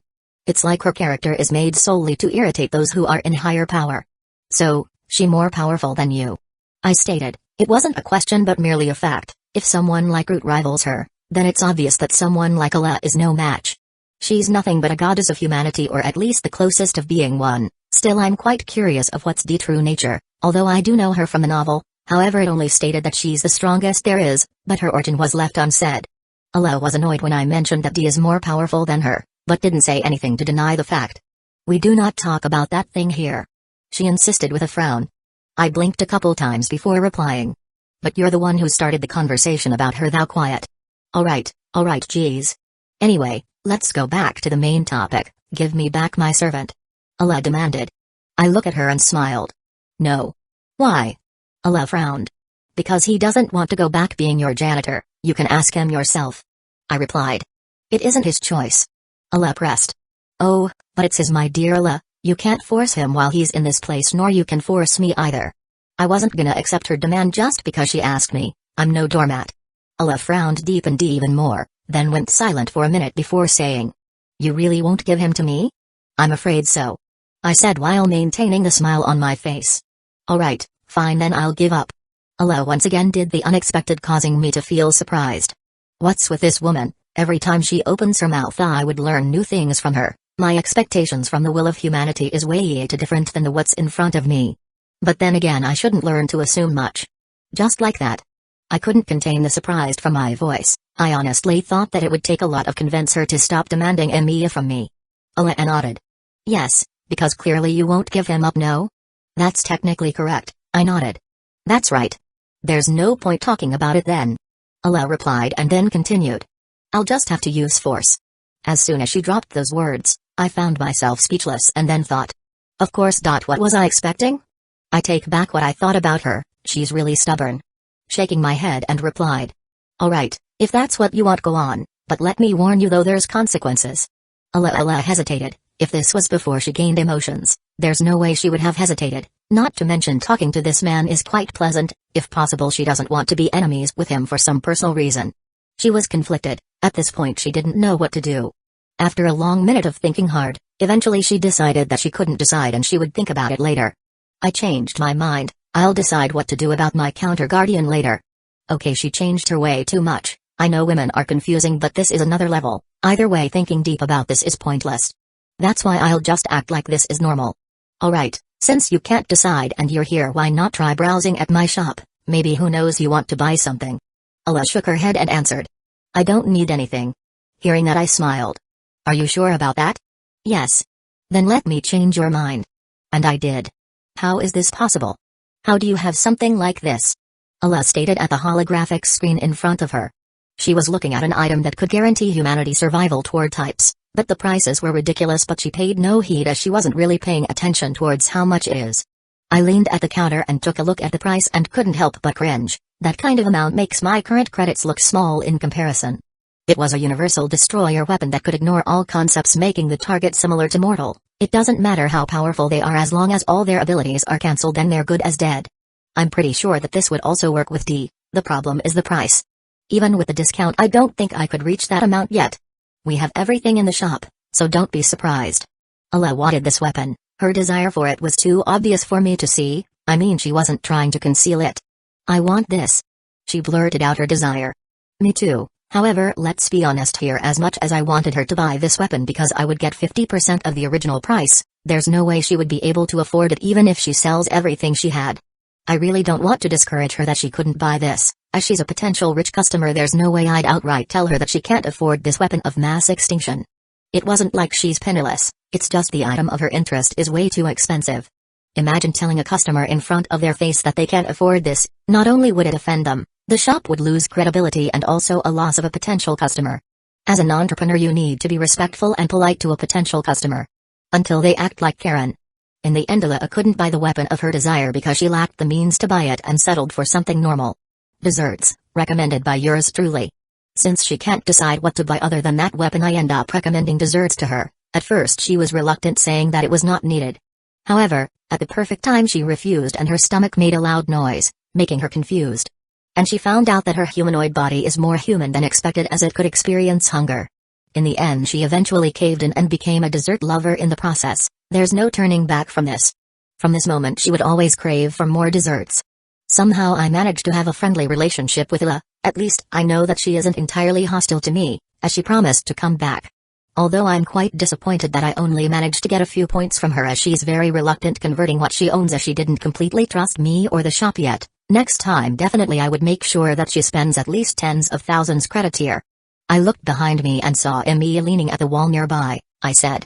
From all things I expected from her, I can't believe Ella was that type of person, totally different from my mental image of her. Emilia let out a sigh and replied. Trust me, I didn't know Ella was like that.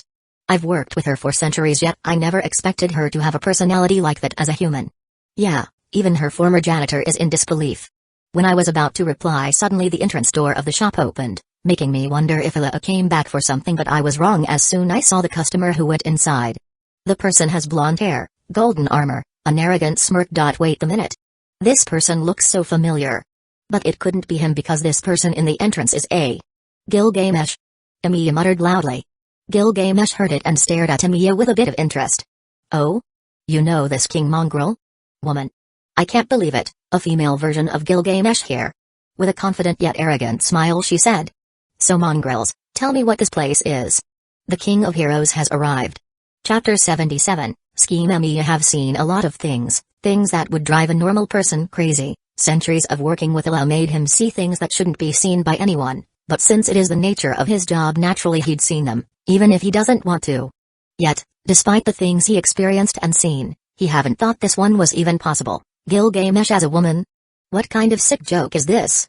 It wasn't funny. Oh? You know this king, mongrel? That familiar arrogant smirk, and that particular everything is beneath me kind of aura. There's no doubt that this person is Gilgamesh, except instead of a penis, this one got a vagina and a pair of breasts. Emilia hated himself for even thinking of this version of Gilgamesh as beautiful even for a millisecond. Either way, it seems that he had gained this woman's attention by saying her name. He didn't like the way she's looking at him. It's like she's starting at an interesting insect rather than a human being. He decided to play it cool and replied. I suppose. Gilgamesh's smirk became wider and confidently answered. It is to be expected as me. I suppose my people could recognize their king immediately. Emilia couldn't stop himself from snorting at that, which didn't go unnoticed by Gilgamesh. She frowned at him and said. Is there something amusing, mongrel? Despite knowing that he's unmatched and would most likely earn the ire of this version of Gilgamesh, he didn't hesitate to answer. Indeed there is. I suppose no matter what version of you, you're still as arrogant as ever. Gilgamesh frowned more, as she's trying to comprehend what Emilia was talking about. What do you mean, mongrel? Despite the obvious insult, that would certainly made her angry. Luckily, not, for Emilia her focus was completely about this version of hers, that he mentioned. Knowing that lying would be completely useless, since Gilgamesh could tell if someone lies or not, as it is part of her heritage as a demigod. I have a displeasure of meeting a male version of you. He's certainly as arrogant or maybe more than you. Emilia couldn't help but scoff as he remembered meeting that arrogant golden archer. Not to mention faker. Said by a certain version of Gilgamesh. Although, it's true that he is as indeed a faker, it doesn't mean he liked it, especially if it's Gilgamesh who said it. Oh ho? There was a clear interest in the female version of Gilgamesh. However, before she could say anything, suddenly someone interrupted. As interesting your conversation is, I think you guys are forgotten about me. Emilia's new boss said with an easygoing smile. Although their discussion is interesting to hear, I wouldn't let myself be a third wheel. There's no way I'd allow myself to be subjected in that awkward position. Especially when I'm the owner of this place. I still have my pride, you know? Unlike Emiya. My words seemed effective, as the two attention was back to me. Anyway, this version of Gilgamesh is as arrogant as the archer version it seems, not like the caster version who is at least tolerable. From the information that was provided by the shop, it seems that this version of Gilgamesh is still alive. It means that she's a lot stronger than her heroic spirit versions. Oh? And who are you mongrels? The female Gilgamesh asked with interest. I bowed slightly to show respect for her title, but not too much to look like a weakling and a pushover, after all, despite her titles and future achievements. I'm still a fucking magician of first, my title weighs something, even in the age of gods, someone like me is unique, even though I got my magic in an unconventional way, the fact that I have it, warrants something. The owner of this shop and a true magician of the first. I dropped my title purposely for her to know that I shouldn't be underestimated. Gilgamesh may be arrogant, however she was no idiot, in fact she was far from it. She knows what I'm trying to do to her and it only made her feel interested in me. Because what I'm basically trying to convey to her is that I'm not afraid of you. I'm pretty much invincible in this place. While she was restricted and could barely do things here, she couldn't even use her Sha Nagba Imaru here.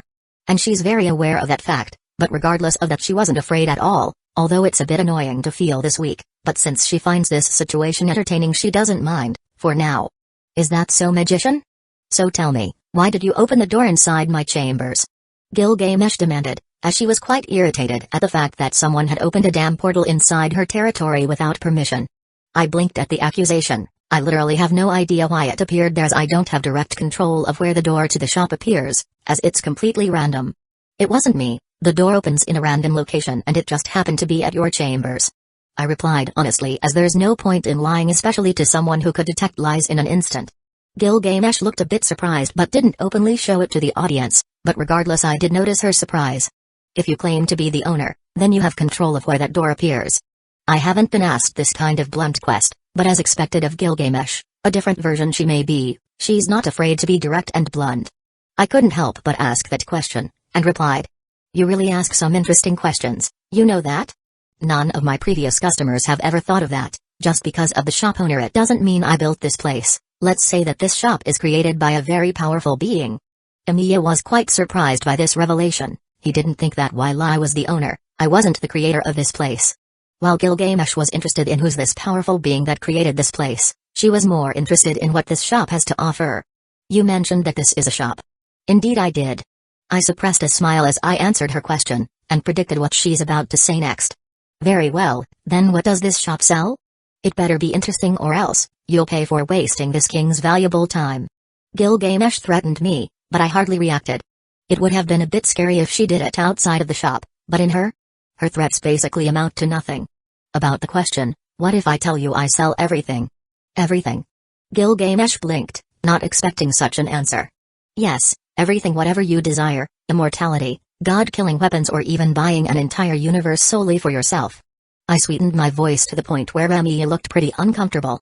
While Gilgamesh hardly noticed this, as she was very much excited at the revelation that she could buy anything, even immortality. She, a demigod, wasn't immune to death and she would eventually die of old age. She wasn't afraid of death before, but thanks to the death of her only friend by that bitch Ishtar, it was a catalyst that planted a seed of doubt in her heart. Gilgamesh, what would happen beyond death, to the unknown? Honestly, she was thinking of trying to obtain that immortality herb that she heard from the rumors by herself, but an opportunity basically appeared in front of her, and if the store owner wasn't like about selling immortality, then she would like to buy it herself, no matter what the cost is. A glint appeared on her eyes, one that I noticed, smiling internally. Hook, line and sinker, hee, I'm getting a lot of credits today it seems. I'm gonna milk you out, Gilgamesh. Then I stared at her massive breasts and thought. On a second thought, phrasing, I mean I'm going to suck everything out of you. Okay, that sounded wrong again, but right now it wasn't his main priority. Tell me, how much is it to be immortal? Name your price. Gilgamesh stared intently at my eyes. While I couldn't stop my lips from twitching, and couldn't contain the greed in my eyes, on a normal occasion Gilgamesh would have noticed this, but thanks to the fact that she's distracted by obtaining immortality that slowly becomes an obsession. She didn't realize that was scheming to get her money. She got plenty either way. Let's say that I'm going to convince her to convert at least 30% of her treasures in her Gate of Babylon into points. And with that in mind I started explaining the conversion system to her, and there I will start my scheme. Normally this would be incredibly dangerous, but the fact that physical and mental attacks are basically non-existent in this place. I wasn't afraid of risk, and that is how I, Alexander Bartolomei, managed to manipulate and trick the king, no, the queen of heroes, into buying an immortality which is ridiculously expensive compared to the rest. Chapter 78, Jackpot. She heard this mongrel, no magician. It is only fair for her to call the store owner by his title. After all, it's no easy feat to reach the root. It's only natural for her to respect his station. A tyrant she may be, she knows respect. That's exactly what happened with Enkidu. After hearing his explanation about the converting system, which was awfully convenient in her opinion, she didn't hesitate to convert most of her treasures from her gate of Babylon. While it may be valuable and precious to her, as she takes great pride of the treasures she gathered through the years of being a king, she knows when to give them up, especially when it's for something that is equally important. And that important thing is immortality, the only thing that she doesn't have, and something she desired right now the most. After witnessing the death of a dear friend, it was uncharacteristic of her to act scared of death, but she wasn't inflatable. Enkidu's death proven that. That's why she needed to attain immortality, no matter what the cost is, while she may lose the majority of her treasures. It was fine. After all, she could gather more in her treasury in the future as long as she lives. Finding new collections would be a piece of cake for someone like her. Although, there's something about the magician face that looks a bit familiar. It didn't take long for her to recall a particular memory. Ah, yes, the face he's making was similar to that of a merchant. Although, his face wasn't as unpleasant as those merchants that she had unfortunate meeting with, the greed and lust in their eyes as they look upon her flawless body. It wasn't that surprising for anyone to look at her with lust and greed. After all, she is a one-of-a-kind beauty, much desired for her body. However, what she can't accept is that this particular merchant wasn't even trying to hide his lust toward her perfect body. Gilgamesh was disgusted by that pig and later executed him for daring to look at her like that. There's a lot of protest from her people that killing this merchant would lead a lot of troubles, as this particular merchant is famous across the continent, but she couldn't careless and beheaded the man herself. After all, she's a tyrant, there's little that she won't do. Her reputation is earned, nothing of it was an exaggeration. Maybe except for that particular rumor that she honestly hated. She doesn't know who started it, but she executed the one who spread it. The rumors were about her having a royal harem, having sex with multiple men on a daily basis, and it angers her. What do they think of her? A common whore? She wasn't Ishtar who would sleep anyone she fancies. She was better than that slut of a goddess. However, she was no virgin either, as curiosity gets over her sometimes. But that's it. The times she participated in such an act could be counted in one hand. Like she mentioned, she isn't a whore like Ishtar. Either way, the look of this magician doesn't disgust her. Instead, she felt amusement. There was no lust in his gaze, but only greed, although he tries to hide it, but he can't hide it from her, as someone who saw this kind of expression in thousands of people. His handsome looks also helps. From all merchants she met, she had to admit the magician took the cake of the most good-looking of them all. Although the magician assistant, who seemed to recognize her, wasn't losing with the looks department either. His white hair, tan skin and that exotic appearance.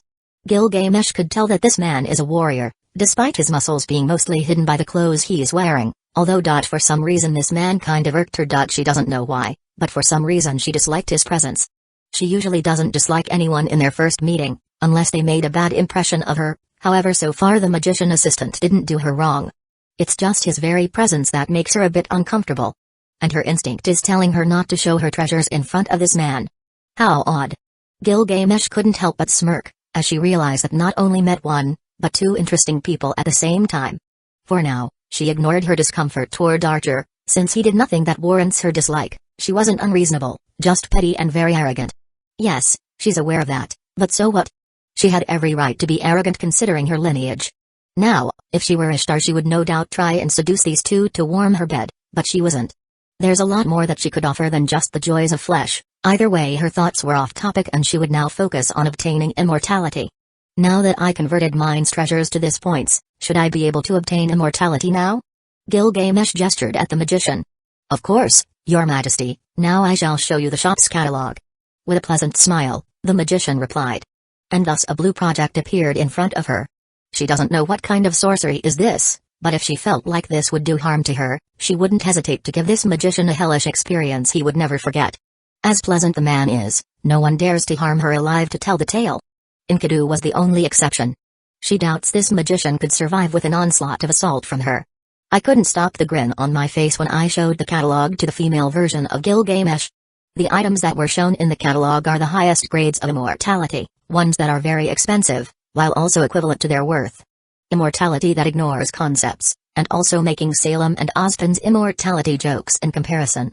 I didn't regret manipulating Gilgamesh's choice even though she isn't aware of it, and there's a fact that she might learn about it in the future, but he couldn't care less right now, as that would be the future me problem. And right now, I shall enjoy the points I'll receive from Gilgamesh, just taking the percentage of it is making me drool. Just a note that Gilgamesh converted 30% of her treasures into points, which is equivalent to 500 million points, which was really crazy. It didn't take long for Gilgamesh to pick a type of immortality, and just like that I received a notification that I obtained 200 million credits. I couldn't suppress my grin as I received that kind of money, even the credits I received from pales in comparison to what I earned from Gilgamesh. I hit the jackpot. I could only imagine possibilities of what powers I would obtain with this amount of money. Like everybody else, after purchasing an item, Gilgamesh received a card, not just any card but a diamond one, the first of its kind. Gilgamesh is officially the most valuable customer in the shop currently. And the card details are: Diamond card, Gilgamesh of Ruk Multiversal credits, 100 million purchased history, the creator's immortality. Conversion history, 30% Gate of Babylon treasures. I could have but names, but this is easier to write and understand. Card access, door to the Multiversal shop, anytime minus 20% off for every purchase in the shop. A diamond emblem above the head. A personal lounge in the shop, the right to have a private meeting with the shop owner. Damn, I could see the difference between gold and diamond perks. If this was diamond, I wonder what the VIP customer perks. Above Gilgamesh was a unique emblem familiar to her, not to mention it has some sort of charm effects that I couldn't even resist looking at. To be honest, this type of setting reminds me of being a F2P player meeting a P2W player. The realization was damning. Chapter 79, A Wish. Honestly, that emblem is really attractive, however it didn't matter to me that much, after I'm technically the owner of this place, and if I wanted a similar I could easily get one. In fact, I do have a unique emblem as the owner of this establishment, but I haven't really tried using it as it wasn't too important. Still, seeing Gilgamesh diamond emblem, I was really tempted to use my unique emblem as well, but through sheer logic I stopped myself, as basically showing my own emblem is like flexing toward Gilgamesh. While it may be a bad idea, however she might have misunderstood it for something else, I rather not deal with this, thank you very much. Forgetting about the emblem for a moment, I noticed Gilgamesh trying to harm herself to see if her newfound immortality works. She took a nameless sword from her Gate of Babylon. Which surprised me, because in this place using magic shouldn't be possible after all. The shop nullified them, or at least that's what I thought. I couldn't help but ask the AI that was assigned to me by God. Hey, I thought magic is nullified in the shop? Normally, but this is an exception when a customer tries a product. Since Gilgamesh of Ruk bought immortality, she has a temporary permission to use her magic to test the immortality she obtained.